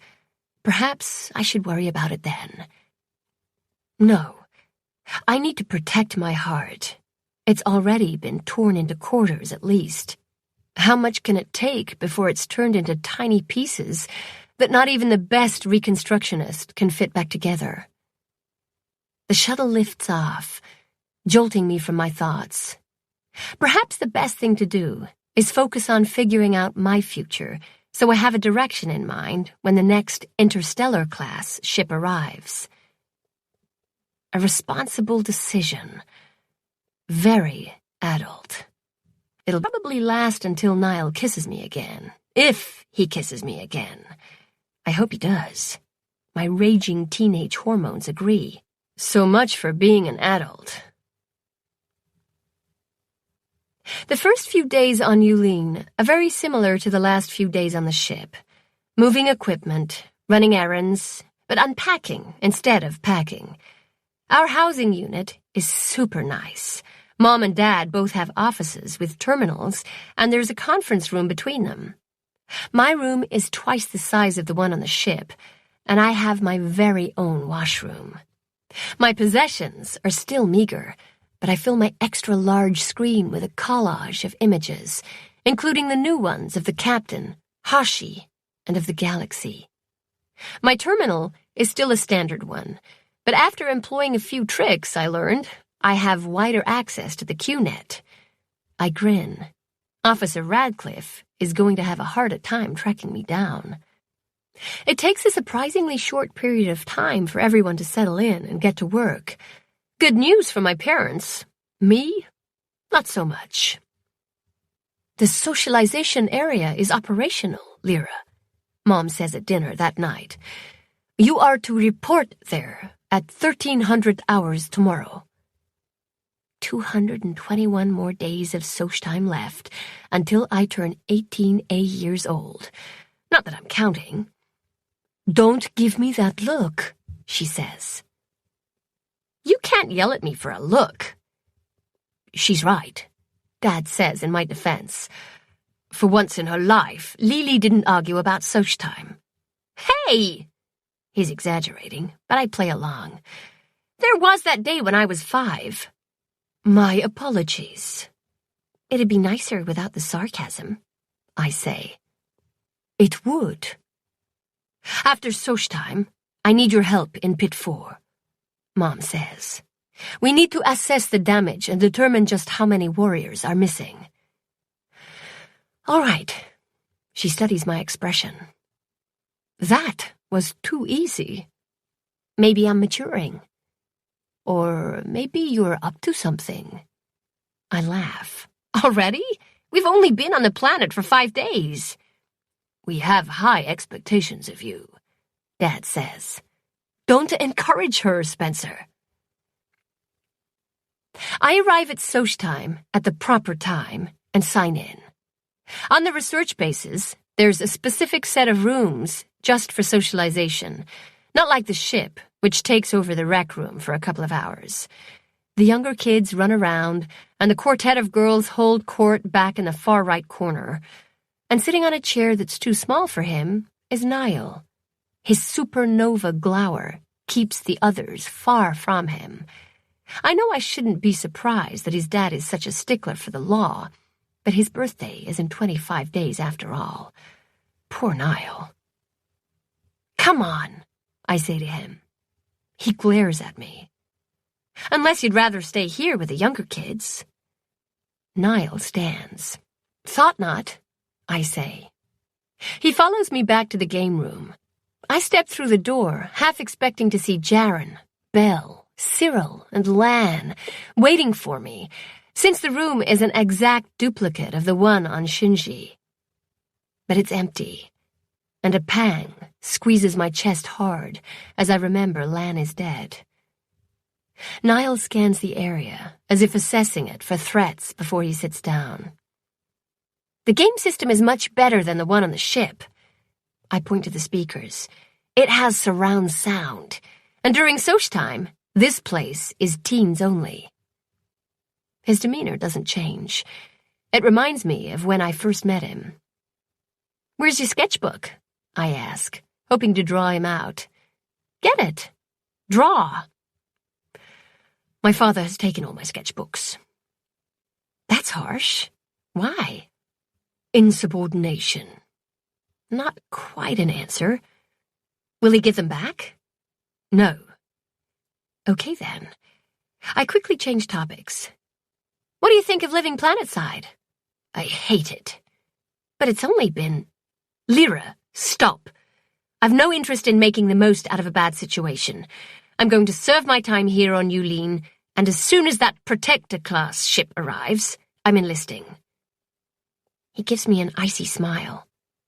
My father always wanted me to go into security, and that's the ultimate experience. I've a feeling that's not exactly what Radcliffe wanted. The Protectorate is a whole other beast. Just leave me alone. Fine. What else can I say?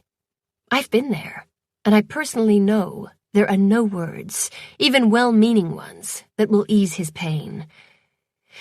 He's viewing this assignment as a punishment.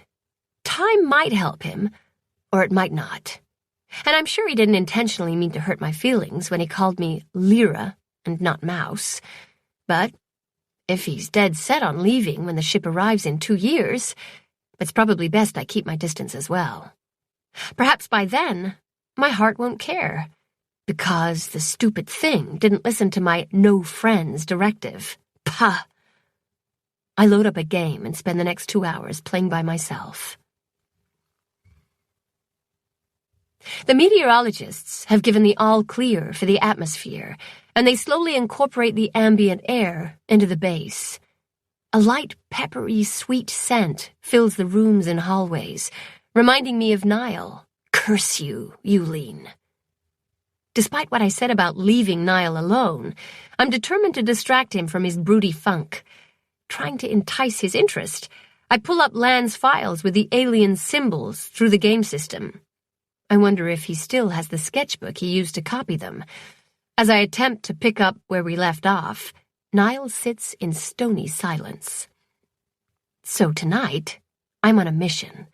I'm taking advantage of one of the benefits to being my parents' errand girl. I search out the base geologist, Dr. Roy Carr, and confer with him about some minerals I found in the pits. Turns out they're limestone. Perfect. Then I visit the chemists for a little help in creating different pigments. My final stop is with the botanists. That's a hardest sell, and I'm told no. So close. The next day, I do a little research and discover an alternate recipe. After raiding the kitchens, I visit the chemists again. The process involves more effort than they're willing to give, so I offer to help them in the evenings for 6 days in exchange. Free labor is always welcome, and they agree. You might be wondering why I'm doing all this. Niall's miserable. He's acting as if his time here is a prison sentence. He needs a distraction. He needs a friend. Plus, his birthday is coming up. I know I'm probably setting myself up for a big hurt, but I just can't not help. Exactly 31 days after we arrived at Yulene, I bring my gifts for Niall. Normally, the babysitters and all the kids make a big deal over a person's last required soch time the day before their 18th birthday, but not for Niall. Everyone's been tiptoeing around him, and they'll all be glad to see him go. "What's this?" he asks when I set the package in front of him. "I told you to leave me alone." And I have. After this, you won't have to see me again. I've never run into him outside of soch time. I suspect it is on purpose. Promise? That nasty comment slices right through me. That's it. I tried my best, so my conscience is clear, but I'm done being nice. You're a jerk. I promise you can keep wallowing in self-pity all by yourself. I leave the room. I tell the babysitter I'm sick. "Do you need to see the doctor?" she asks. No.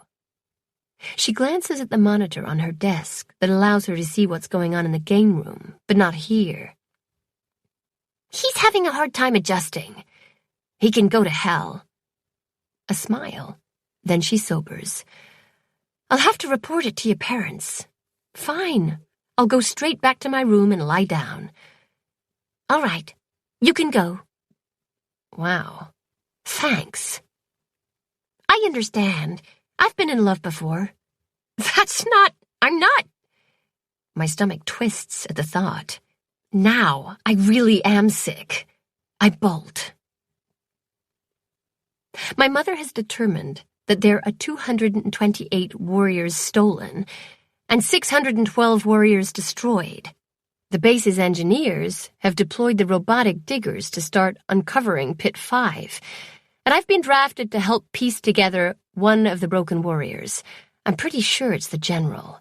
In fact, I'm working on reconstructing the lower half of him when I kneel on something hard. Not a surprise, as there's shards and pieces littering the ground. But this is a smooth hard. Plus, it's at the bottom of a long, deep gouge in the sandstone that must have been made by the looters' equipment. Perhaps something is buried here. I sweep the sand away and uncover I'm not sure. It's flat and gray instead of light tan like everything else, and it has no markings. I wave my mother over, and she, with much excitement, calls the techs to do their thing. Believe it or not, You have to be trained to remove sand and dirt. They expose more flatness. It's about 1 meter under the warriors. I've discovered a floor. Yippee for me. But this doesn't deter them, and like a dog after its bone, do they really do that? They keep it up. For hours. And I'm curious why no one has thought to dig underneath the warriors before. They did, on Xi'an, and a bunch of other warrior planets, Mom says when I ask her. Not all 64 pits, but a random sample. For the rest, they used ground-penetrating radar. GPR is a device that uses radar waves to penetrate the Earth. If there's something other than dirt or rock, the waves will bounce off it and alert the techs that there'd be treasure below, mateys. Sorry. Nothing has ever been found below, and since it appeared all the planets matched, we stopped doing it. Plus, we needed the funds for other things, Mom says. The diggers take a break, and the lead man consults with my mother. She returns to me and says, "We're waiting for the GPR. It's being used out in the desert to map the location of the other 59 warrior pits. Team 2 is going to bring it back. Do you think it'll work?" "Probably not.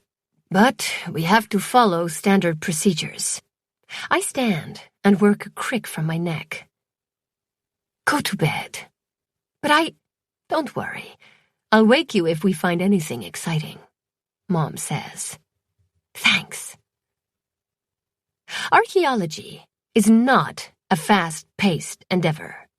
It takes them 2 more days to figure out there might be a room or cavern below the floor, which, despite its name, the GPR can't penetrate.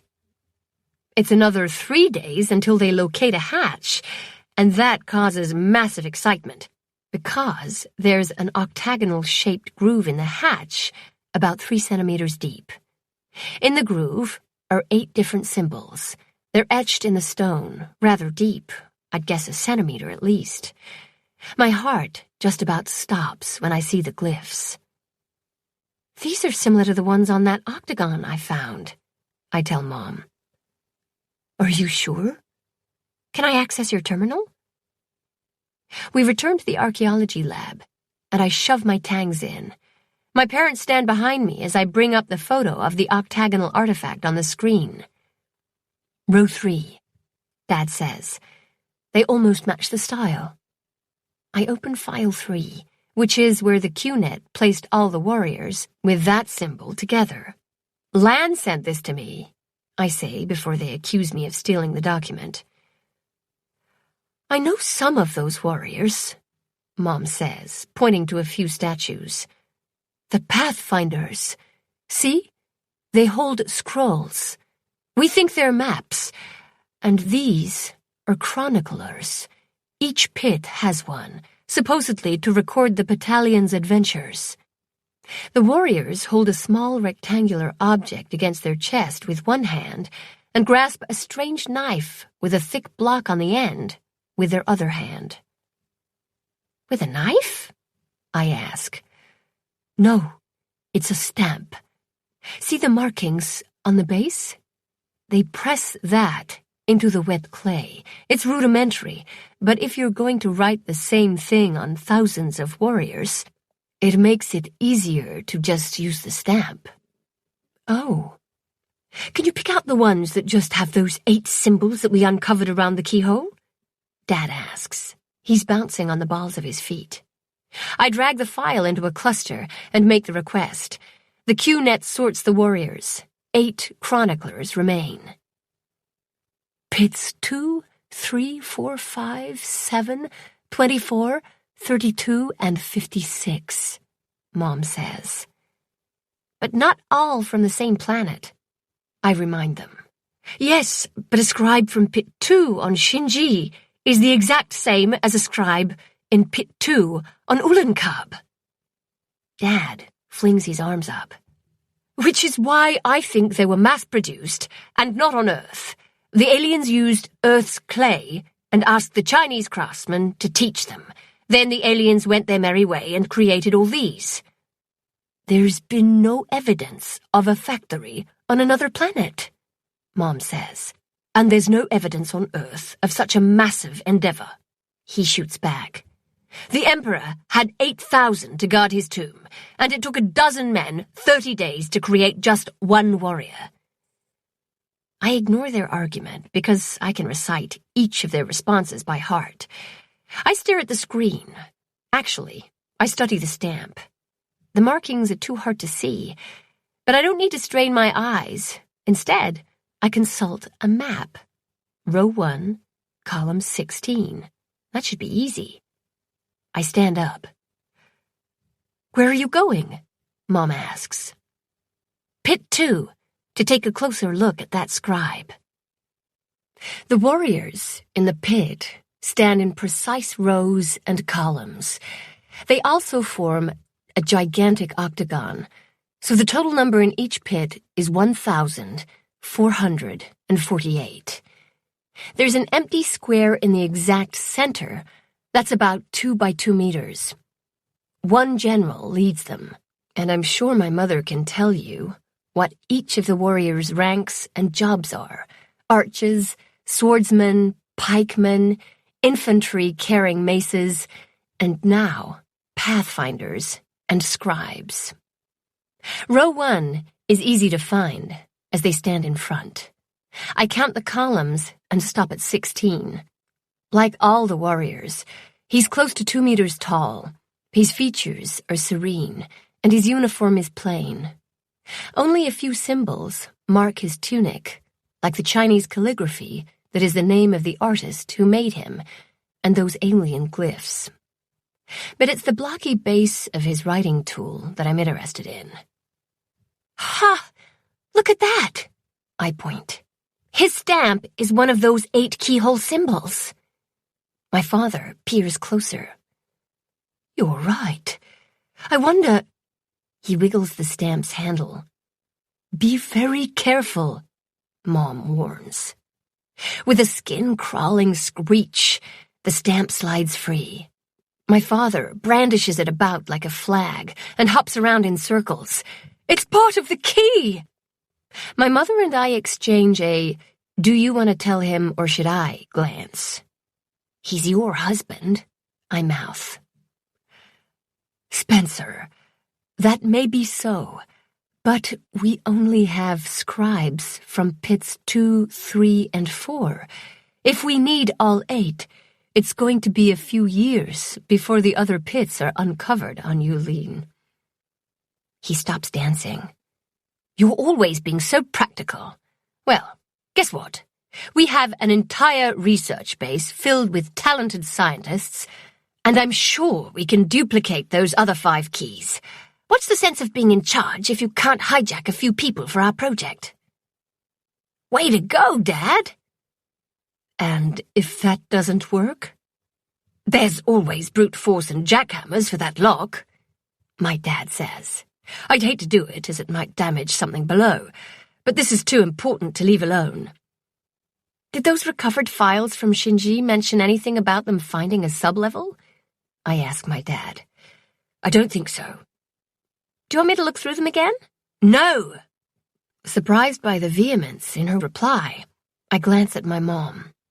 There's an entire team at DES analyzing them. Plus, they've marked them as highly classified, Mom says.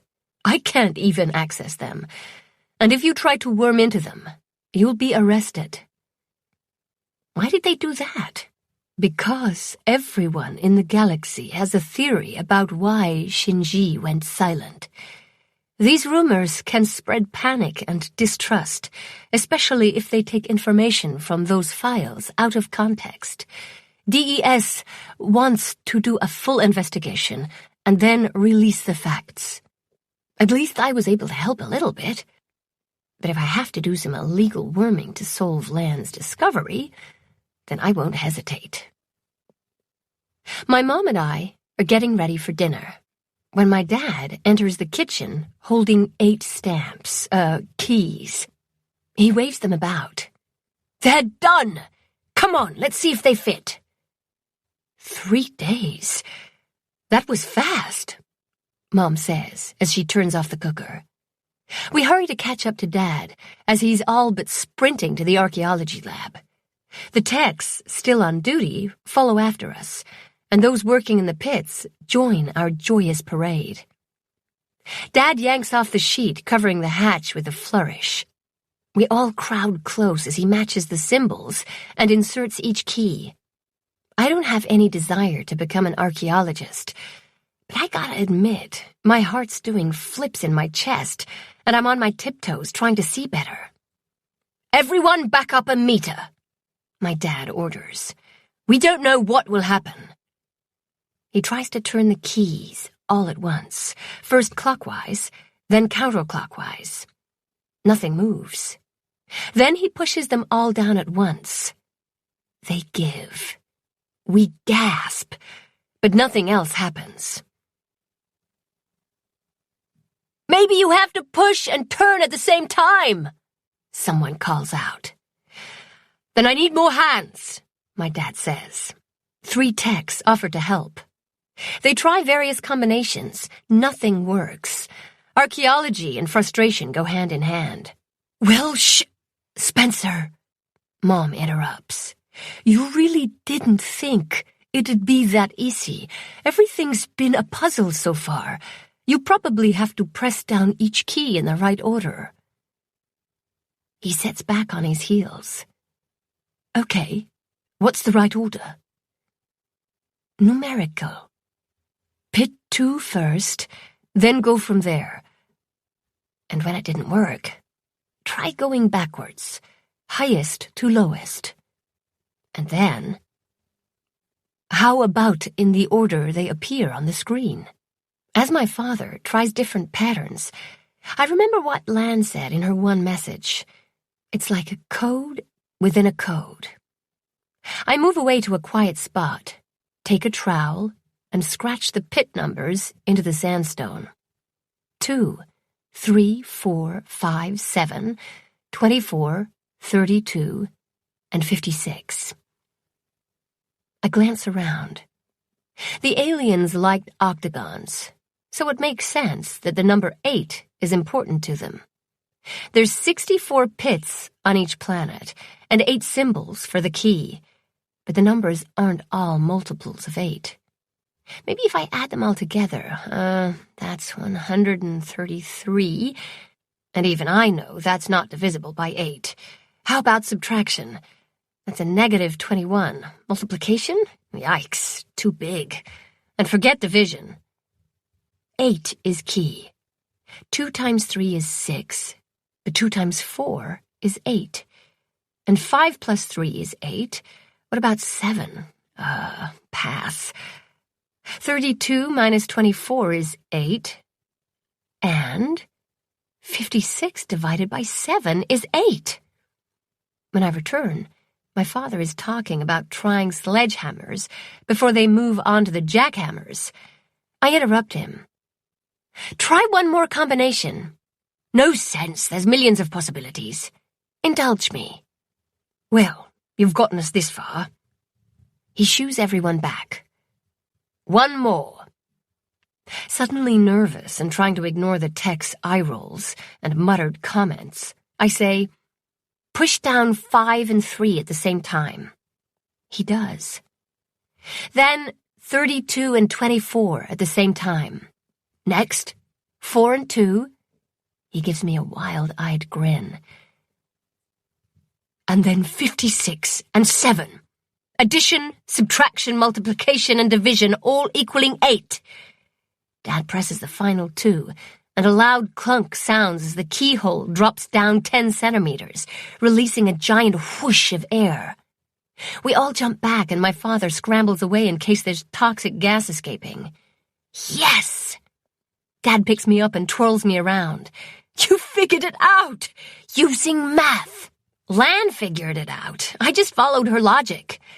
"But you used math!"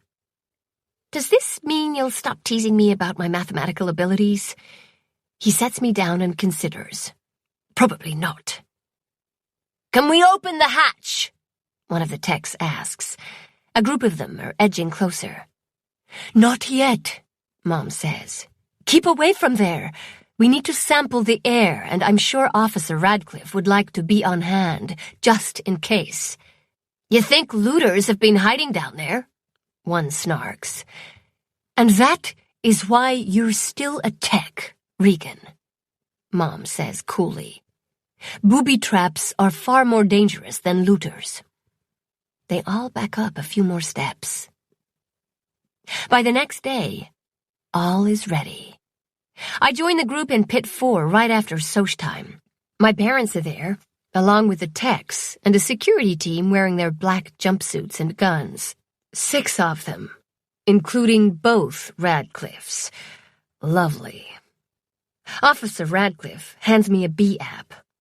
Always a pleasure to see you, Miss Daniels. Do I detect a hint of sarcasm? Perhaps a smidge.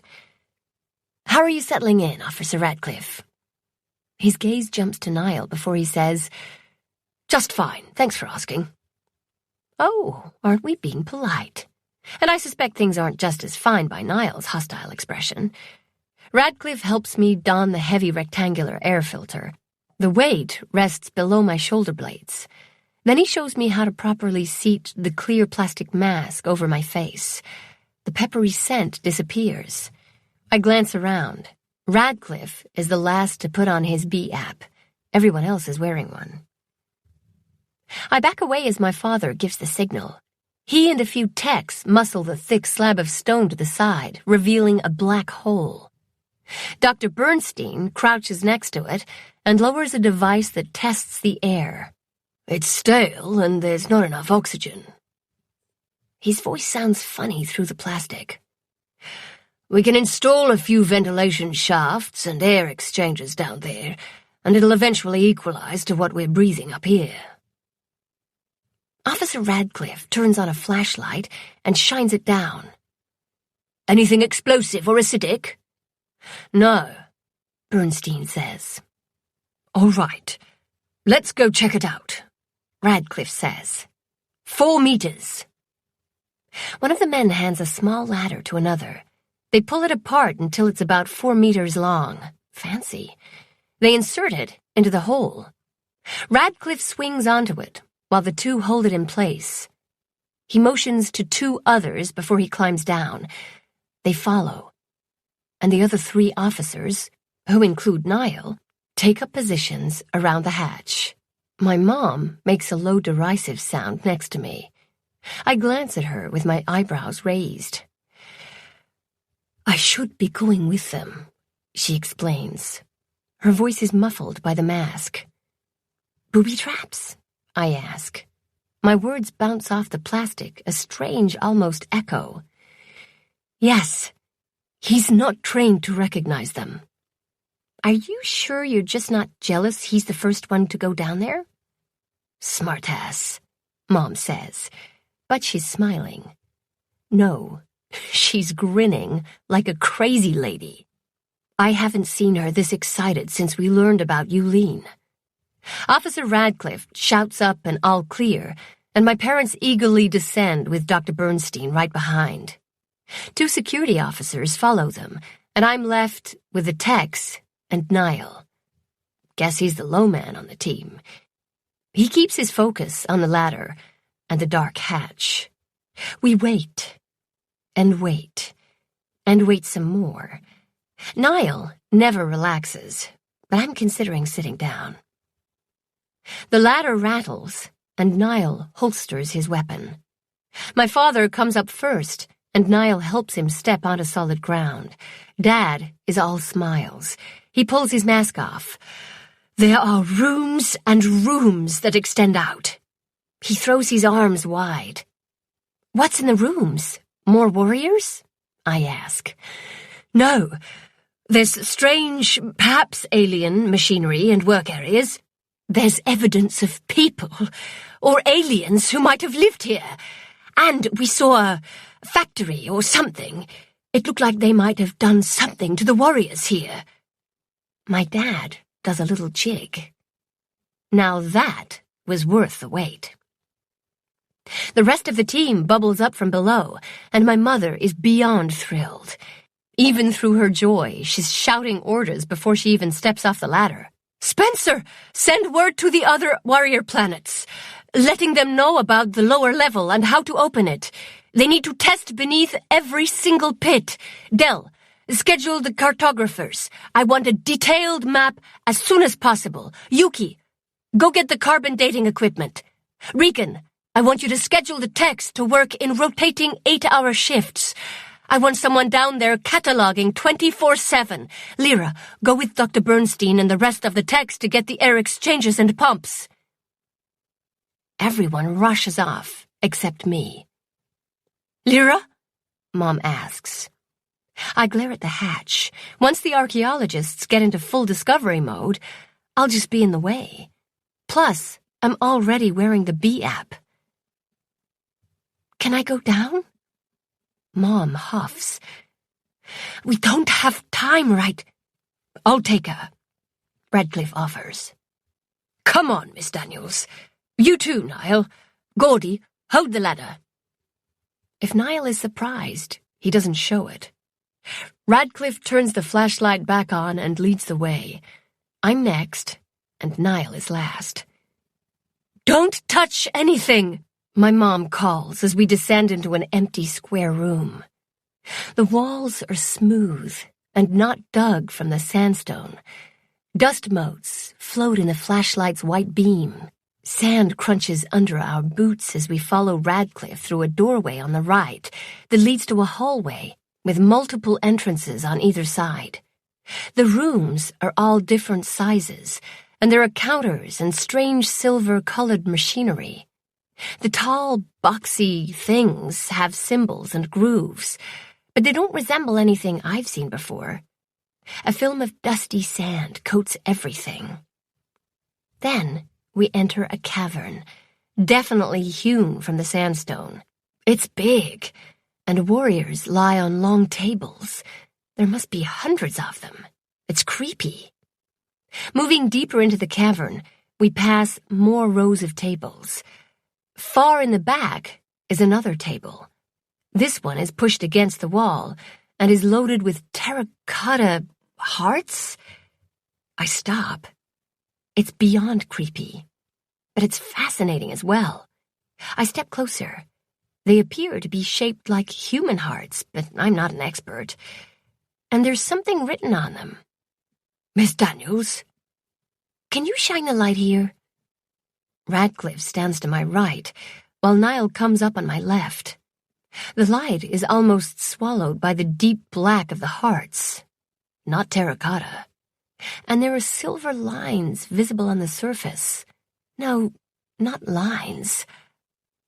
Oh, my stars. I glance at Niall as my own heart jumps in my chest. "What's that?" Radcliffe asks. "Chinese calligraphy?" They're the same symbols that are on the octagonal artifact. They're carved into all the hearts, and the desire to touch one burns hot inside me. Ignoring the voice in my head, my mother's, warning me to stop, I pick up one of the black hearts to take a closer look at land symbols. But it disintegrates in my hand. I yelp as a bone-numbing cold coats my fingers and sears my palm. Chapter 10. 2522. 127. Radcliffe brushes away the bits of the heart left on my skin with his sleeve. "Is it burning you? Some kind of acid? Are you in pain?" "No." The truth. The cold disappears as fast as it arrived. "It just surprised me. I didn't think the heart would crumble like that." "You're not supposed to touch anything." "I know. I just couldn't resist. Something about it." I rub my right hand along my jeans. "Sorry." "Well, there are hundreds of these. I don't think your mother will miss one." I give him a look. He should know my mother by now. He sighs.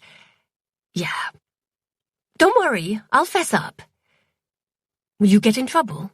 Niall asks, speaking for the first time. The words, "Why do you care?" push at the back of my throat, but I reject the childish retort. I'll get a lecture and be assigned the most tedious and mindless task in the lab so I learn just how crucial and valuable every single piece is in a dig site. Sounds like this isn't the first time you've broken something, Radcliffe says. The humor in his voice is evident, even through his mask. Let's just say I'm well past my first time and leave it at that. He chuckles. Let's go back before anything else happens. I take one last look. It'll be dozens of days before I'm allowed in here again. Following Radcliffe back through the rooms, I mull over the significance of those hearts. The warriors are all hollow.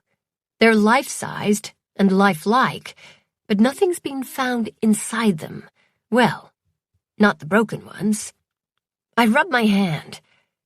If they're that fragile, then the hearts would have crumbled when the warriors broke. But why didn't the digital X-ray scanners see the hearts inside intact warriors? They did appear to soak up the light. Maybe they don't reflect. Guess that will be a puzzle for my parents to solve. At least my mistake will warn my mom about how fragile they are. I doubt she'll see it that way, but a girl can hope. When we exit, my mother is still barking orders. She spots me. What do you think? Isn't it exciting? Did you see they might have used an assembly line of some sort? We have so much work to do. Dr. Bernstein already left, but I need you to— Mom, I take a breath and tell her about the heart. Lyra Daniels, what have I told you 1,000,000 times since you were born? She asks with barely contained fury. Not to touch anything. I'm sorry. It's such a simple rule, but it appears you are incapable of keeping your hands to yourself. Mom shakes her head. That's it. You're banned from the pits. Go. Get out of here before I say something I'll regret. I expected a lecture, but not to be scolded in front of the Radcliffes. Mortified, I take off the B app and leave. The warriors stare at me with censure as I cross through the other pits. If they have hearts, they've been well hidden. Wish I could say the same about mine. When I reach the base, I pause. I don't want to go back to our quarters. I'm not hungry or tired. I just want to hide. Except I promised to help the chemists again after dinner. Seems I'm good at preparing slides. Just great. All these useless talents add up to make me an expert in absolutely nothing. Without a destination in mind, I wander through the corridors, passing groups of scientists and techs on their way to the cafeteria. Excited chatter about the new discovery buzzes in the air. They all know who I am. Some have watched me grow up. I get hellos and smiles, but even with a research base filled with people, there's no one I can really talk to. No Lan to pour my heart out to. No Lan to tell me I'm being melodramatic and should know my mom will eventually relent. Instead, my chest hurts like there is a scream trapped inside. It's pushing so hard to escape that I fear I'm about to explode. I arrive at the game room in the Soch area with no memory of my trip. It's empty. No surprise, since it's dinner time, and everyone is still settling into labs and housing units. Plopping into one of the oversized chairs, I stare at the dark screen. Since Niall's graduation, I'm not allowed in here by myself during Soch time, so I've relinquished it to the quartet of girls. But now, there's no restrictions, and I can play by myself. Except that sounds depressing. Being banned from the pits doesn't bother me all that much. My parents need all the help they can get, so I'll be shoveling sand in no time as punishment before Mom orders me to finish the reconstruction of Pit 4's general. I wonder if Lan found the same hidden room on Shinji. If she discovered those strange black hearts and warriors lying down as if waiting for surgery or something. Was she super excited to see the result of all her hard work researching those symbols? Or was finding the room just the first step? Could there be more marvels to discover? I'd give anything to be able to ask her. I glance around at the still empty room. I can't ask her. But perhaps there's something in one of those files from Shinji. Inserting my tangs, I connect with the game system. Hashi has taught me so much, it's easy to bypass all the limits. Worm into the security cameras, erase my passage through the corridors, and make it appear as if the game room is empty. The difficult part will be getting into the classified cluster where DES put the files from Shinji. In order to reach them, I need to find the smallest of holes to squirm through without causing ripples. It's a challenge, and I run into a number of dead ends. Going in a different direction, I try again, and again, and again. Maybe if I message Jaren. No, I'll figure this out on my own. Those holes in security disappear the closer I get to those files. But maybe if I dip underneath and... Aha! A nice little gap appears, and I'm in. Now what? I do a QNet search for warrior hearts and underground. A few files pop up, and... Lyra! My name shatters my concentration. I turn and see Niall standing in the doorway. Bad timing is an understatement. Go away, I say. I've been searching for you for hours. The lights are nighttime dim. It must be late. Congrats on finding me. Now go away. I've no desire to talk to him. He made his feelings about being friends with me clear. Instead of listening, he steps into the room. He's holding a white sheet of paper. I checked all your hiding places, and the security cameras. Shit, I wait as he puzzles out the logic. You wormed the cameras. What are you doing? Playing a game? I try. Lyra? He growls. Setting the sheet down, he inserts his entanglers. Shit. I can't retreat or cover my tracks that fast, or it'd alert DES. He pales, which is impressive considering how pale he is from living on ships all his life. That's... You're... How? It's classified. Looters never killed before Shinji, Niall. So why this time? We just made a colossal breakthrough. What if that same thing triggered the attack on Shinji? I'm just checking to see if Lan mentions anything about what we found. Niall sinks into the chair next to me. He runs a hand through his hair. It's shorter than when he attended his last Soch time, but not as short as his father's. He's still wearing his black jumpsuit. He still looks good in it. No, not going there. I concentrate on how much I hate him as I wait. It doesn't matter why you're worming. It's illegal, and I'll have to arrest you. Alarm sizzles down my spine. You? But you don't... I have the authority. I'm no longer a junior officer, but a full-fledged member of the security team. Bitterness laces his voice. Hate turns to fear. I'm already in trouble with my parents. If Niall arrests me, they'll go supernova, and spending time in detention will be a vacation in comparison. How about if I promise never to do it again? I ask. Niall gives me a do you really think I'm that stupid look. He's really going to do it. I try another tactic. All those people died. You saw the reports of evisceration and exsanguination. I'm helping like I did for your dad by organizing those files. I'm not causing trouble like that girl Jaren mentioned, Austin V, I think. But that was before DES classified them. I know you're upset about Lan, but you need to let the experts figure it out. Okay, I will. Come on, Niall. My thoughts race, seeking a loophole or something. Then I remember. You owe me one from when your dad caught you with your sketchbook at Soch time. But this... His shoulders drop. All right. Relief washes through me. I smile. Thanks. Don't thank me. If your activities here are discovered by DES or my dad, I can't help you. He gestures to the camera. Plus, there's no evidence I was ever here. Which reminds me. Why are you looking for me? He lifts the piece of paper he set down and flips it over. I stare at a drawing of the black heart with silver symbols. It resembles the one I accidentally destroyed.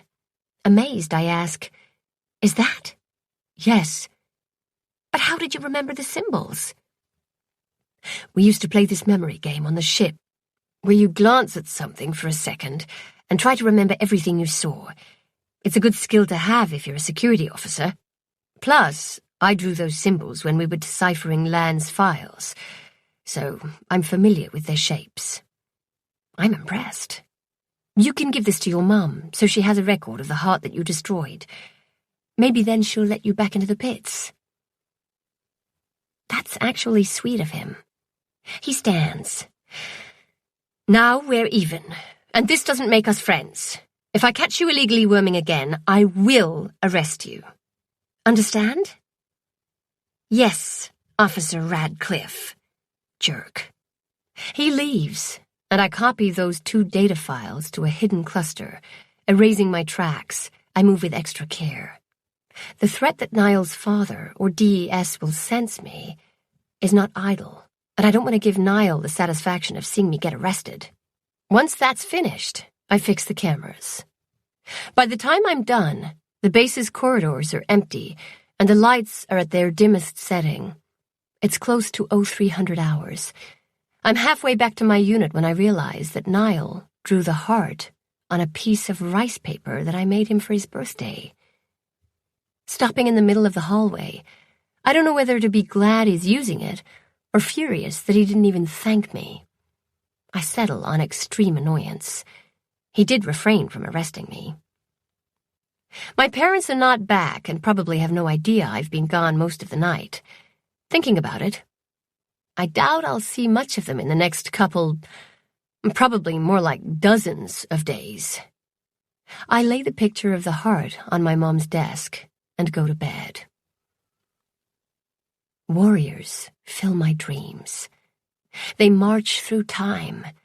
Their urgency, their need to fight presses on me. They grab my arm, pulling me along. We must protect. We must sacrifice our lives for... A light tapping wakes me. My heart pounds in sync with my dream warrior's steps. My pajamas stick to the sweat on my skin. What the hell? I've never dreamt of them before. "Lyra, are you awake?" Mom asks. "Yeah, come in." I sit up as my mother enters my room. She's holding the picture. "Is this?" "Yes, Niall drew it." I explained about his memory game. "This is wonderful. He's very talented." "Yeah, a talented jerk, but he did help me out." "Just don't tell his dad. He doesn't support Niall's hobby." Mom presses her lips together, then sighs. "It's hard being a single parent. I'm sure Tace is doing his best."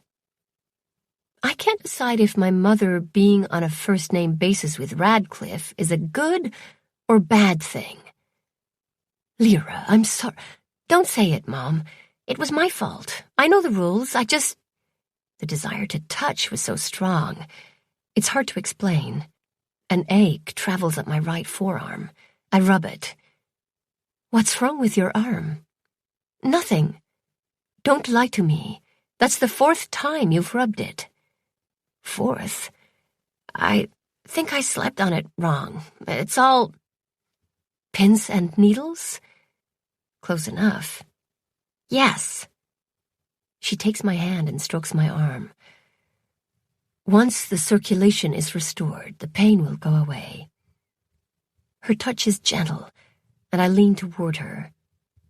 She sits on the bed next to me, putting her arm around my shoulder, tucking me close. How does she know what I need most?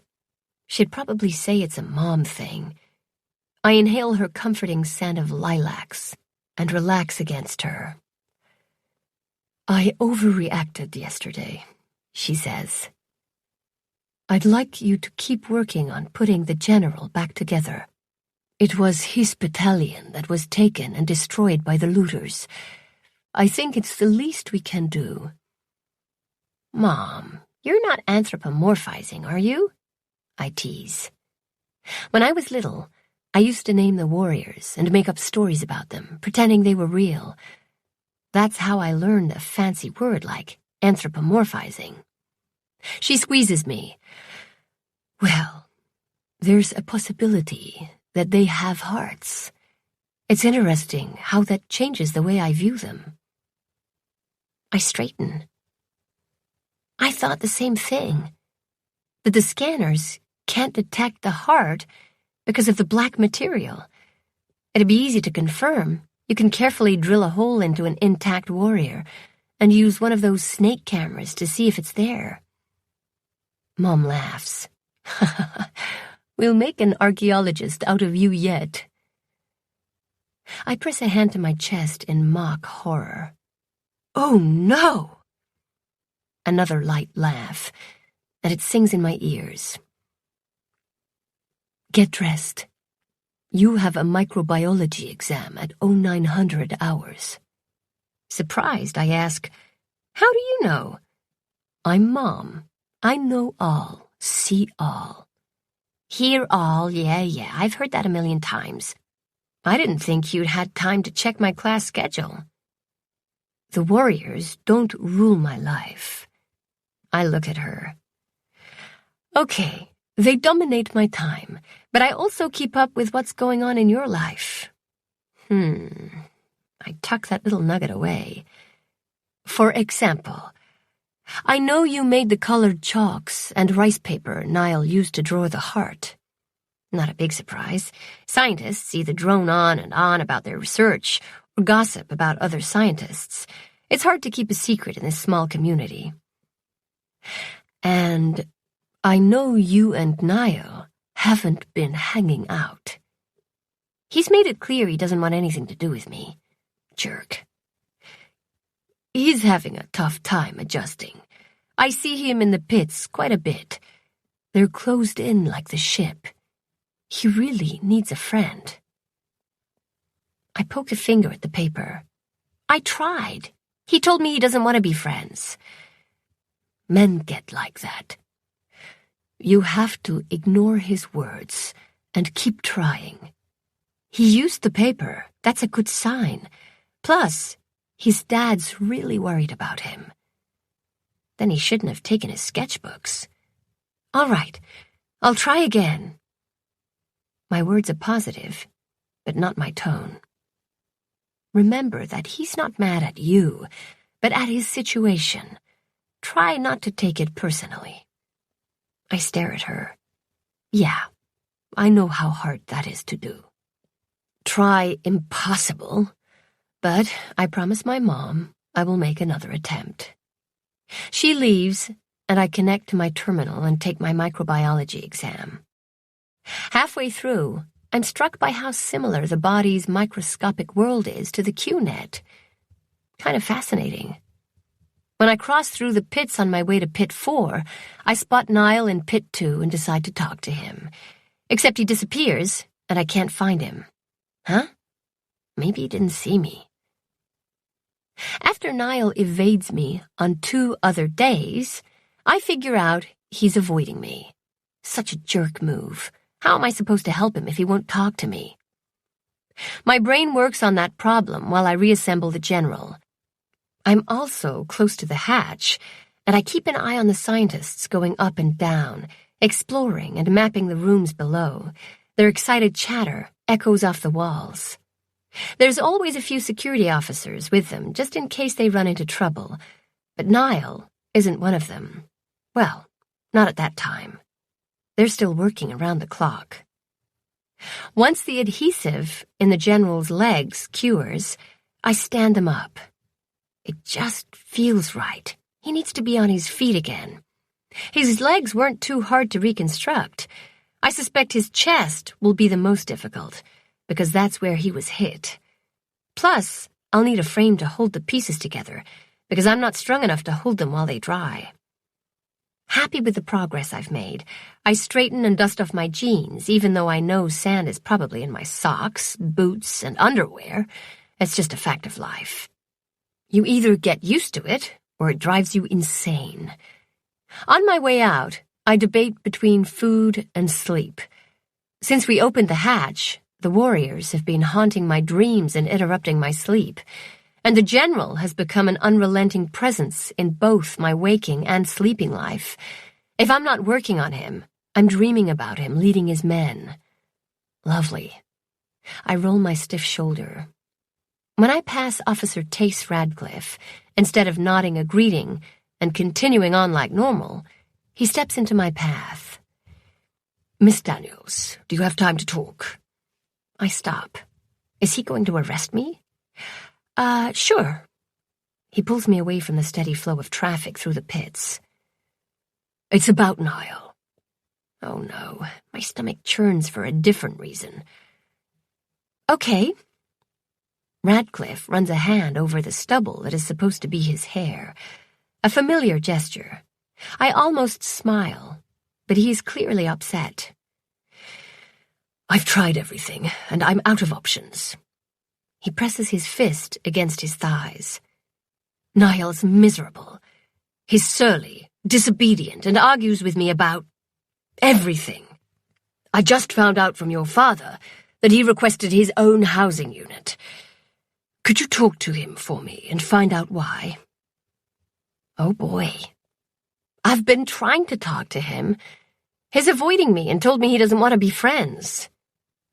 He flinches, as if I'd just stabbed him in the gut. Poor guy. I'd like to help, and I promised my mom. So I dredge up my memories and emotions from when I've had to leave my home. I don't have to dig deep.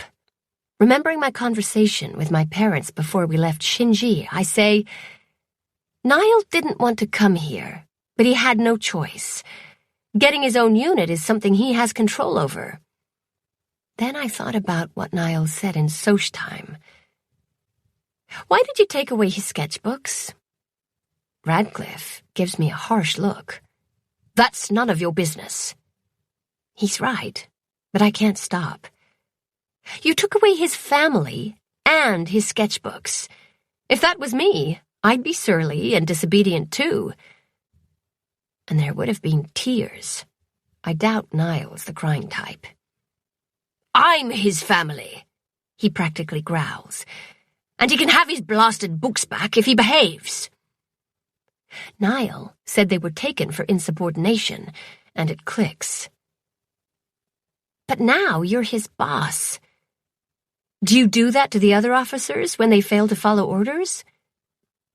Radcliffe's gaze burns through me. I'm such an idiot. I'm arguing with the chief of security.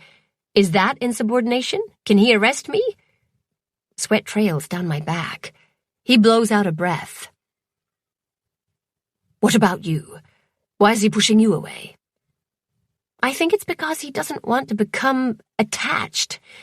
I had 4 close friends on Shinji 136 days ago. Now, one's dead, another's 37 years old, and I've no idea what happened to the other 2.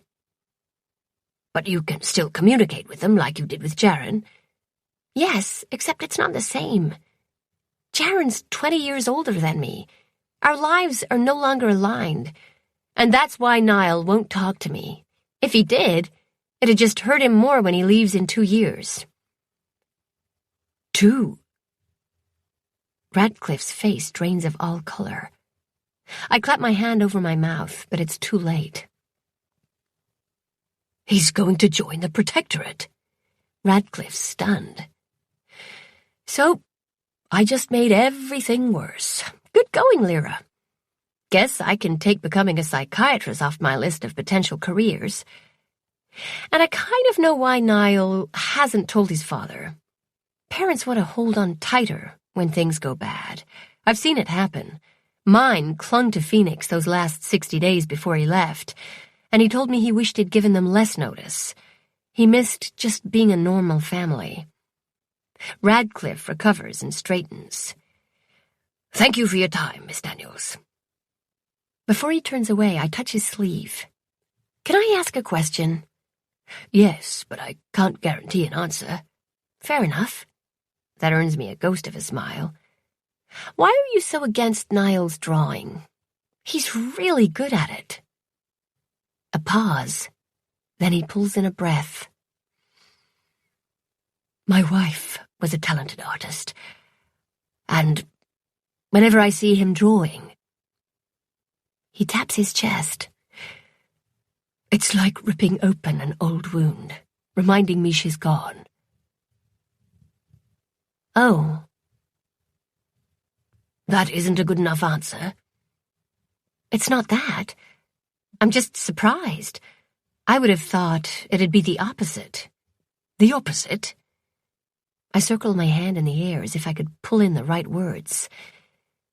"That it would feel good to see a part of your wife in your son. He does have 23 of her chromosomes." "Yep, it's official. I've been hanging out with scientists way too long." When he doesn't say anything, I add, "My dad cheats at cards all the time. It's just to see if he's smart enough to get away with it because he doesn't care about winning. My brother Phoenix does the same thing, and my father is so proud of that. If we catch Phoenix cheating, Dad praises him and encourages him to cheat better the next time so he doesn't get caught. Mom scolds them both, but her heart isn't in it because I think she likes seeing a part of my dad in her son." Radcliffe is looking at me with a strange expression. "Thanks for the warning about your father." There's a touch of humor in his voice, so I think that's not what he's really thanking me for. I play along, though. "My money's on my dad." "That confident?" "He's had years of practice." "We'll see." Radcliffe tilts his head. "Have a pleasant evening, Miss Daniels." "You too, Officer Radcliffe." Wow, I'm doing some serious adulting. I need to steal a bit of the hooch that the chemists brewed up, that I'm not supposed to tell my parents about, in order to get my miscreant card back. If you don't know what miscreant means, you haven't been misbehaving enough in your life. He continues on to pit 4, and I hurry to the canteen because my stomach is threatening to go on strike. Family meals are not a priority right now, and like most of the scientists in the base, I don't want to waste time cooking. I find an empty table and dig into the mystery meat, covered with the brown-colored goo. Doesn't matter what it is, it all tastes the same. A thud shakes the table. I glance up. Niall is sitting opposite me. He doesn't have a tray of food, but he does have an extremely pissed-off glower. "I saw you talking to my dad. What did he say about me?" he demands. Chapter 11, 2522, 132. Oh no, he doesn't get to avoid me and then demand I talk to him. "We agreed that you're a jerk. Now go away." I made a shooing motion. "Lyra." His tone is low and dangerous. "We're not friends, remember?" "Yes, I do. It's because I can't..." His forehead smooths. "Be like you." That's unexpected. "Me?" "Yeah." He gestures. "You're so well adjusted. You just lost a bunch of friends and it doesn't bother you." Doesn't bother me? Anger and frustration mix and just about choke me. I tap my chest. "Do you know what's in here? Crumbs. My heart crumbled when I left Shinji, just like that black heart I touched. And Lan's death?" A tight fist of emotion clamps around my throat, but I force the words through. "Just about swept all those crumbs away. The only thing keeping what's left together is finding out what happened to her and making sure all her decades of work weren't for nothing. Bile churns in my stomach as I lean closer. It bothers me. A lot. I've just had more experience at hiding my emotions, and I've had more time to deal. My parents let me know we were leaving Shinji well before your ship arrived. You had what, 30 days? I understand exactly what you're going through, and I promised myself the same thing when I left Shinji. Don't make friends, because you will leave them or they will leave you. Niall stares at me, but his anger is dulled into a simmer. But you made friends. Friends as in plural? I think about it. I did. Huh? I guess that the broody leave me alone isn't my style. Besides, it's helped. The truth. A surprise. You said boredom kills. Well, it's like the same thing. Being with others is a break from the pain.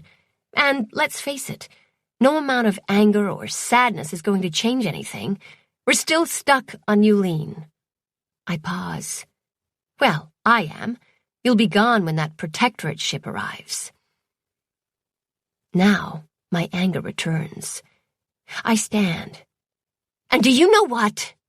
Niall tenses. Being an asshole and pushing me away to save yourself from future pain is a dick move. I'm the only one who understands what you're going through. You could have talked to me. Instead, you hurt me. And guess what? When you leave, it'll still hurt me because it'll remind me of King Toad and how we'd once been friends. Not waiting for a response, I walk away. Yelling at Niall probably didn't help him, but I can breathe easier now. And I did promise to talk to him. That counted, right? I don't see Niall again until 7 days later. I'm searching for pieces of the General in the debris of Pit 4. Even though there are still fragments missing and cracks zigzagging throughout, the General is as complete as I can make him from the chest down. You can see his pointed armor flap. Digging through the pile of rubble, I find what I hope is his left arm, but it's stuck under a section of another broken warrior that's too heavy for me to lift. I'm about to call for one of the techs to help when Niall appears and hefts the warrior as if it weighs nothing. Show off. I tug the arm free and return to the General. Niall trails after me. He's wearing his security uniform, not the jumpsuit, but the everyday one. The long-sleeved shirt is light gray. It has his last name and the word security embroidered on the left breast. The uniform also includes tactical pants, boots, and a weapon belt, all black in color. There's a pulse gun in his holster. I ignore him. There's nothing left for me to say to him. "You're here late," he says. The General's been insisting I finish him. Yeah, I know it sounds crazy, but I think once he's finished, the warriors will stop marching through my dreams. Of course, I don't tell that to Niall. Instead, I continue to ignore him as I sit down and brush the sand off the General's arm. Niall crouches down and grabs my wrists, stopping me. I glare at him. "My dad gave me my sketchbooks back," he says, releasing my wrists now that he has my attention. Wow, Radcliffe listened to me? Good thing I'm already sitting down. "I know you said something to him. Thanks." I grunt. "You're still a jerk." "Yeah, well, I'm now getting lectures about joining the Protectorate since you ratted me out. My dad and I are still fighting." "Then you should have told me that was a secret." "Oh, wait. I believe you were telling me to get lost at the time." I regret my outburst when he flinches, because I'm not normally that mean. "I'm sorry it caused you more trouble. It was another poor attempt to help. Don't worry, I'm done interfering." "Are you done illegal worming too?" He teases, or he tries. I just can't banter with him anymore. "No comment, Officer Radcliffe." A pained expression grips his face. Lyra, My mom once said that men are physically incapable of verbally apologizing. Now I believe her as I watch Niall squirm.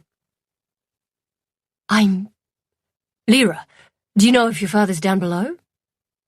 Dr. Bernstein interrupts us. His tone is harried and his grey hair is sticking up. Niall straightens. Something wrong? Bernstein eyes Niall's uniform. I can't reach him and a sandstorm is coming. We need to close all the outside vents right away. It's a significant one. He went down a while ago, I say. Probably still there if they couldn't reach him. The extra layer of sandstone makes communication difficult. I'll get him and then contact my father, Niall offers. Go to the control center and alert the teams in the field. We'll meet you there. Bernstein nods and rushes off. Niall descends the ladder. I'm left wondering if he was going to apologize. Perhaps something like, I am so sorry. Please forgive me. Or maybe confess. I am so in love with you. I can't think of anything else. Probably not that one. Why would I even think that anyway? He's been such a jerk. I sigh. However, he just lost his family, and he didn't arrest me. I do miss teasing him at Soch time. Plus, he made sure I ate after our mission to Yulin. And look at the way he just jumped into action to help. And that kiss. Why does everything have to be so complicated? I should be more concerned about the sandstorm. But we've had a few already, and everyone who is involved knows the drill. The scientists outside hunkered down in their protective tents. It's all good. Bernstein just panicked because he couldn't reach my dad. Speaking of my dad, he and a handful of others climb out of the hatch one at a time and bolt towards the base. Niall is last, and he glances at me and hesitates.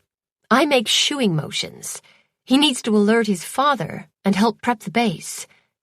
After he takes off, I can't help smiling. Pah! During a sandstorm, I'm safer in the pits, so I finish clearing off the general's arm. He's missing a couple of fingers.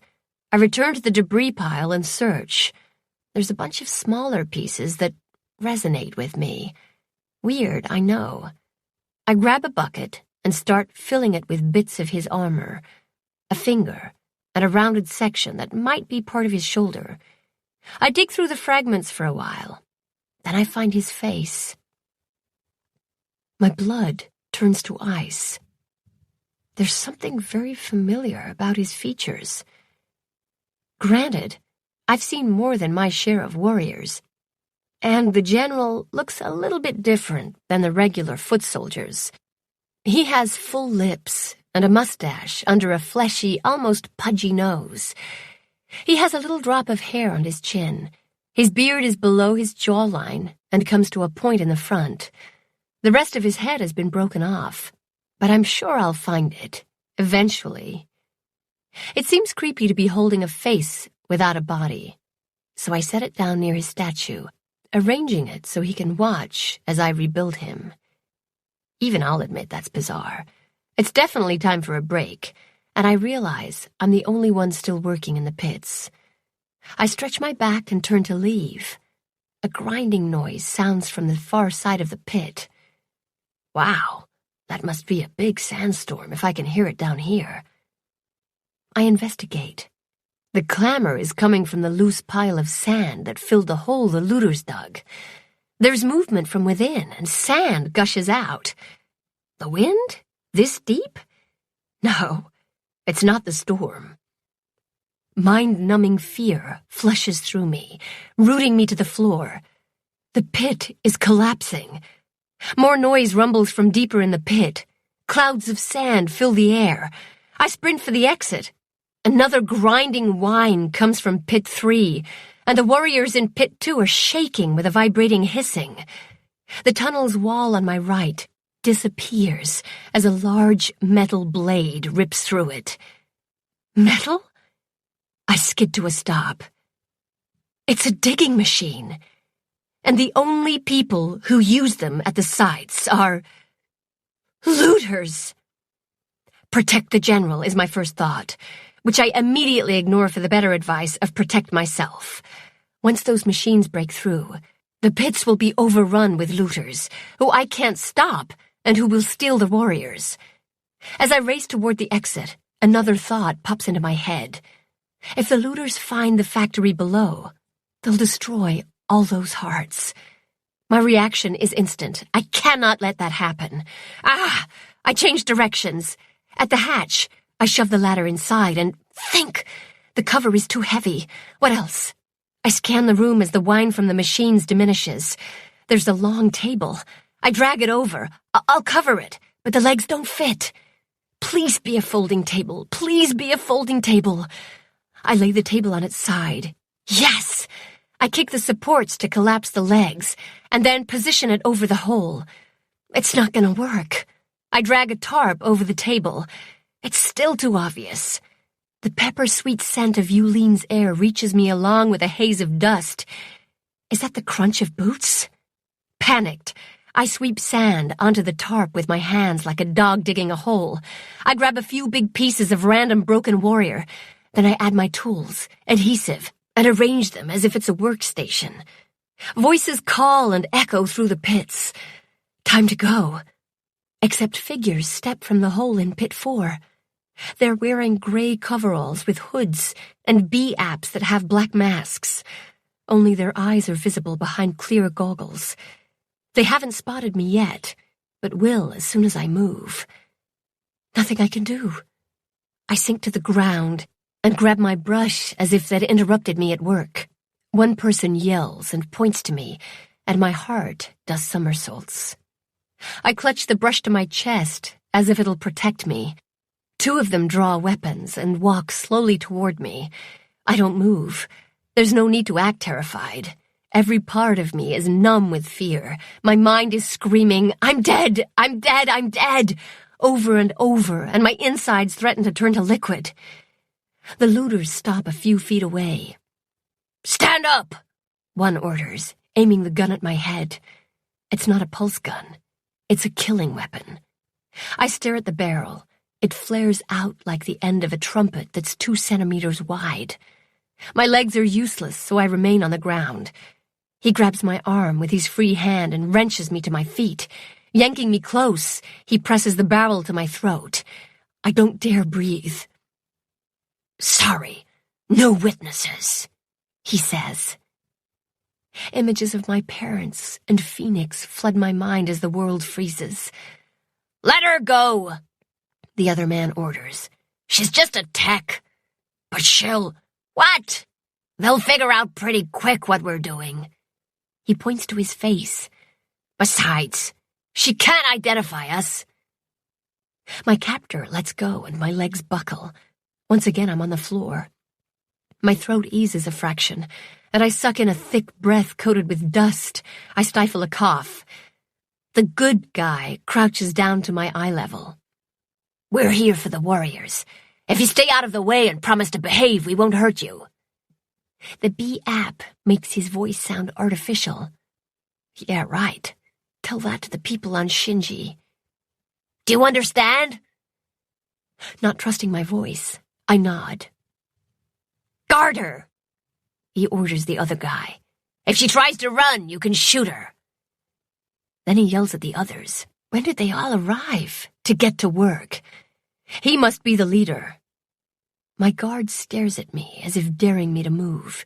He keeps his weapon in his hand. I've no intention of misbehaving.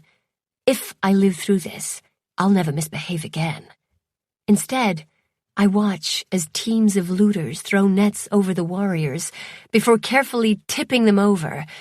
They hook them to small 4-wheeled vehicles that drag them up through the hole in the wall. They seem to be cherry-picking certain warriors. They're coordinated and efficient, as if they've done this many times before.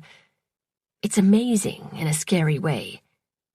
The rest of the warriors in Pit 4 disappear, and it sounds like the same thing is happening in the other pits. Hoping that the leader didn't lie to me about my chances for survival, I count looters, 4 dozen at least, and vehicles, and scan for anything that would identify them. Nothing so far. After an hour or so, I wonder what's going on in the base. Do they know the looters are here? What about our professional security force? Then I remember the sandstorm. Could it be hiding all this activity? I glance at my guard. Got a question, little girl? Why? An obscenely rich patron pays us lots of money. Why didn't you take more warriors before? That wasn't us, and Boss is pretty pissed about it, too. I gape at him. There's more looters? But more importantly, did this group attack Shinji? No. There is no way they could travel from Shinji to Yulin in 2 years. Is your patron even going to be alive when you return? I ask. The time dilation.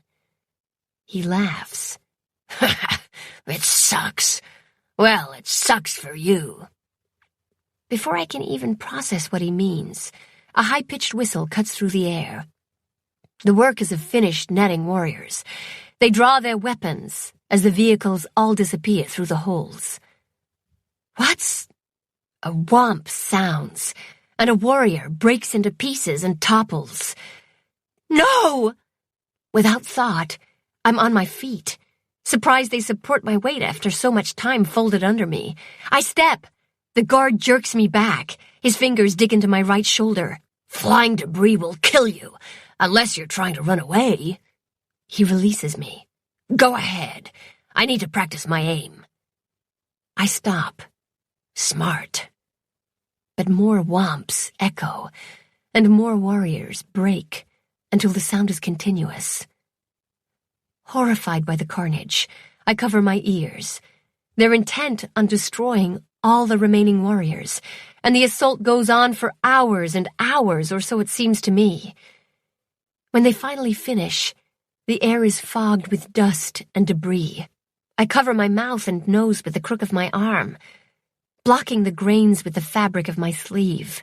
My eyes sting and tear. Why did you demolish them? I cry. Orders. My guard pulls me over to another who is standing near the general. What do we do with her?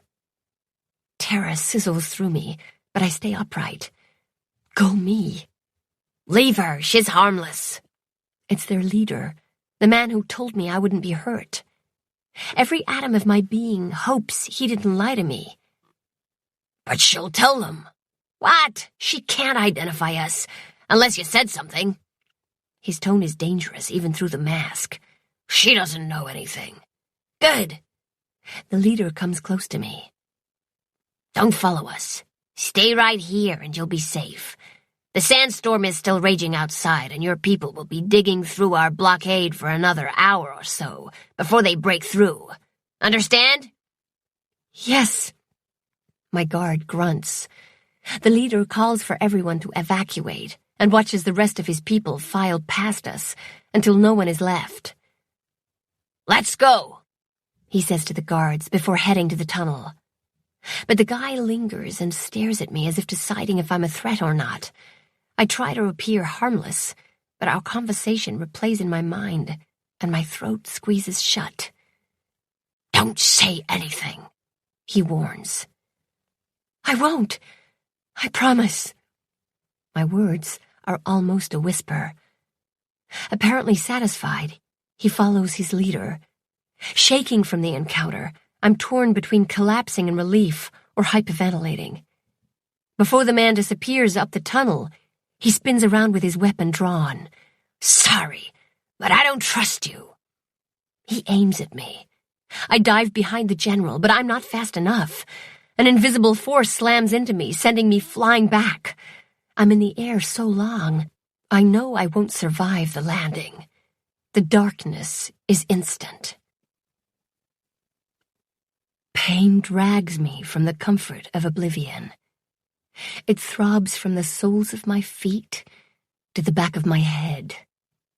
Every centimeter of my body aches. I keep my eyes closed against the brightness stabbing through my eyelids. Groaning, I try to move my limbs to find a better position to ease the pain. My left shoulder flares to life with an intense agony. Unable to endure it, I cry out. "She's regaining consciousness. Increase the dosage," a woman orders. "Hold on, Lyra," my mother's voice whispers in my ear. "They're putting you back together." Am I broken like the warriors? As my world turns fuzzy and the pain dulls, I imagine the doctors reassembling the pieces of my body. I hope they found them all. Voices wake me.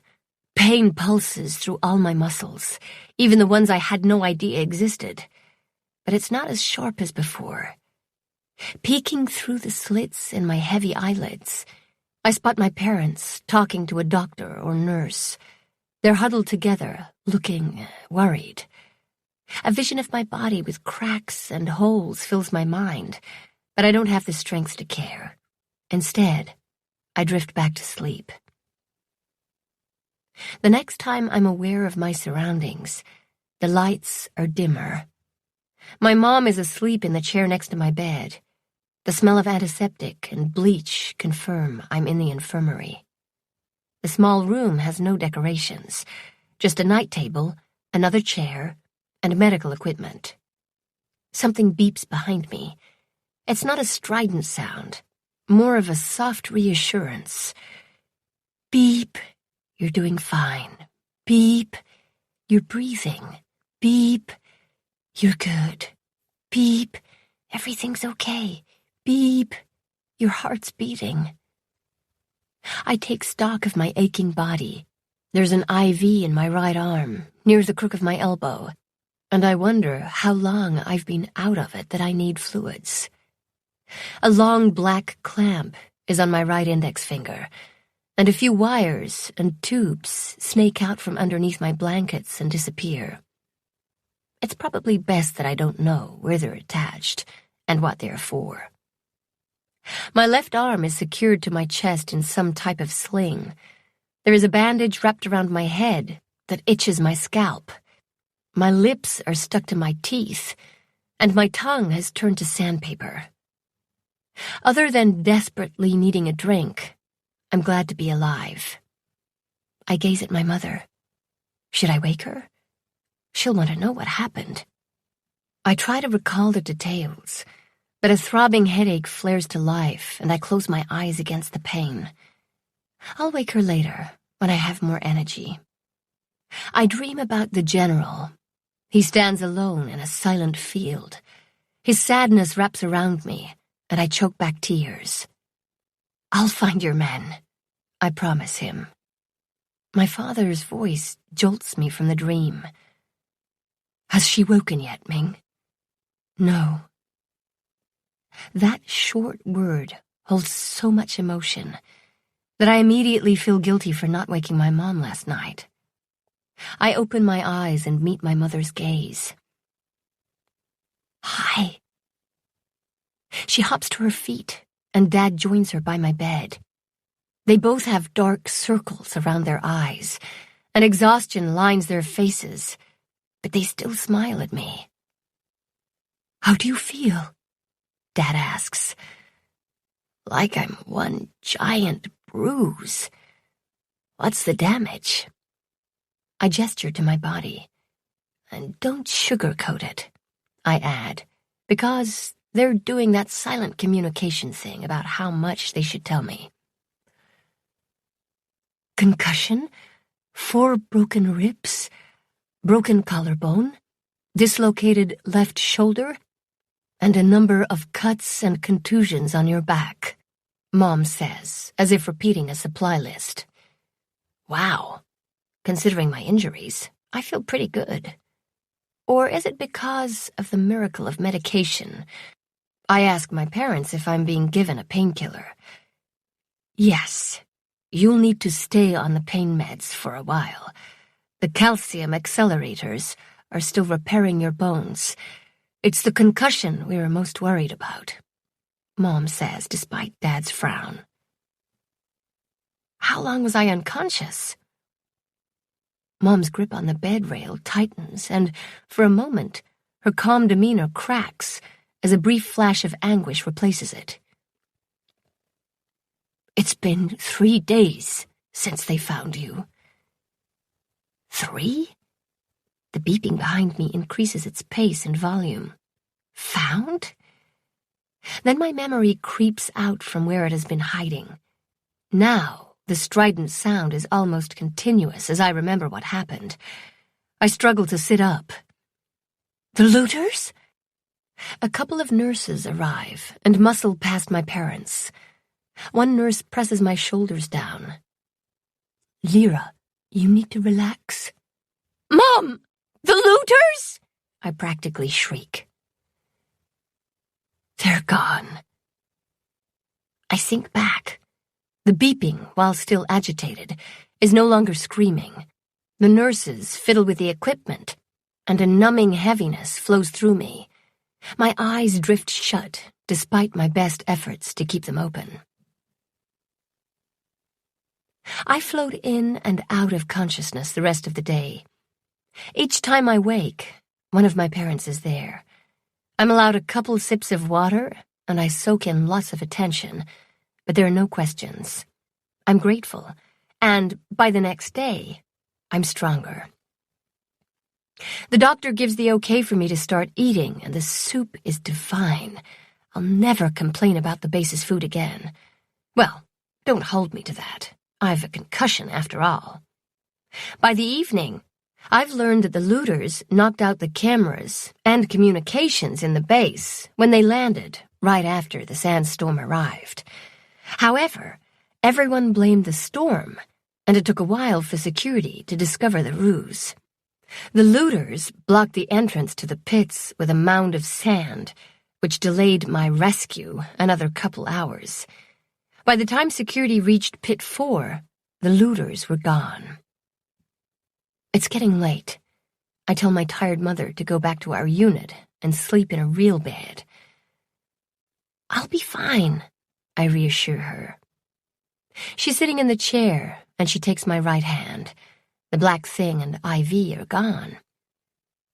Officer Radcliffe wants to talk to you in the morning about what happened in the pits. Do you think you're strong enough? Yes. She hesitates. Now I'm worried. My mother is not the type to hesitate about anything. What's wrong? The doctor said no questions until tomorrow, but I can't take the suspense. Just ask. Her fingers tighten around mine. Instead of running away, did you cover the hatch in order to hide it from the looters? Oh boy. I search for an excuse not to answer. Headache, fatigue, pain. But it would just delay the inevitable. Yes. I wait for the lecture on my incredible stupidity. Instead, she releases her grip and buries her face in her hands. Muted sobs fill the air. My mother? Crying? Those two things just don't go together. Shocked, I gape for a moment. Mom, I'm so sorry.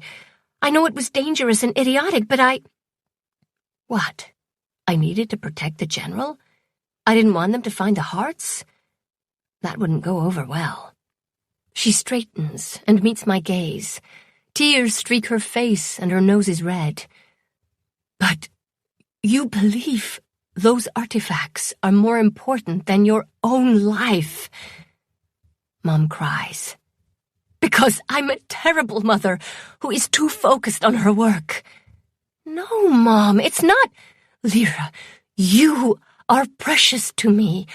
All those warriors that were destroyed or stolen, I don't care about them. When you... She sniffs. Nothing is more important to me than you and your brother. I'm sorry I haven't been... Mom, I know you love me. That's not the reason I covered the hatch. She studies me. Then why? Ah, hell. The hearts! They would have been destroyed, and we're going to need them. My mom wipes the tears off her face with her fingers, waiting for me to continue. I rush to fill the silence. I know it sounds crazy, and it was probably due to my panic when I realized that looters were drilling into the pits. You know, I wave my hand in the air. Adrenaline? The fear response releases all those chemicals and people do some strange things while they are pumping through a body. Okay, now I'm babbling, and I'm sure my mother is going to ask the doctor to examine my head again to search for brain damage. Nice to know all those hours of schoolwork haven't been wasted, Mom says. She stands and brushes the hair from my face. Her gentle fingers are warm against my skin. Promise me that the next time you will run away without trying to save any artifacts. There might be a next time, I squeak in alarm. There is always a possibility. But other than the hearts, we don't have anything left for them to steal. Not until we reassemble the broken warriors and the diggers open the other pits. In both cases, it will be a long, tedious process. And now that I'm thinking about it, what about the general? Was the part I reconstructed destroyed? No. The relief that flows through me is stronger than it should be. Well, Mom asks. Well, what? You haven't promised me to run away. Oh, if I can, I will. That seems to satisfy her. Get some rest, Lyra. Your father and I will be here in the morning. She presses a kiss to my forehead and leaves. Except for the various monitors doing their thing, I'm alone for the first time since I woke up in the infirmary. Considering Mom's reaction over my covering the hatch instead of running away, I wonder how Radcliffe and his security force are going to respond. I fully expect a lecture. Maybe I could beg off the questions, claiming fatigue. Except I couldn't do that. Damn, I'm too conscientious. Beep, you are. Thanks, I mutter to the machine. After breakfast, the nurses help me. The wires are disconnected, and the tubes are pulled out. Don't ask from where. Once freed from the bed and the bandages, they support me as I shuffle to the bathroom. My body protests each movement with a squawk of pain, but I'm informed that my bones have finished healing, but my muscles have not. They take longer. And we are going to work on getting my full range of motion back over the next couple days. It's too early in the morning for such enthusiasm. Plus, we really means me. My grumbles fail to subdue their energy. Once I'm in the bathroom and prove that I can stand without falling over, they give me some privacy. I peel off the sour-smelling gown. Unable to resist, I gaze at my reflection. Nasty splotches of purple and red bruises are scattered on my skin from my forehead to my shin bone. I finger a painful lump at the base of my skull. Ringed around my arm are bands of dark red from where my guard grabbed me. I've a black eye, and my long hair is plastered to my head in greasy clumps. Sexy, I'm not. The hot shower is an amazing restorative, and along with the clean pajamas Mom brought yesterday, means my view on life is looking up, despite me being reconnected to a few of the machines. Then the posse arrives. The nurses have just left when my parents enter my room, followed by Officer Radcliffe, Officer Morgan, and Niall. Every expression is serious, and my first reaction is that the doctors have lied to me, and I'm dying. Niall is holding one of his sketchbooks, and I try to meet his gaze, but he avoids looking at me. Lovely. Mom and Dad stand to my left, while Radcliffe and Morgan move to the right. Niall hovers near the foot of my bed. No one sits down. Oh boy. Radcliffe clears his throat. Miss Daniels, please let me offer you my sincerest apologies for failing to keep you safe. I tendered my resignation, but your father refused to accept it. The satellites didn't spot them, and they managed to bypass the security monitoring equipment before they attacked, Dad says. And the sandstorm was the perfect cover. You're not to blame, Tace. I glance at Radcliffe. There's no need for you to apologize. It was my fault I was in danger. I had enough time to run, but I hid the hatch instead. The muscles in Radcliffe's shoulders tighten, and I brace for the lecture. Both Morgan and Niles stiffen with anger. The silence stretches as I wait for someone to yell at me for being an idiot. The machine behind me beeps. Lyra, no one is going to scold you, Mom says. You're suffering from the consequences of your decision. I'm sure you learned from the experience. No doubt about that. Funny thing, though, even though I promised my mother I wouldn't, I'd probably save the hearts again. Please tell me everything you remember after Niall left the pits with your father, Radcliffe says. I described the attack from the digging machines to being shot. I don't think he wanted his boss to know, so he waited until we were alone. You're lucky that he only clipped you, Officer Morgan says. If you'd taken a direct hit, all your bones would have shattered, killing you. I struggle to draw a breath. To think that such a lethal force came from such a small weapon. And it was pointed at me, a couple times.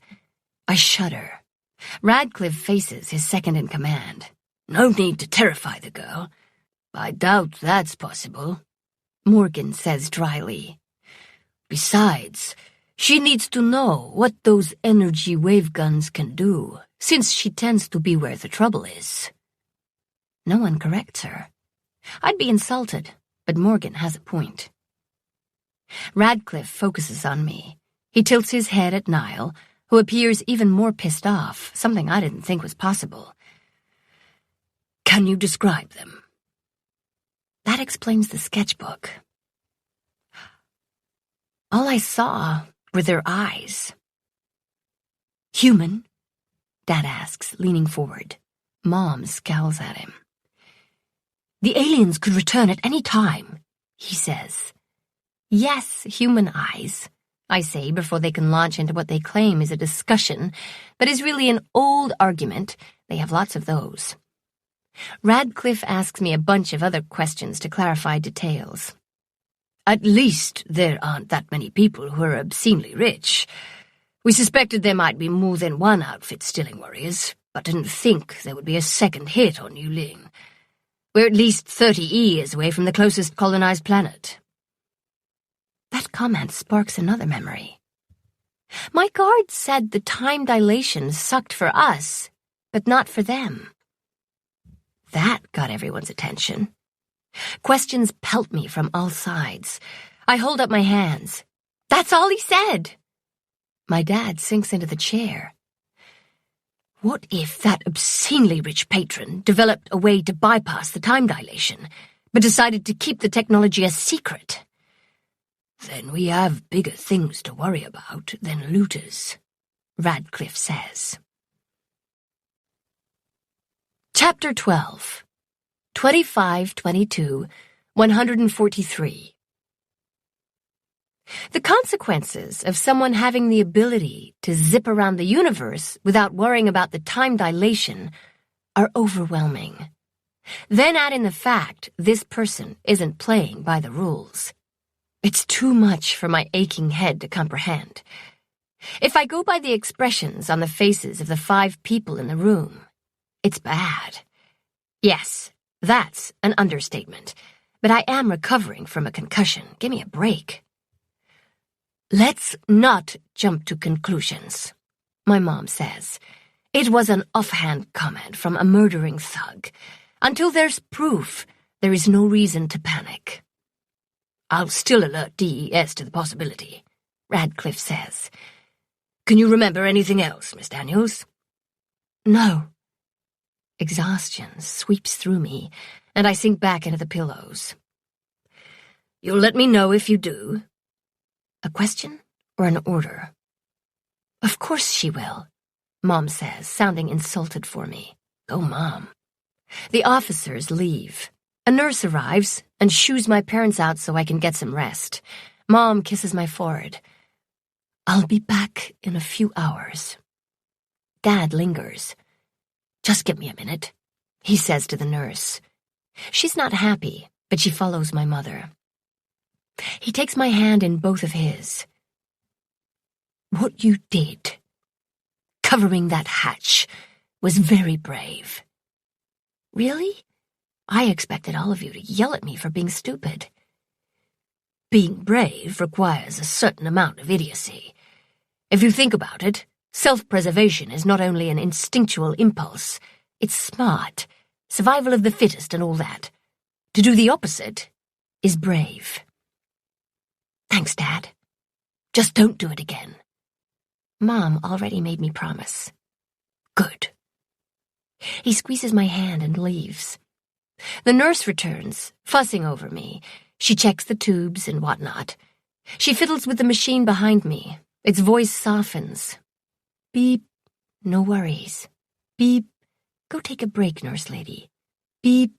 I'm watching over her. I drift asleep. However, the comforting mechanical sound turns strident in my dream. The general is calling his regiment to take up arms, but they're gone. The enemy is approaching, and no one is there to stop them.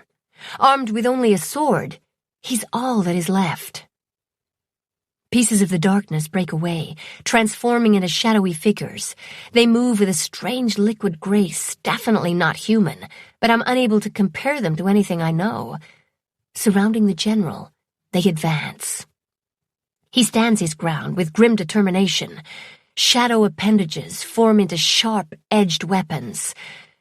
When they're within reach, the general turns to me. It's up to you now, Lyra. They attack, ripping into him as easily as if he's made of paper instead of hardened clay. No! Don't! I scream, jolting awake. Sitting up in bed, I grab the rails. The room spins as pain throbs in my head and blood slams in my heart, both keeping time with the frantic beeping. Niall rushes into my room with his weapon drawn, but relaxes when he sees I'm alone. What's wrong? I collapse back. Bad dream. He holsters his gun and turns to leave. Wait! What are you doing here? I ask. It's my shift to guard your door. My pulse jumps. The Shadow Army is here. But my brain, even sluggish from pain meds, dismisses that as ridiculous and goes on to the next threat. The looters are back. I'd like to say that my tone is calm and not panicked, but I can't. Niall hurries over to the side of my bed to assure me they're not. He meets my gaze for the first time. You're safe. Then why are you guarding my door? Orders. I wait, but he remains silent. I have a concussion, so help me out here. Why do I need protection when I'm safe? He gestures to the ceiling. Just in case the looters return. My dad ordered that you were to be guarded at all times. I mull it over. Why would they come after me? When you were unconscious, we were afraid they tried to kill you because you could identify them if they discovered you were still alive. They'd return to ensure I didn't wake up? Now that you explained what happened, as long as the guard believes you're dead, there's no reason for them to return. So for the last 4 days, the security team worried about another attack.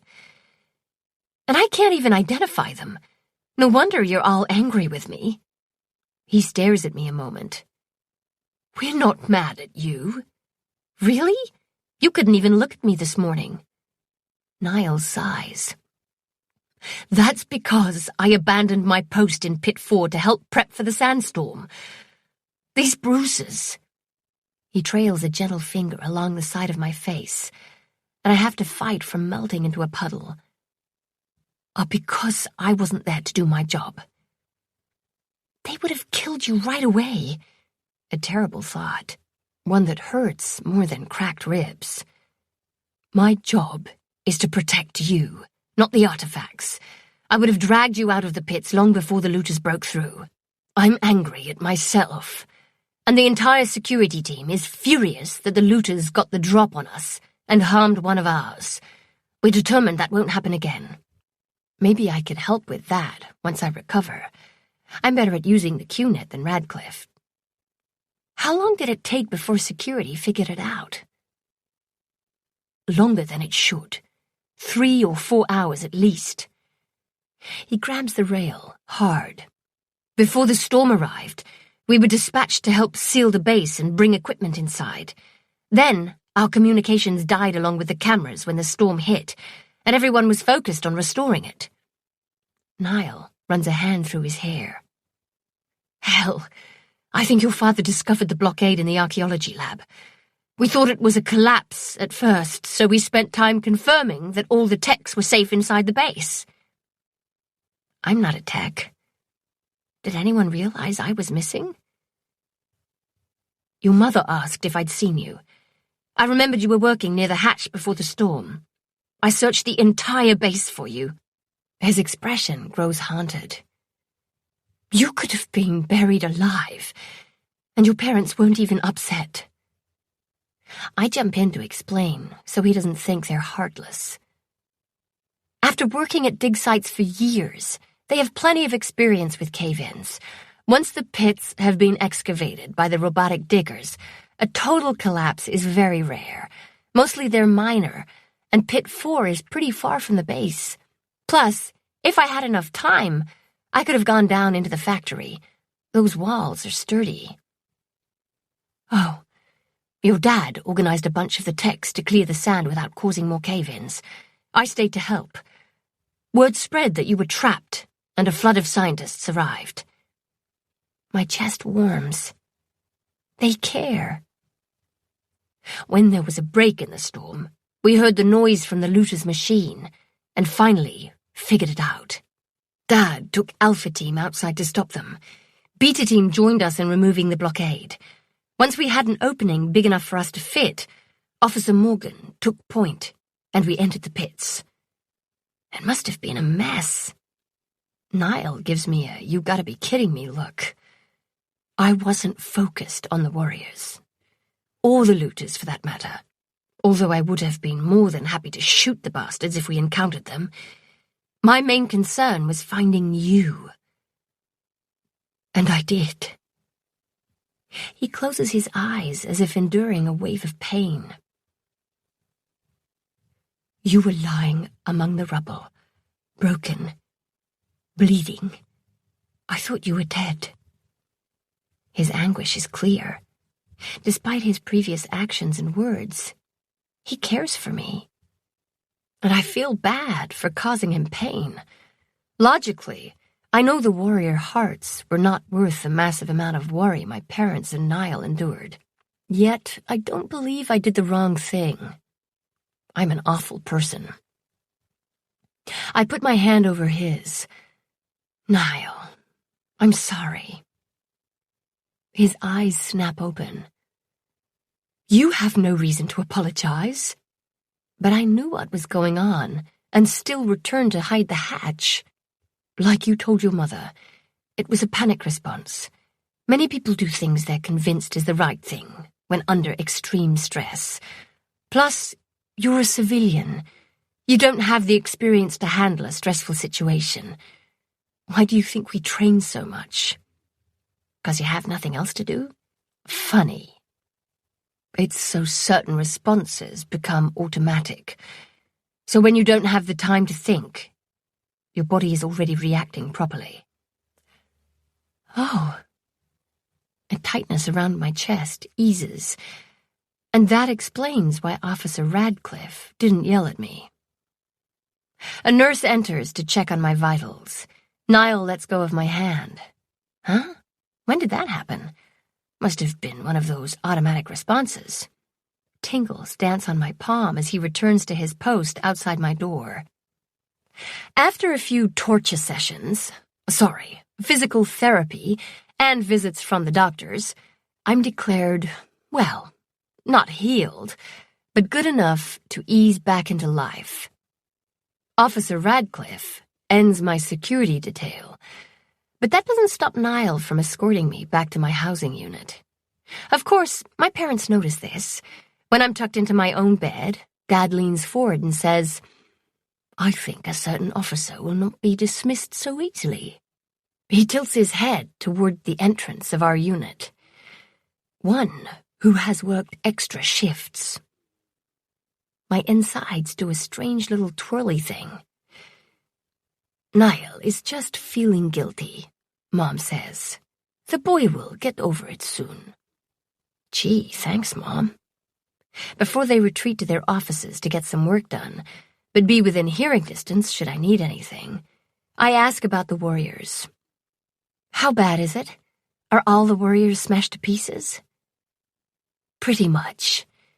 We are concentrating our efforts on reconstruction and analyzing the factory, but we're not reporting everything to DES," Mom says. "You think the looters wormed into DES's data clusters?" I ask. I was able to get classified files, and I'm not near as skilled as many others. "It's a possibility. And there's just something off about their responses to us." Another thing I can get help with, searching for signs that someone wormed into the QNet. Once I can read more than a couple paragraphs without a headache. "And we found evidence that the Warriors do have those hearts." Mom's face lights with excitement. I sit up straighter. "Did one survive?" "No, but we found particles of that black substance in the chest cavity of a few of them. Not as much as we'd hoped.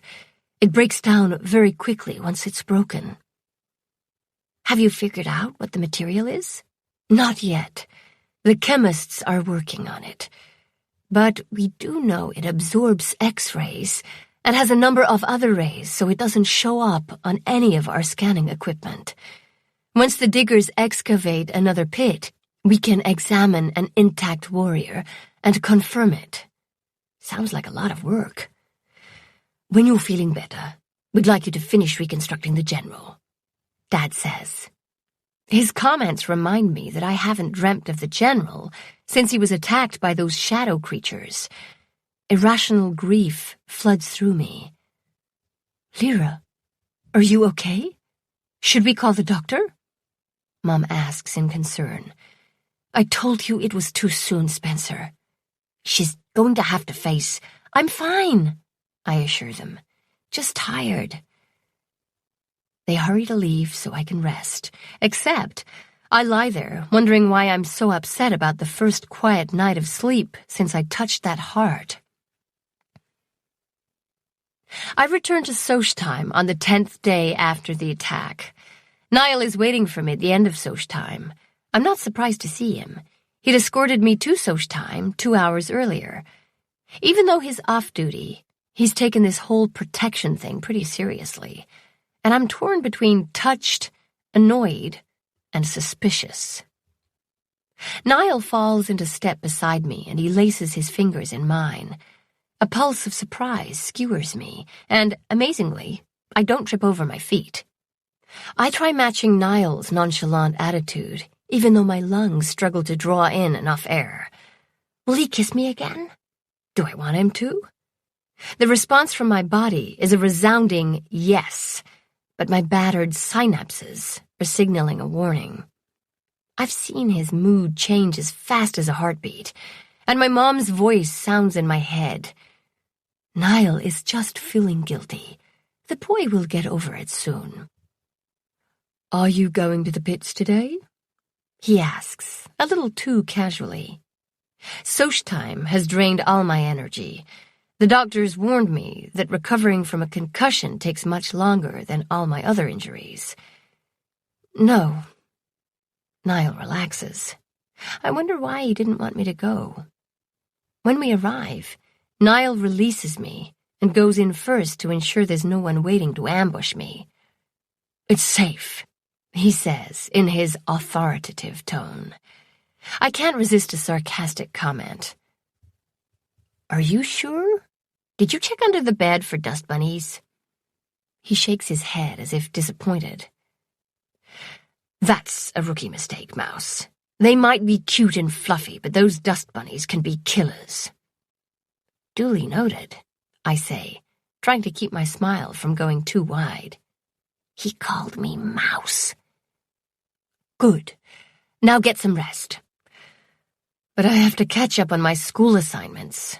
Just the thought of all that work makes my temples throb. Wrong answer.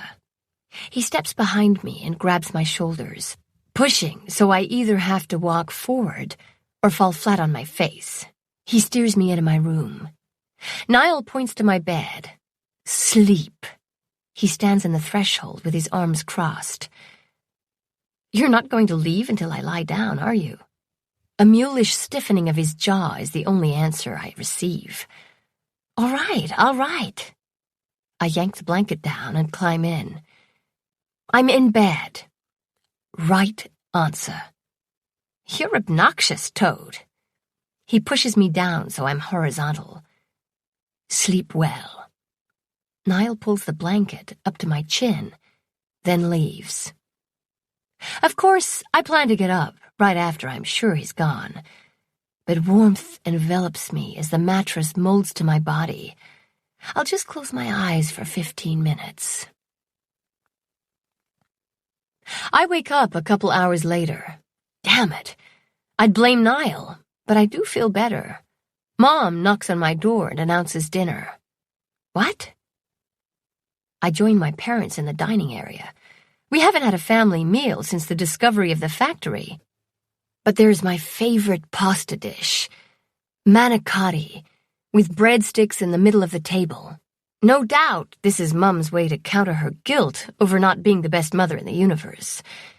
She's a better cook than the chefs at the canteen, so I'm not going to complain. Might as well enjoy it while it lasts. The food has restored me, and I return with the intention of doing my school assignments. Except I bypass my school files and worm deeper into the QNet. It feels different, as if someone had rearranged the furniture. Maybe it's the concussion, or the fact that I haven't wormed since we found the hearts. At least the shortcuts Chief Hashi taught me are still available. Remembering that I could be arrested if caught worming, I'm extra careful. Lyra Daniels, ghost wormer. For the looters to get all the way out here on the edge of explored space, they had to use a crinkler engine. In order not to kill everyone in the galaxy, they needed to avoid all the other areas of crinkled space, suns, black holes, and any massive planets. They had to worm deep into the QNet to set their star roads. Plus, they'd have to input their route. There should be some evidence of that tampering, and the fact DES didn't notice is terrifying. Or they did pick up on it and are keeping it a secret. If the looters tried again, perhaps DES will ambush them. Maybe that's why they're acting odd. Either way, I might find something that will help, except I can't access it from my terminal. After 3 hours of being blocked, even through the shortcuts, I figure I need a better terminal. One of my parents? I consider the risks. Perhaps Jaren would be up to the challenge of finding the looters. I message him. As I cover my tracks on my way out of the QNet, I'm detoured, that's the best word I can come up with to describe it, to another cluster.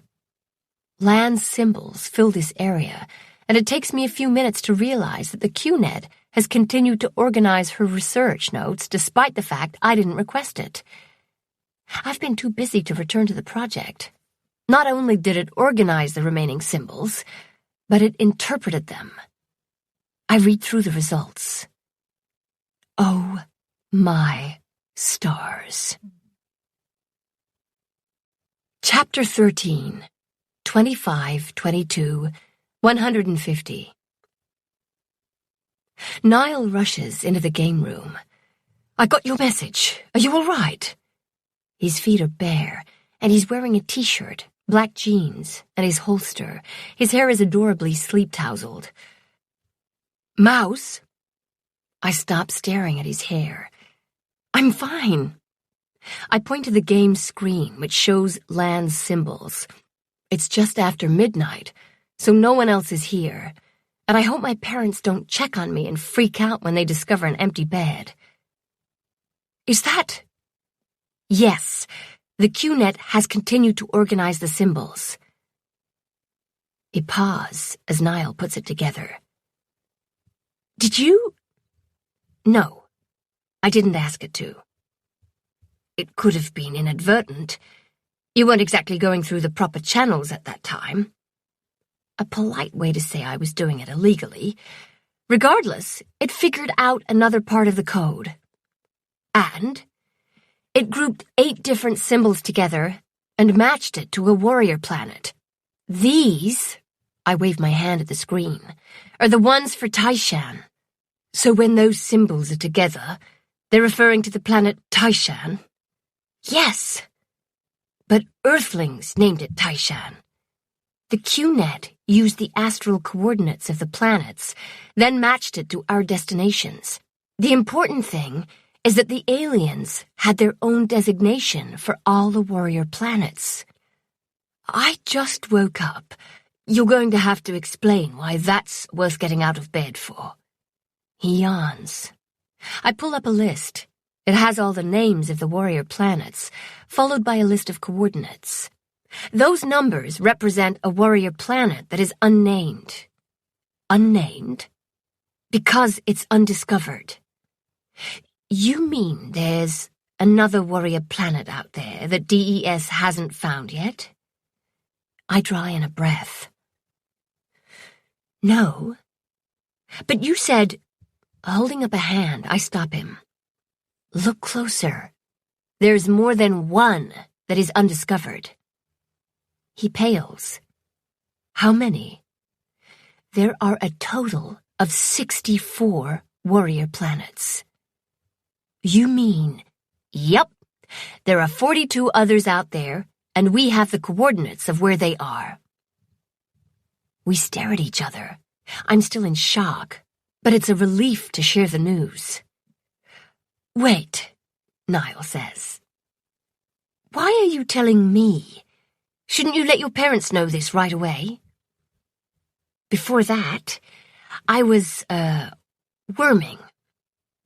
His expression hardens, so I add, I was trying to figure out how the looters got here.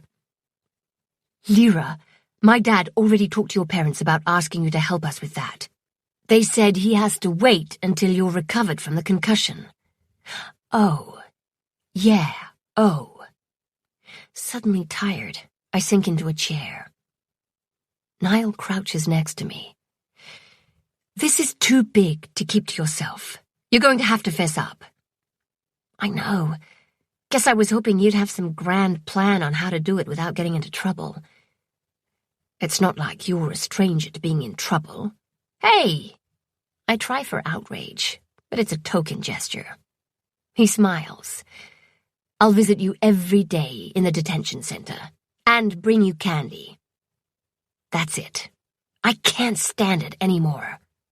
Standing up, I take a few strides to put some distance between us. Stop it! Stop what? Being nice. You're only doing it because you feel guilty. Niall straightens. All his humor is gone.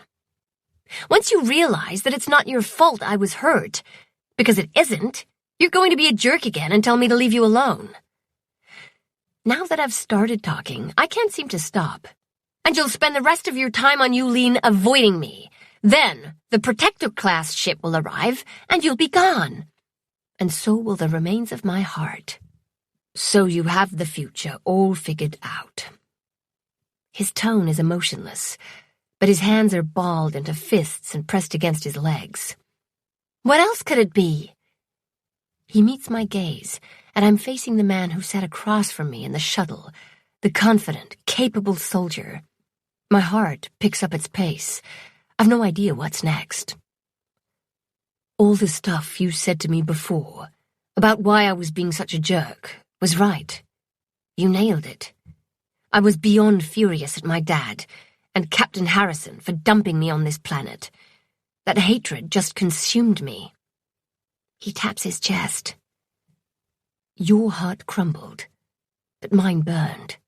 I couldn't get rid of it. It poisoned everything, even drawing. Then, when I couldn't find your pulse after the attack, all that anger and hate, Niall snaps his fingers. Gone. You were dead. Nothing else mattered. It put everything in perspective. Wow. I don't know what to say to that, even though my heart thumps its approval so hard I think it's going to crack my ribs. Niall steps close and takes both my hands. That jerk is not coming back, and I want to spend more time with you. But I annoy you. Part of the appeal. And I have a habit of breaking rules. Nobody's perfect. He cocks his head to the side. Are you trying to talk me out of it? If you don't want... That's not it. It's just... Are you talking about being friends? Or more? I can't do more with your plans to leave. Signing up for the Protectorate is not on my career list. Well, nothing is on my list at the moment, but he didn't need to know that. I'm not signing up, Niall says. Captain Harrison was right. I'm needed here. It's what I trained for. Plus, my dad... Well, it's only been 2 years since my mother died. He still needs family around. Niall moves so he's centimeters from me. And there's this girl. She's like a comet. Makes the rest of the galaxy seem dull in comparison. Heat flushes through me. A comet? I raise an eyebrow. They can be pretty dangerous. Don't I know it? Guess I'm just one of those adrenaline junkies. He meets my gaze. And I'm willing to take the chance. Are you? My heart yells yes. But my brain is being more cautious, not like a comet at all. It's going to take me a while to get used to... I hold up our intertwined hands. All this. We can take it slow. And I don't think I could handle too much niceness. Duly noted. All right. His grip tightens as he grins at me. A happy Niall is quite the sight, causing my head to spin and excitement to beat in my veins. And I won't even go into what it's doing to the rest of me. I didn't expect this tonight when I messaged him, and that thought grounds me as I remember the reason I contacted him. I tilt my head at the screen. You might have to visit me in the detention center in order to spend time with me. He glances at the symbols. Your parents might be so ecstatic over the news of those other planets that they'll probably forgive you for illegally worming. I look at him. Will it help if I'm with you when you tell your parents? The moral support would be welcome, but there's no reason to involve Niall. After all, I did the deed. No, it'll be better if I'm by myself. When do you think is a good time to tell them? First thing in the morning. How about no sense putting it off? I try to look on the bright side. No schoolwork or soc time while in detention. Niall releases me. It's getting late, and you should get some sleep. That's not going to happen. But I restore the game system to its original settings. Niall takes my hand, and we walk through the mostly empty corridors, A few late working scientists are also heading to bed, and a couple hurry past as if on an errand. I gesture to one of the cameras. Is someone monitoring them? Yes. We used to review them daily, but after the attack, my dad ordered a security officer to be on watch around the clock. Guess who has the 04 to 0800 hours shift? His wry tone requires no response. 3 hours of sheer boredom, followed by an hour of watching everyone grab breakfast and report to work. It's just past 0100 hours. You're going to be beat. I'm sorry. Don't worry about it. He squeezes my hand. This was more important than sleep. We continue to my unit in comfortable silence. I open the door, half expecting a parental ambush. I pause in the threshold. Do you want me to check your room for dust bunnies? Niall teases. No need. I've recruited them, and now I have a cadre of dust bunny assassins at my beck and call. That's hardcore. I see you're well on your way to a life of crime. He tugs me into the entrance area, closing the door. He leans toward me. Better kiss you while I have the chance. When his lips meet mine, all sorts of tingles race through my body. His kiss is tentative at first, but soon deepens. I wrap my arms around his shoulders, and I'm finally able to run my fingers through his tousled hair as I open my mouth. A low growl vibrates in his throat. His warm hands press on my back, drawing me closer until the space between us shrinks to nothing. The thuds from his racing heartbeat vibrate on my chest. Or is that my heartbeat? Niall pulls away, and I protest. He rests his forehead against mine. It's late. His thumb traces my jaw. And you're still healing. I see you're going to be the sensible one in this relationship. I mock grouse because he's right, and step back. Someone has to be. Night mouse. Night toad. After he leaves, the warmth of his touch lingers on my skin as I head to my bedroom. I'm dreamily replaying our kiss in my head, but I'm jolted back to cold reality. All sweet thoughts are banished as fear's icy tentacles wrap around my stomach. My mother is sitting at my terminal. She's wearing a robe over her nightclothes. The screen is filled with land symbols. I must have left it up in my haste to talk to Niall. Mom swivels, her arms across, and a dangerous expression is stamped on her face. What is going on? Where were you? So much for waiting until morning. At least she didn't freak out and call security. Is Dad awake? No. Why? He's going to want to hear this too. And for the record, I plan to tell you both in the morning. She studies me for a moment. All right. Mom goes to wake him, and I sort the information into a logical format. I calm my nerves with a reminder that my parents are reasonable and intelligent. When they enter my room, I'm ready. What's with all this fuss? Dad asks, yawning. They stand behind me as I explain everything, showing them the symbols and the QNet's interpretations on my screen. When I finish, there is silence. I'm afraid to turn around, but I can't stand the suspense. My mom's left hand is clutching my father's forearm, while her right is covering her mouth. Dad blinks at me. A half smile tugs at his lips as if he's trying not to whoop out loud in joy. Dropping her hand, Mom recovers first. Send me the files. Her voice is higher than normal. She's excited, but trying hard not to show it. I do as requested. That's... wow. I can't believe... Lily, do you know... Spencer, we need to discuss this in private, Mom says. But Lily has... has done something illegal to get this information. She turns to me. Get some sleep. We'll talk to you in the morning. Mom practically pushes Dad out the door. That actually went better than I'd expected. It's a relief to have come clean. I change into my pajamas and get into bed. My fate is no longer in my hands, so instead of worrying, I think of Niall's touch.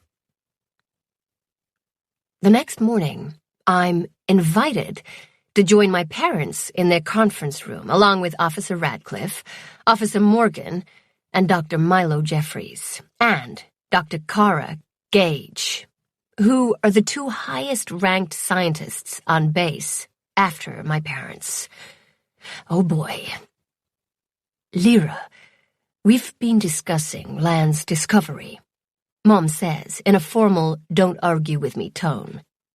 She had collected all the relevant information, and by bringing it into the QNet, you aided in the translation of some of those alien symbols.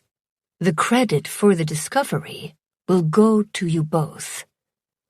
I opened my mouth to protest. Lan did all the work. I was just lucky.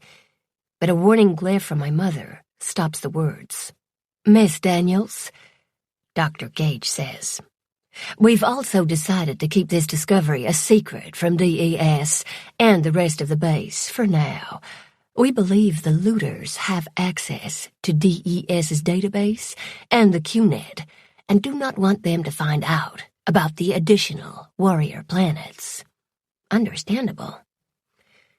We need you to promise not to divulge the information to anyone, Dr. Jeffries says. I swallow as my blood rushes to my feet, leaving me lightheaded. Seeing my reaction, Officer Radcliffe asks, who else knows? Oh no. Taking in a breath to keep from passing out, I exhale slowly. I don't want to get Niall into trouble, so I explain that I panicked and called him, but he advised me to inform my parents and escorted me home right away. Officer Niall Radcliffe can be trusted with this information, Morgan says. Anyone else? Radcliffe asks. No, sir. Can we trust you, Miss Daniels? Dr. Jeffries asks. That question rubs me the wrong way. Angrily, I go from a defensive mode to offensive. Keeping my tone cold and voice even, I say, the looters almost killed me, Dr. Jeffries. I'm not about to let them know there are more planets out there for them to pillage. Although it's not visible, I sense my parents' approval. Fair point, Miss Daniels. Can you remove the files of Land's symbols from the QNet? No, but I can bury it so it's very hard to find and add security measures to alert Officer Radcliffe if anyone tries to access it. Good. Your mother informed us that you were worming last night. Jeffrey's lips twist as if the concept is distasteful to him. Did you learn anything about the looters? No, sorry. My terminal, limits my reach. DES hasn't a clue either, Dr. Gage says in disgust. They have the full power of the QNet at their disposal, yet they are unable to find the looters, let alone stop them from worming into the star roads. With the mention of worming, the group looks to Officer Radcliffe. Warning bells go off in my head, and I brace myself for whatever's coming next. Mom says, normally, when someone breaks the rules, the base leaders decide the punishment. However, since you're our daughter, we have a conflict of interest, so we abstained from this decision. Drs. Gage and Jeffries have consulted with Officer Radcliffe and agreed with his recommendation, which is not subject to change. Meaning, I can't argue. The strength in my legs ebbs, but I keep my knees locked as I meet Radcliffe's gaze. He doesn't smile. He's all business. You're mine for the next 90 days, Miss Daniels. Go pack your clothes and any essential items you may require. Wait for me in the living room. I will escort you to your new quarters. Every centimeter of my body goes numb, and my thoughts jumble into gibberish with Radcliffe's order.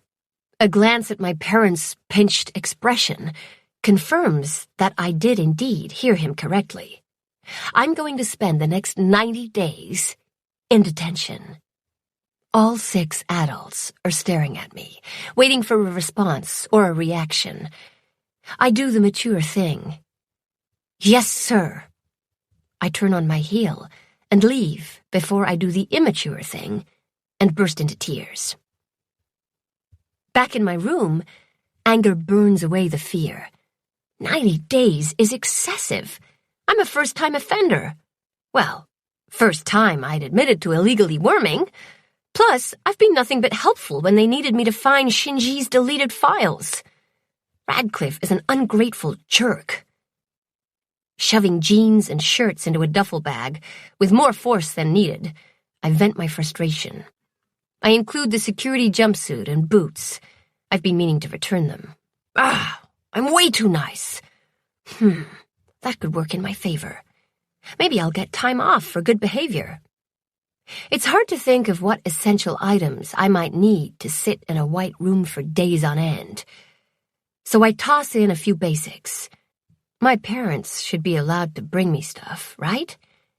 I only know what Jaren told me, which reminds me, after I finish packing, I connect to my terminal. First, I bury the file in the QNet and mound protective measures over it. Then, I message Jaren. 2520, 150. Well, it finally happened. I'm headed to detention for illegally worming. Out of all my friends and family, I think you alone would be proud of me.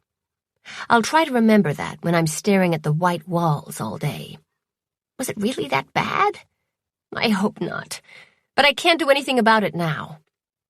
What sucks the most is I was trying to help find the looters. At least I pieced together some of Lan's research for my parents. Poor Lan. I miss her so much. To me, it's only been a half a year since I last saw her. Sigh.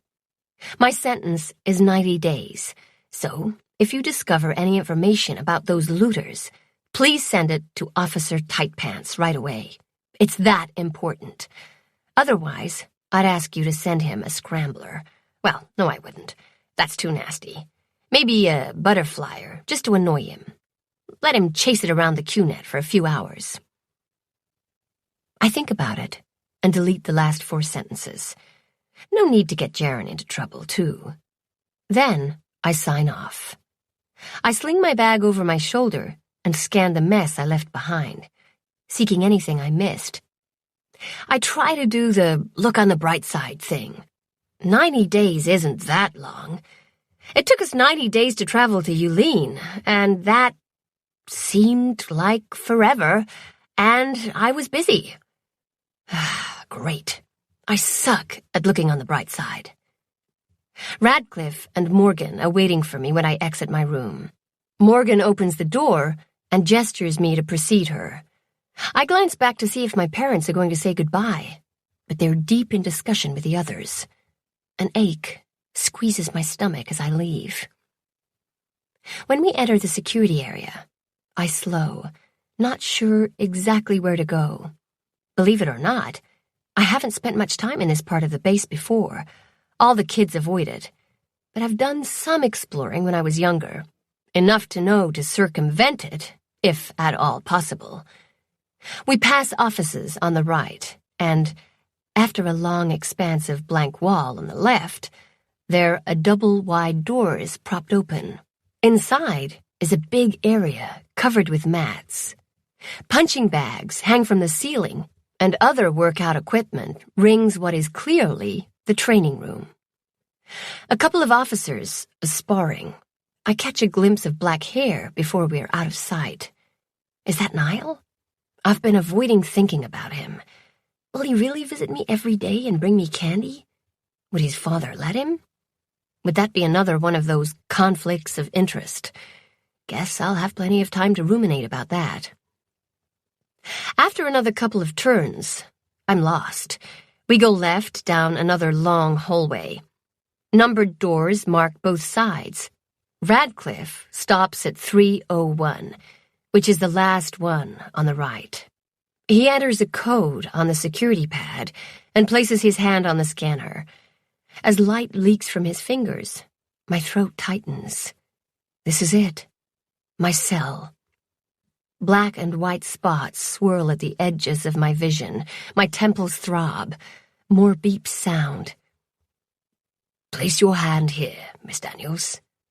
All moisture leaves my mouth, but I manage to say, "Call me Lyra, please." Being called Miss Daniels always sounds like I'm in trouble.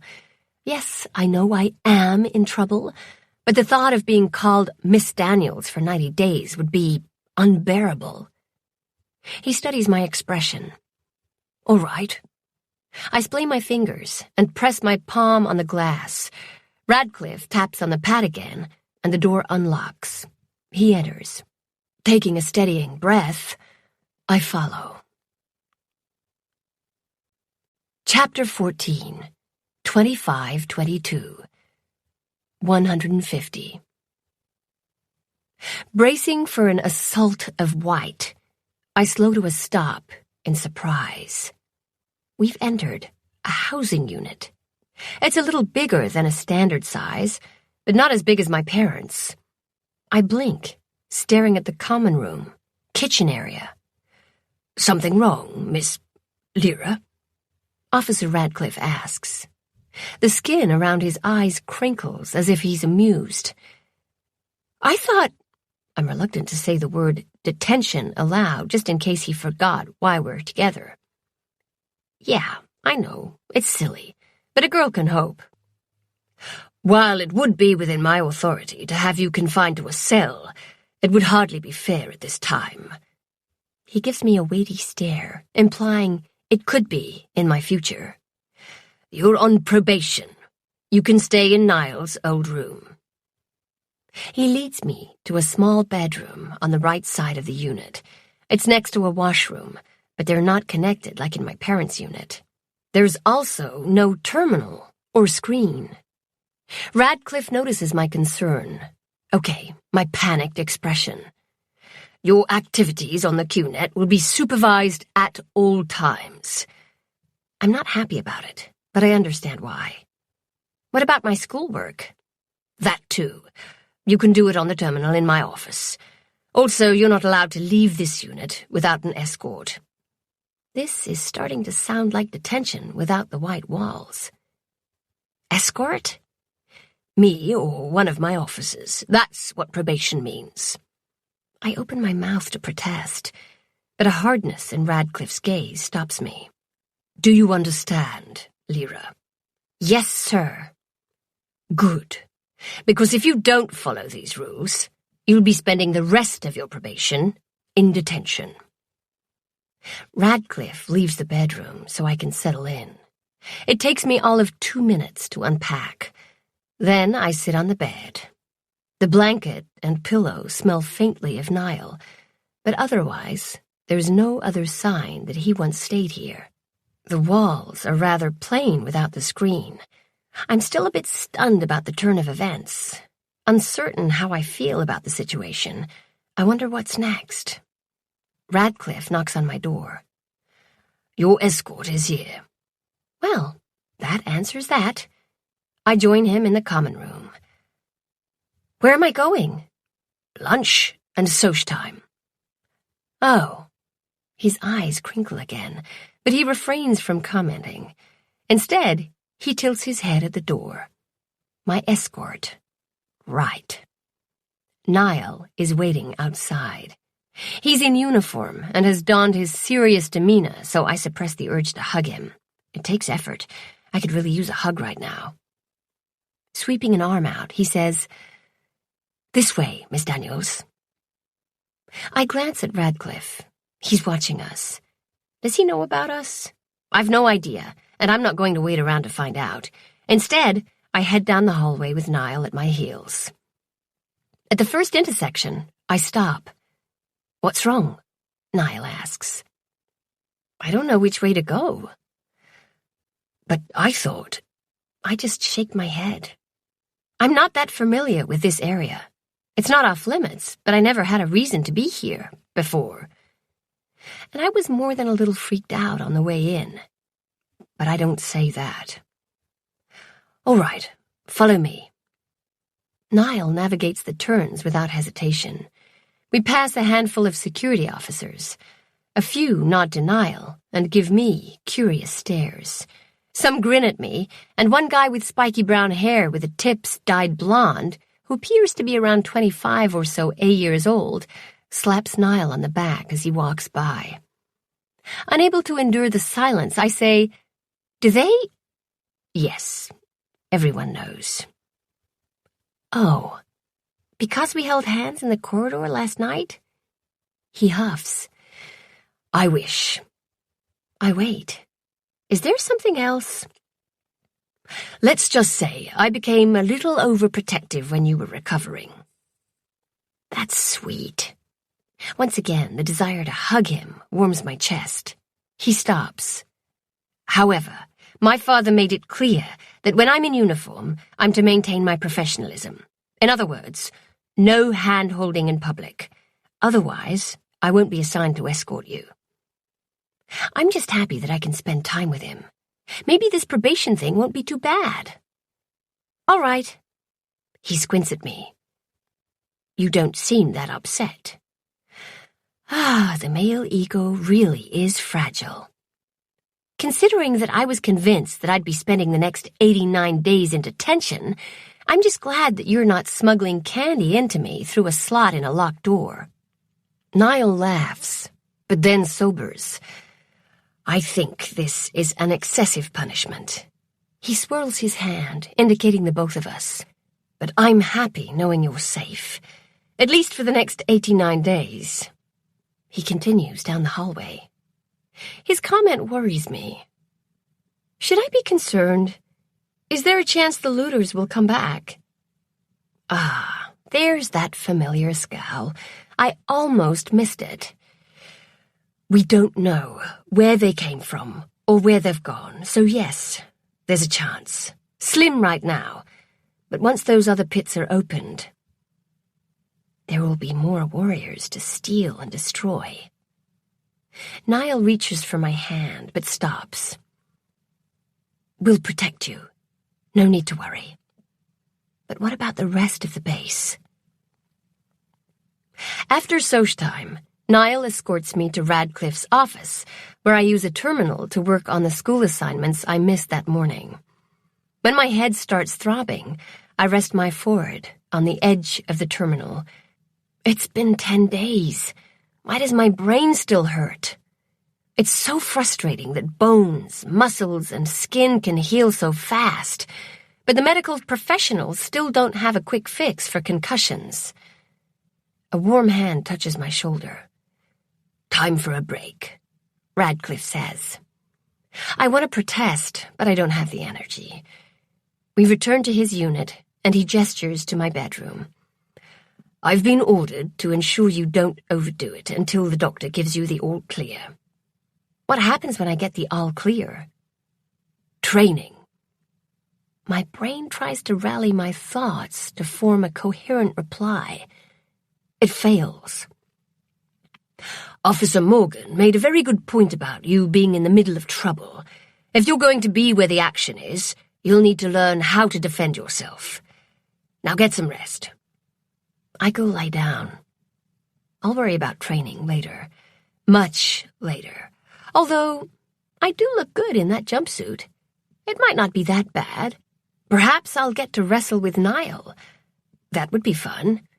Except, I doubt my idea of wrestling matches Officer Radcliffe's idea. Not as much fun now. A knock wakes me from a light doze.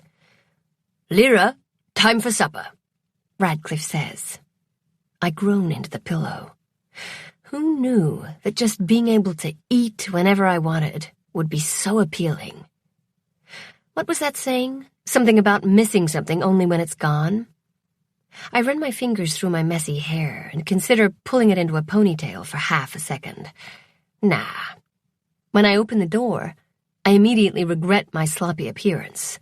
My parents and Niall are in the common room talking. A lump grows in my throat, and I'm going to blame the concussion for it, not the fact that I'm overwhelmingly glad to see them. My mom spots me first and swoops in for a hug. I lean into it. I've been needing that hug all day. "What are—" I ask.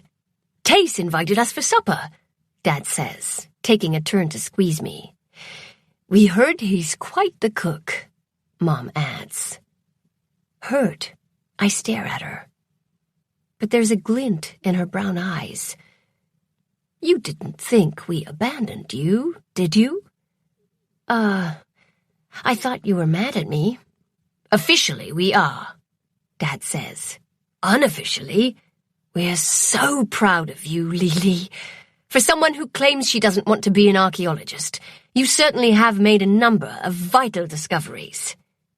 He claps me on the shoulder, and I almost topple over. I meet Niall's gaze. He's grinning and mouths, "Lily." I'm about to scowl at him when I notice he's not in uniform. Instead, he's wearing jeans and a form-fitting black t-shirt. Oh my, I really should have fixed my hair. "Food's ready," Radcliffe announces. My parents head to the kitchen. "Did your dad invite you too?" I ask Niall. "Sort of." That's not an answer. He hesitates, then says, "Since my mom died, my dad and I make a point to eat dinner together, unless one of us is on duty or something big is going on. When I moved out, he asked me to continue the tradition." Niall shrugs. "Captain Harrison was his closest friend. Being down here has to be rough on my dad, too." He has a point, and I regret all my unkind thoughts about Officer Radcliffe. Well, most of them. Niall steps closer and lowers his voice. "Do your parents know about us?" I shake my head. I didn't know about us until last night. He grabs my hand. "Then this should be an interesting meal. Come on, Mouse." He tows me into the kitchen. My mother is talking about the new warrior planets. She doesn't miss a beat when we enter, but she notices our laced hands before we break apart to sit down in the 2 empty seats at the table. Radcliffe sets out a steaming, white, cheesy-looking casserole that smells divine and tastes even better. A man of many talents. I might actually enjoy this probation. Conversation ceases as we all enjoy the meal. "Too bad we can't use the Q-net to map those planets," Dad says, before he shoves the last of several huge forkfuls into his mouth. "Not a single scientist on this base has an old-fashioned paper star map." He says it like it's an insult.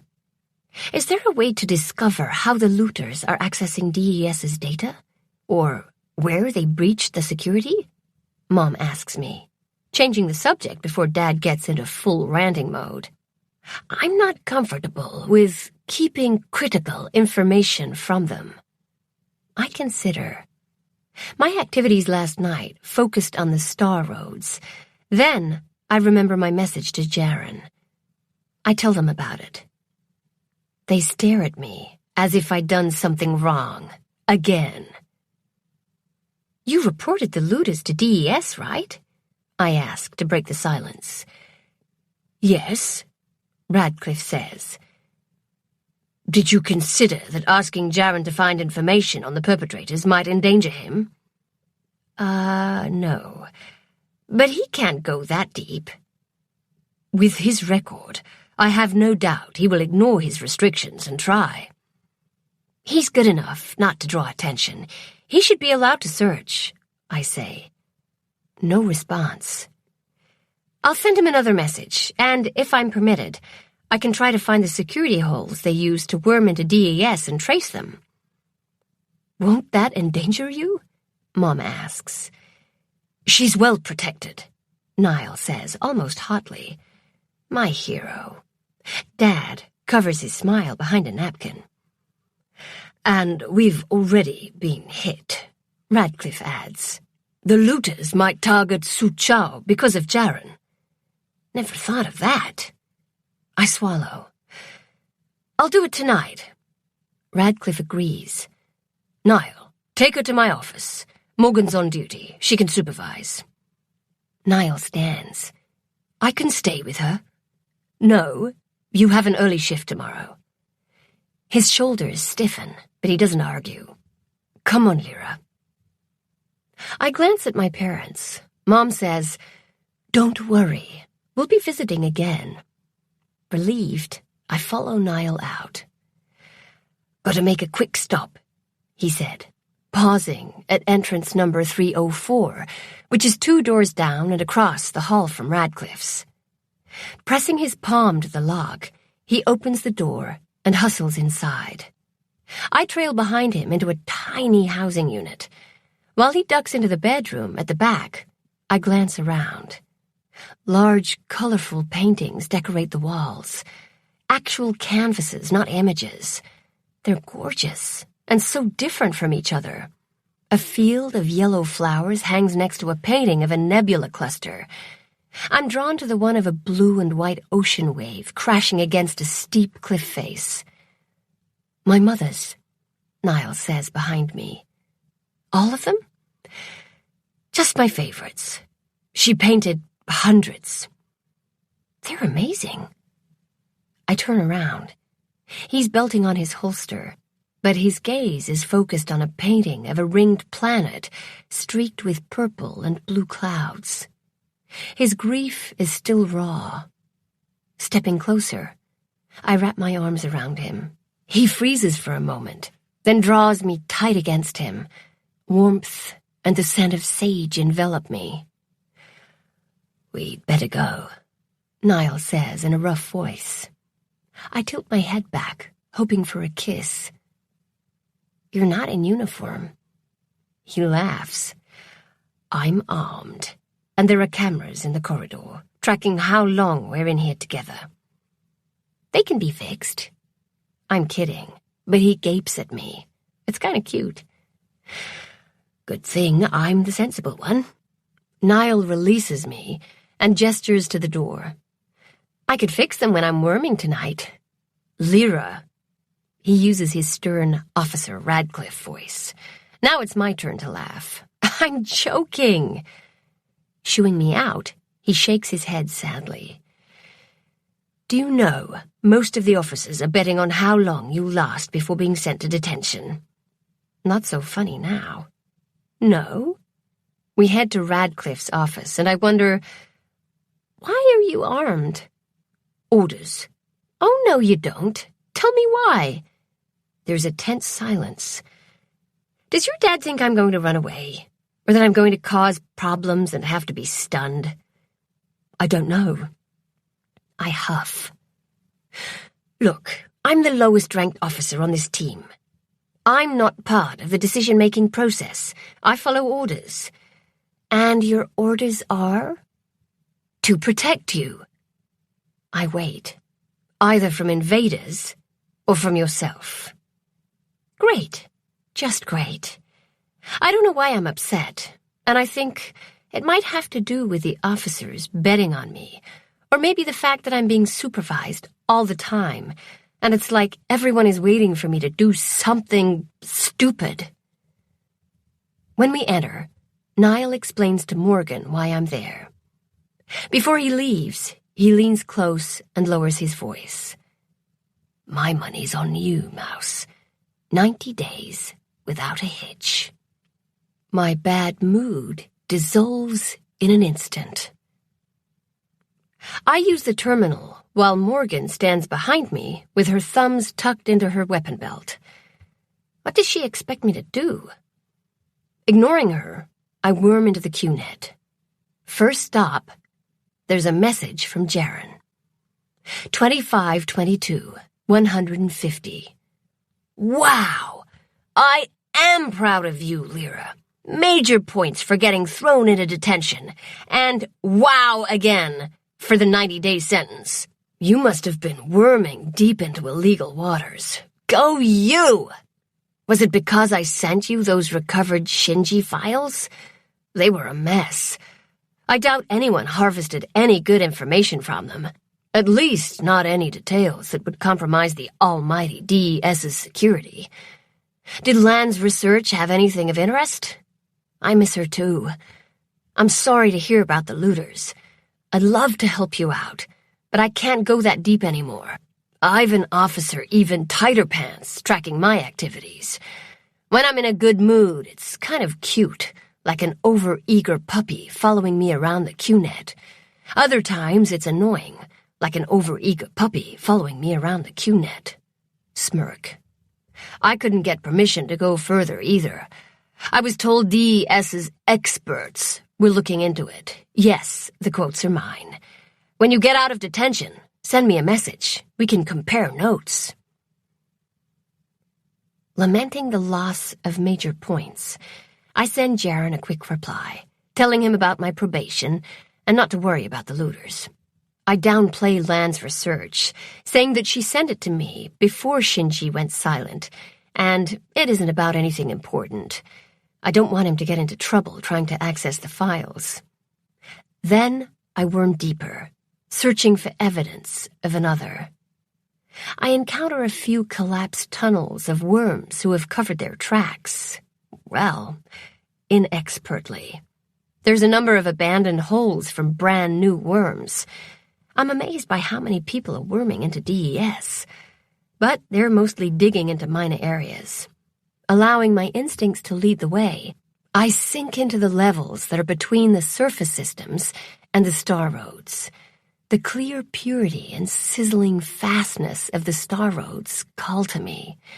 But this terminal doesn't have permission to go that far. I glide above and eventually spot a smooth shimmer. I track it for a while and discover it's a collapsed worm tunnel, but it's so expertly done, it's almost invisible, and impossible to trace back to the worm. I wonder if this is the work of the infamous Asen V. Once I know what to look for, I find more, many more, and these are going into highly secure areas. Unease tingles up my spine.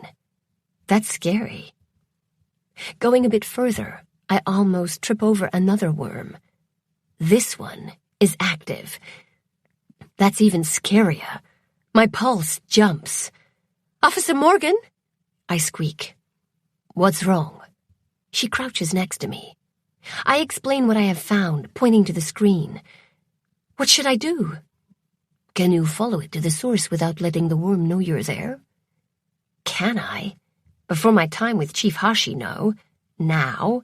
Yes." "Do it. I'll contact Radcliffe." I trail the worm by staying below it, as close to the star roads as I can get without setting off DES's alarms. The fact that the illegal worm is this near to the roads sends bolts of panic along my nerves. This could be one of the looters. Voices sound behind me, but I'm too focused on my prey to listen. Time passes, more voices arrive, and pain stabs my forehead. At one point, the worm dips into DES's sensitive database. I edge closer to see which one, and... Shit! I bang a fist on the chair's arm as the worm spies me and takes off, zigzagging and covering its tracks so fast I lose it. Shit! Disgusted, I turn and freeze. Radcliffe, Morgan, and my parents are staring at me. Sorry. What happened?" Radcliffe asks. I explain. He exchanges a glance with Morgan before asking me, "Can you go back in and track it?" "Not on this terminal." I rub my temples. "What about mine, in the control room?" Dad asks. "No, you need... Shit!" I swivel back, calculating how many days it's been. About 60 days. Would they be in a time jump? I quickly assess the information and... Yes. "What are you doing?" Radcliffe asks. I hold up a hand. "Give me a minute." I send a message and hope there's not too long a delay, Depends on how the QNet is routing it.